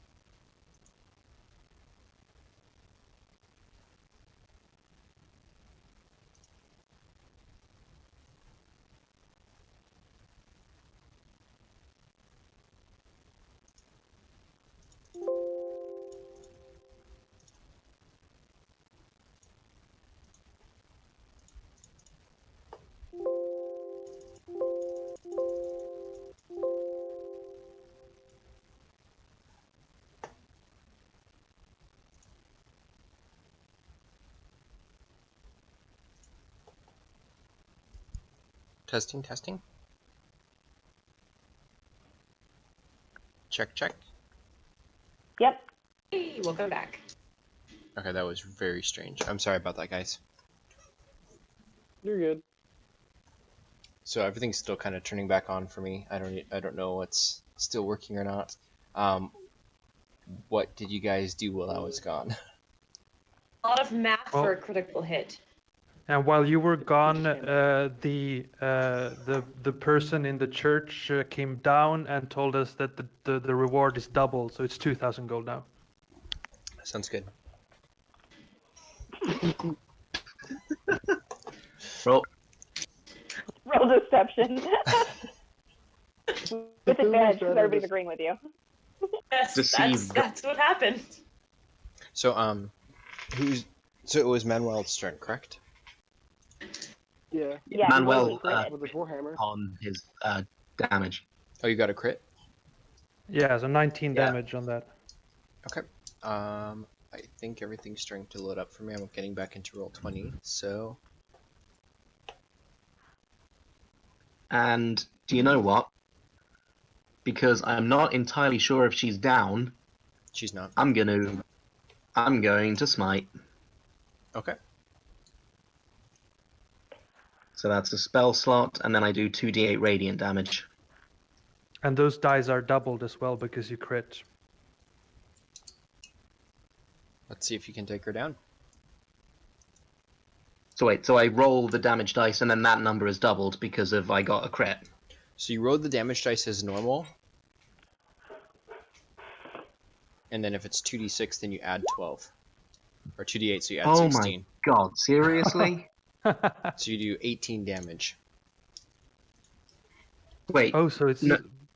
full. What? All the crit is all the die. Yeah, maxed? so what I do with my Wow. crits because of stuff like this is you roll your dice as normal, but instead of doubling it, what you do is you just roll it normal, and then you add the max damage that you could have rolled with the dice as extra. That's your crit. So automatically That's for a nice. 2d8, you'll get 16 damage plus whatever you rolled on it. So he rolled a 2, but that way his crit still Okay. did at least 18 damage. So it's not like a 4. Wow. So that's 18 radiant damage and 19 bludgeoning damage. Yep. So you blast her with your warhammer and your magical energy, and she howls in this spiral form of air. However, she's not down. Jesus. Cool. Bella. Well, that's my... Coolio. All right, Bella's going to move 5, 10, 15, 20, 25, 30, and she's going to cast Toll the Dead. So I need a Wisdom save of 12. Probably going to make it, but yeah, bummer. What would That that have done? is- I'm curious. The Metallica song starts playing. For whom the bell tolls. It's necrotic damage.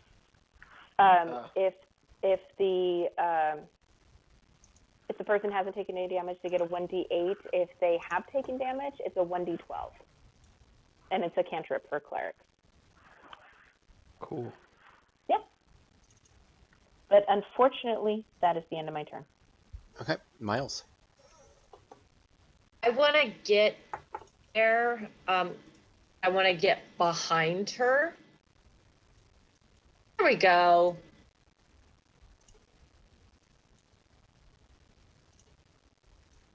Can I use my can I use I mean my movement is 30 feet. Can I get behind her? It looks like 45 from what I'm seeing, so no. Yeah, but can I if I use all of my movement, all of my action as movement. Oh, if you want to dash, then yeah, you can Well- get behind her. Would that provoke an attack of opportunity? Only if she's going leaving. I'm into still- range? If she's leaving the threat Oh, if radius. she's leaving. So if she goes not into the, leaving. if you go into the big void that's still there, then you'd take damage. By the way, so there's just enough I room mean, for she you could try to to. roll for it. Is that Is there like an empty space behind? there is a little bit. Yeah, you- Can I get in? Yeah, you can get behind without taking damage. Okay. I'm gonna go ahead and put myself here. No. Oh no, your head. Sticking in the void, yeah. My head! Okay, You so that's adjust- a. So you used your action as a dash. So is that your turn, or are you going to do anything else? I don't think there's anything else. Wait, could I do an action surge? You could. Ha! Let's action surge. Back. Natural 20! Whoa! Okay. and I have a plus on that. So this is now. a great sword. So roll your damage and then just normal.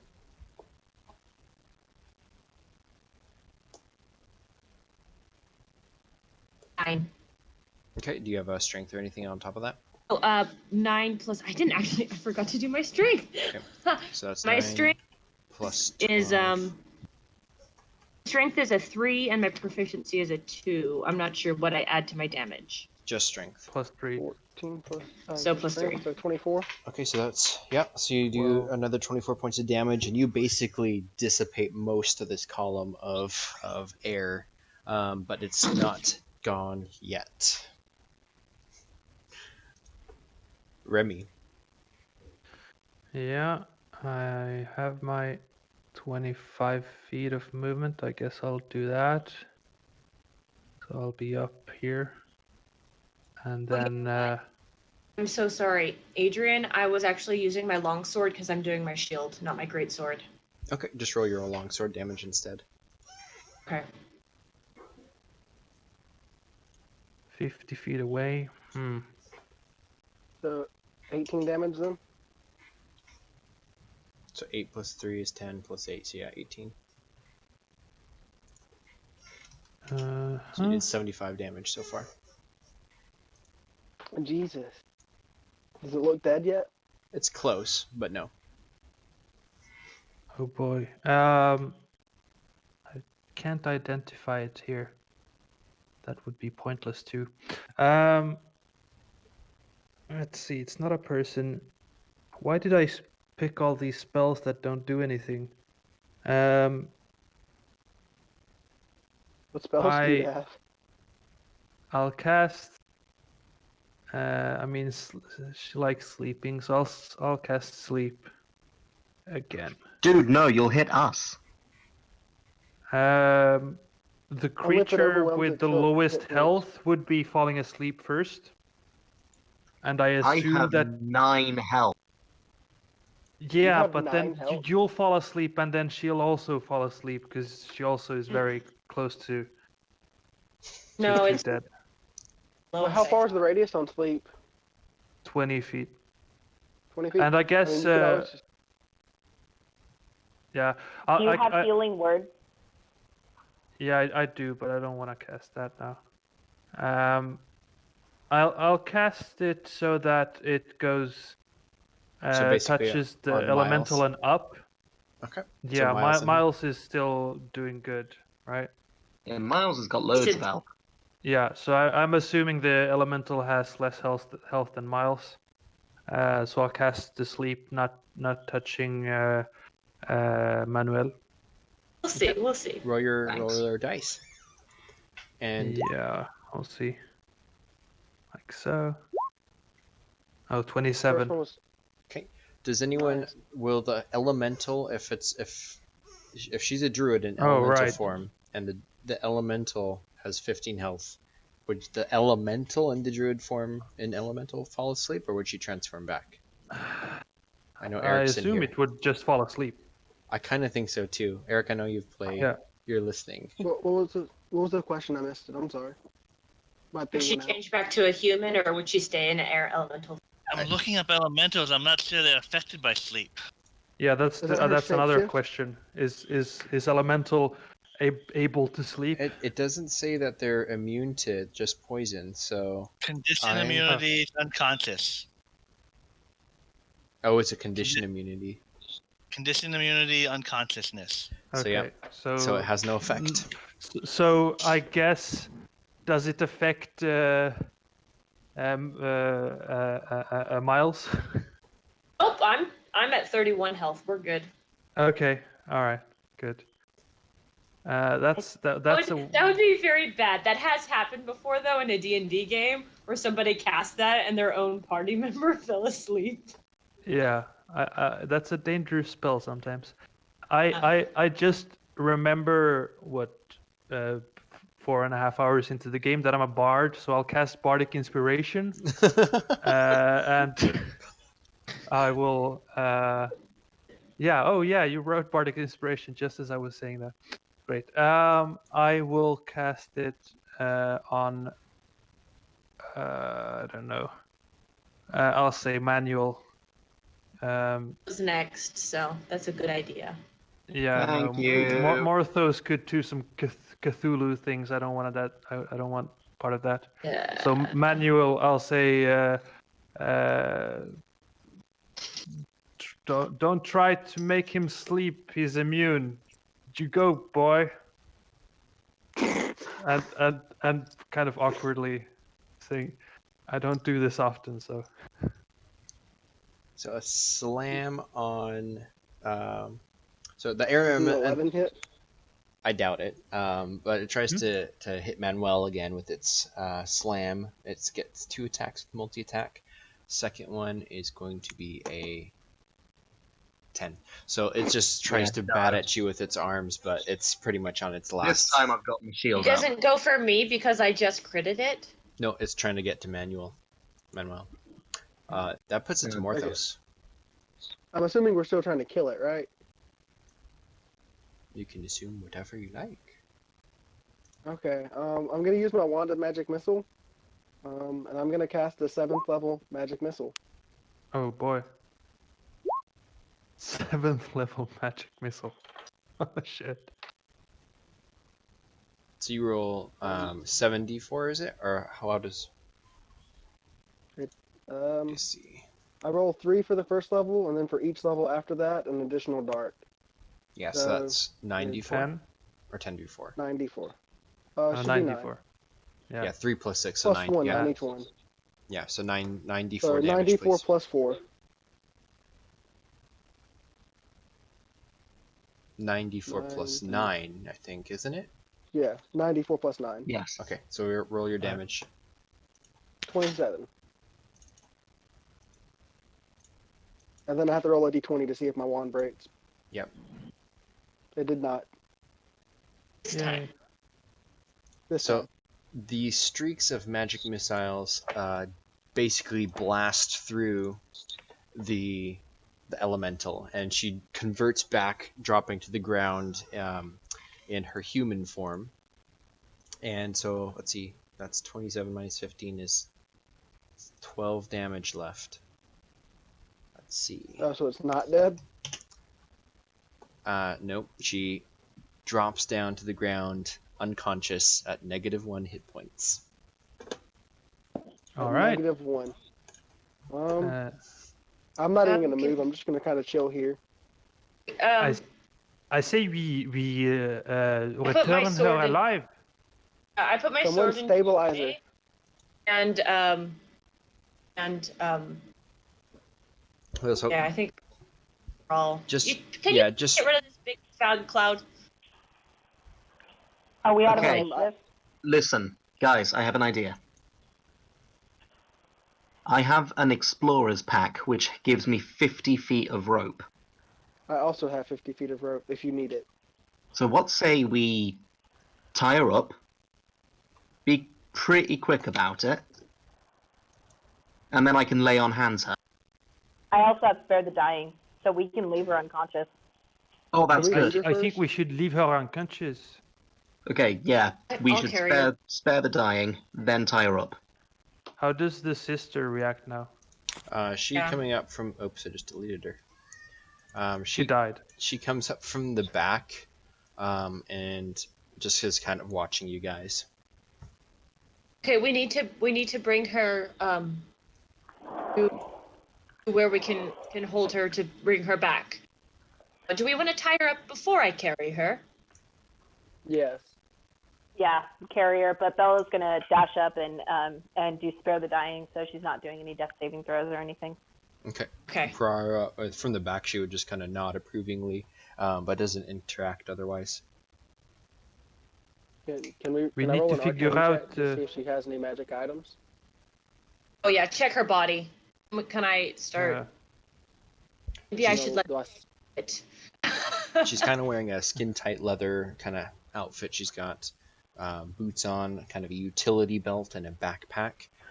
Inside the backpack, you find a watermelon-sized walnut-looking thing with black tendrils kind of I interlated want to to it. with the tendrils. I'll cast May I have that, Identify please? on that. We'll Cast get that Identify it. to Bella because Yeah, if I can have that, the Church of Nula can examine it, and we can try to figure this out. We may be able to reverse it and get rid of the trees and help the town. I say, Okay. may I cast Identify on it? Maybe can I find out something about it? Yep, I believe that's I think that instantaneous. that's a good right? idea. Yeah, I can. I think I can ritual cast it as well, but Okay. I'll cast So it you're- instantaneous. Your choice. So you cast Yeah. Identify. This is an artifact from a Fey realm. It is a Oh, hold on. It requires a pearl worth at least 100 gold yeah. Since you're and started an off, owl at, feather. since you would have those since you started off with level 3. All right. Fair enough. I have a pearl.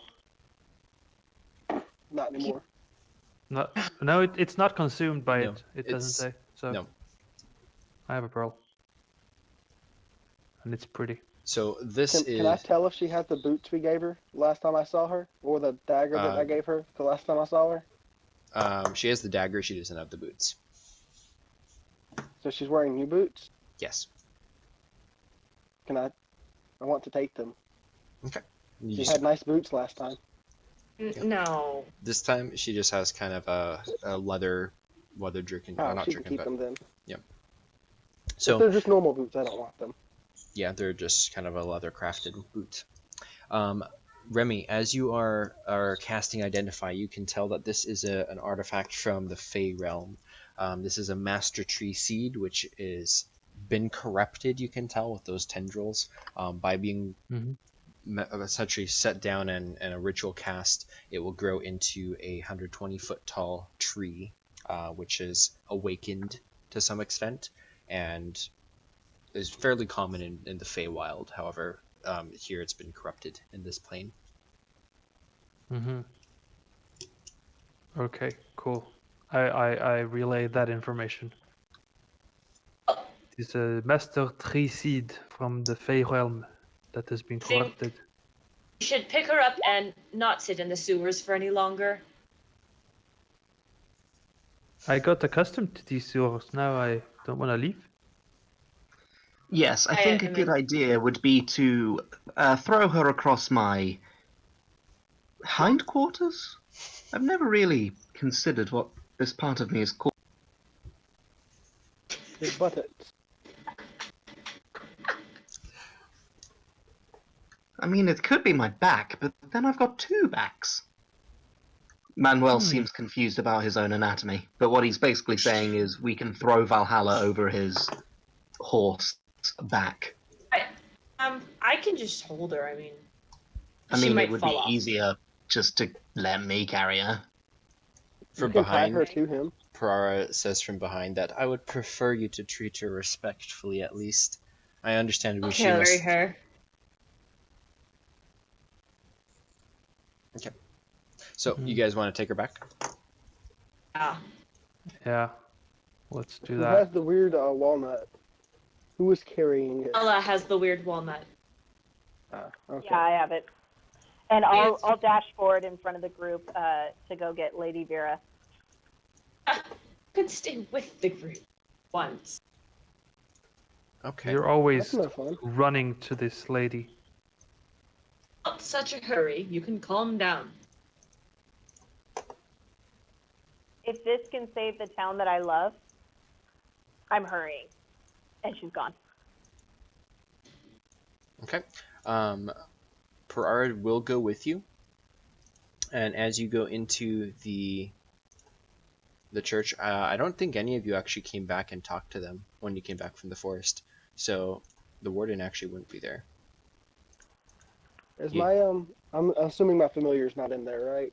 No, he would not be allowed in. Well, actually, no, he's just a snake, right?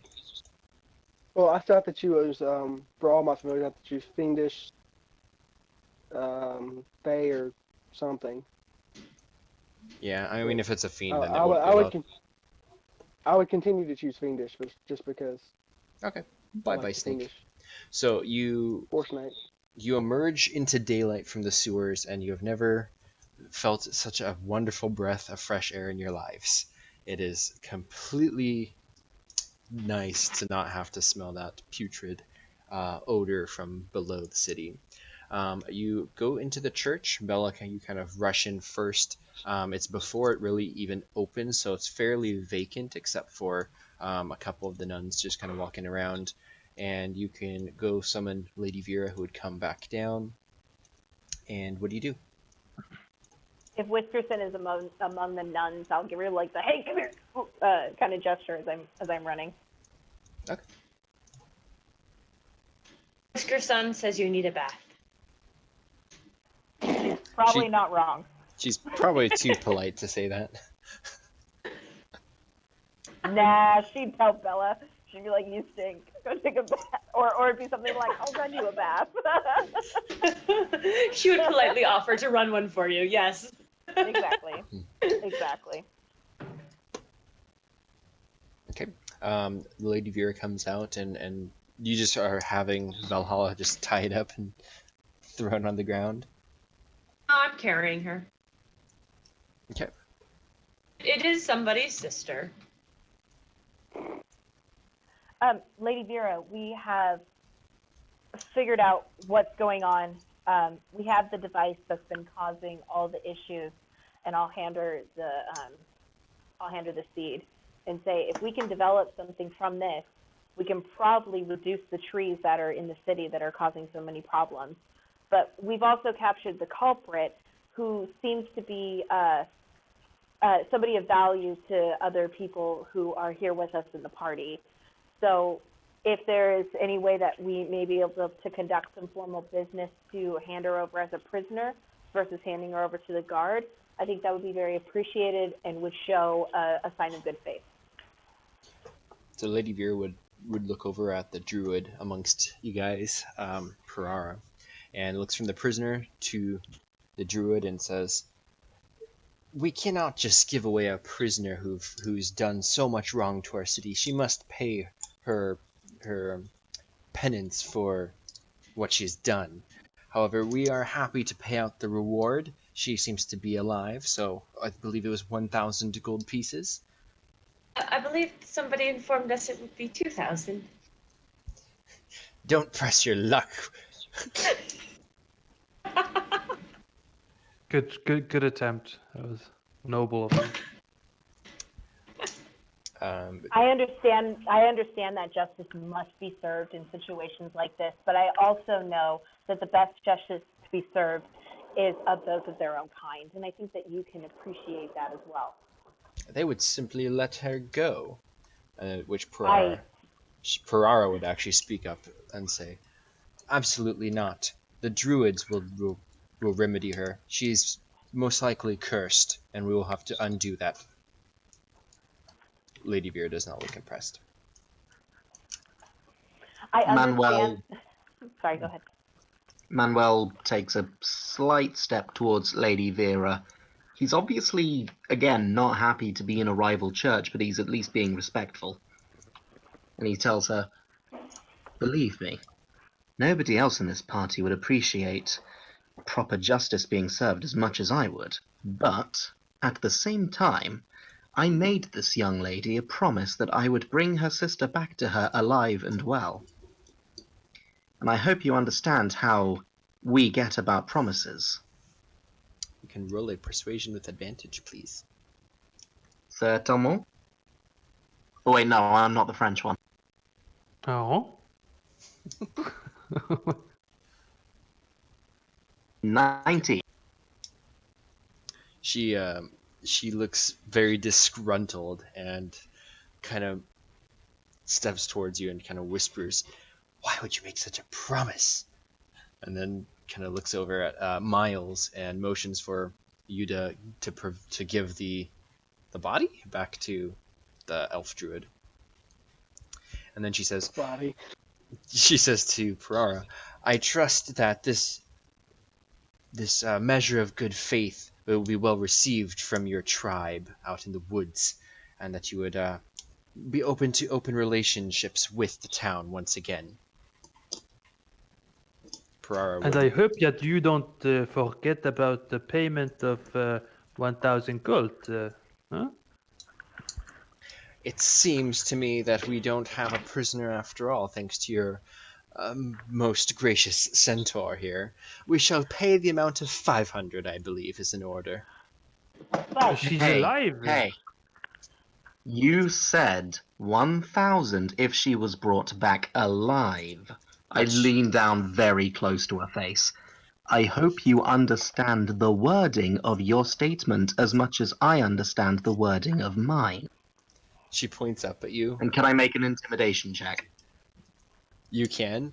She is going to point up at you before you roll that, though, and she's going to say that the agreement was to bring her back so we may imprison her. And then you kind of lean down towards her face, and she kind of grits her teeth in a feline kind of growl, and then just kind of lowers her hand and says, "Whiskerson, go get the ledger." And then she storms out into the back room. She does not reappear. I use intimidation, and it's not to be a dickhead. Proud of you. Good job. She does not reemerge. Whiskerson does, and she's holding 5 coin purses full of 200 gold pieces each, and to which she distributes, except to Perara, who she kind of says quietly, "I'm sorry, but you were not part of the party apparently, so you are not allowed to have coins. And she says, "It's all right. She's my sister. That's all I wanted." And then they will leave. So, Wait. I ask Ferrara before I give sorry. I ask Vera before I hand over Bella if she can carry her all right. So Perara nods. You mean Vera? Vera's the cat lady. Oh, Vera's the sister. So No, Valhalla is the sister. and undo her there. Bella is the unconscious sister. Yes. Vera Is the conscious one. I asked Vera No, if Lady Bella. Vera is in the Tabaxi church. Yes. Oh yeah, she's the. Wait. What was his I've written sister's this name down. again? Who was his sister's name again? Ferrara. Okay. These two. Rah. Why do you make names so confusing? They're all Lady labeled. Gaga. Can you not see the Oh my names? God. No, you No, didn't reveal the names. I can't Super see the small. names. I guess I could zoom in. Well, There that's- are no names except for Valhalla. Yeah, no. The only names are on our character tokens and on Valhalla. Yeah. Oh, it's Ah. controlled by. Oh, it wasn't. Never mind. There you go. Urara. Oh. Okay. Yeah. See, I did not see that the whole time, so I've been thinking her name was something else completely. My apologies. Not like Springleaf Druid. All of them are I- labeled on my screen, so I just assumed you could see them. Yeah, I know. I ask if she can carry her all right, and then I'm sure she confirms she can, and then I hand her over. She would ask that you would just make sure she's tied on correctly, and then she transforms into a deer again. At which point you can Okay. kind of lash her to the back, and then she's just going to take off. Yeah, that's what I do. Sounds good. Okay. You all have 200 gold pieces. Who has the walnut? Or the master tree seed? I gave it to Lady Vera. Unless she didn't take it from me, then it's in my Nope. possession. Oh, she would definitely have taken it if you gave it to her. Darn. Okay, so Wanted that. that pretty much would end this adventure. Is there anything you guys else want to do? And Yeah, can I try to? I would just say to Bella that as much as I don't necessarily like that woman, make sure that we're just not on her bad side and that we did get her that seed, which I hope will be helpful for this case of the crazy trees. Thank you. And I head out after talking to Bella about that. Mckenzie, I can't hear you. I didn't say anything. I didn't respond. Okay. So the Tabaxi girl, Whisker Sun, she goes back over to the edge of the dais and starts playing on the organ as things start to kind of open up in the church. It's a new day. I'm gonna go take a bath. It's a new dawn. Yep. And Gonna as go you, take a bath. as you exit out Agreed.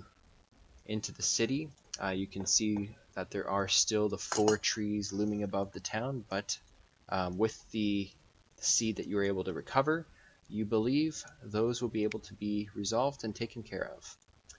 And that, Did you say it just became dawn? yeah, it's a new morning. Okay. Do I need to re-roll for my wand charges, or will by the time I use this character again, will those just be full? It'll just go back to normal. Okay. So All right.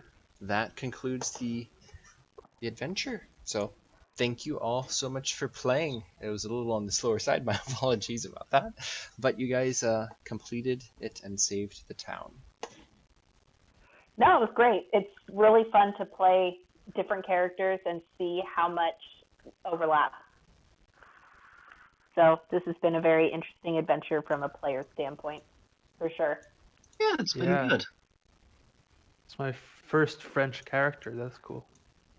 Yeah, great job. No, that was I I brilliant. did like your accent. It was really good. Oh, That thank was you. that was Yeah, brilliant. man, it was great, dude. That was- One of the funnest things I think is being able to play with people across the world. So I am very grateful that you joined us, especially on spur of the moment. So Yeah, it's 7:45 a.m. right now. That's Sunrise. Isn't sun has Sun risen, has yeah. risen. Oh, it What? looks to be a dreadful day here in England. Sky's all grey.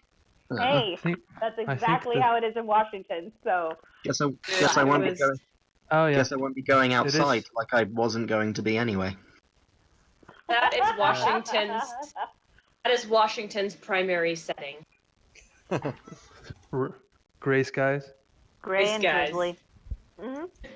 Yeah, we have a lot of it weather is. here in Washington. And some is really nice, sometimes it's really dreary, but it's good. Well, We have a lot of green. I'm gonna go ahead and end the stream, and I'll hang out a little bit longer if anyone wants to chat. But thank you all so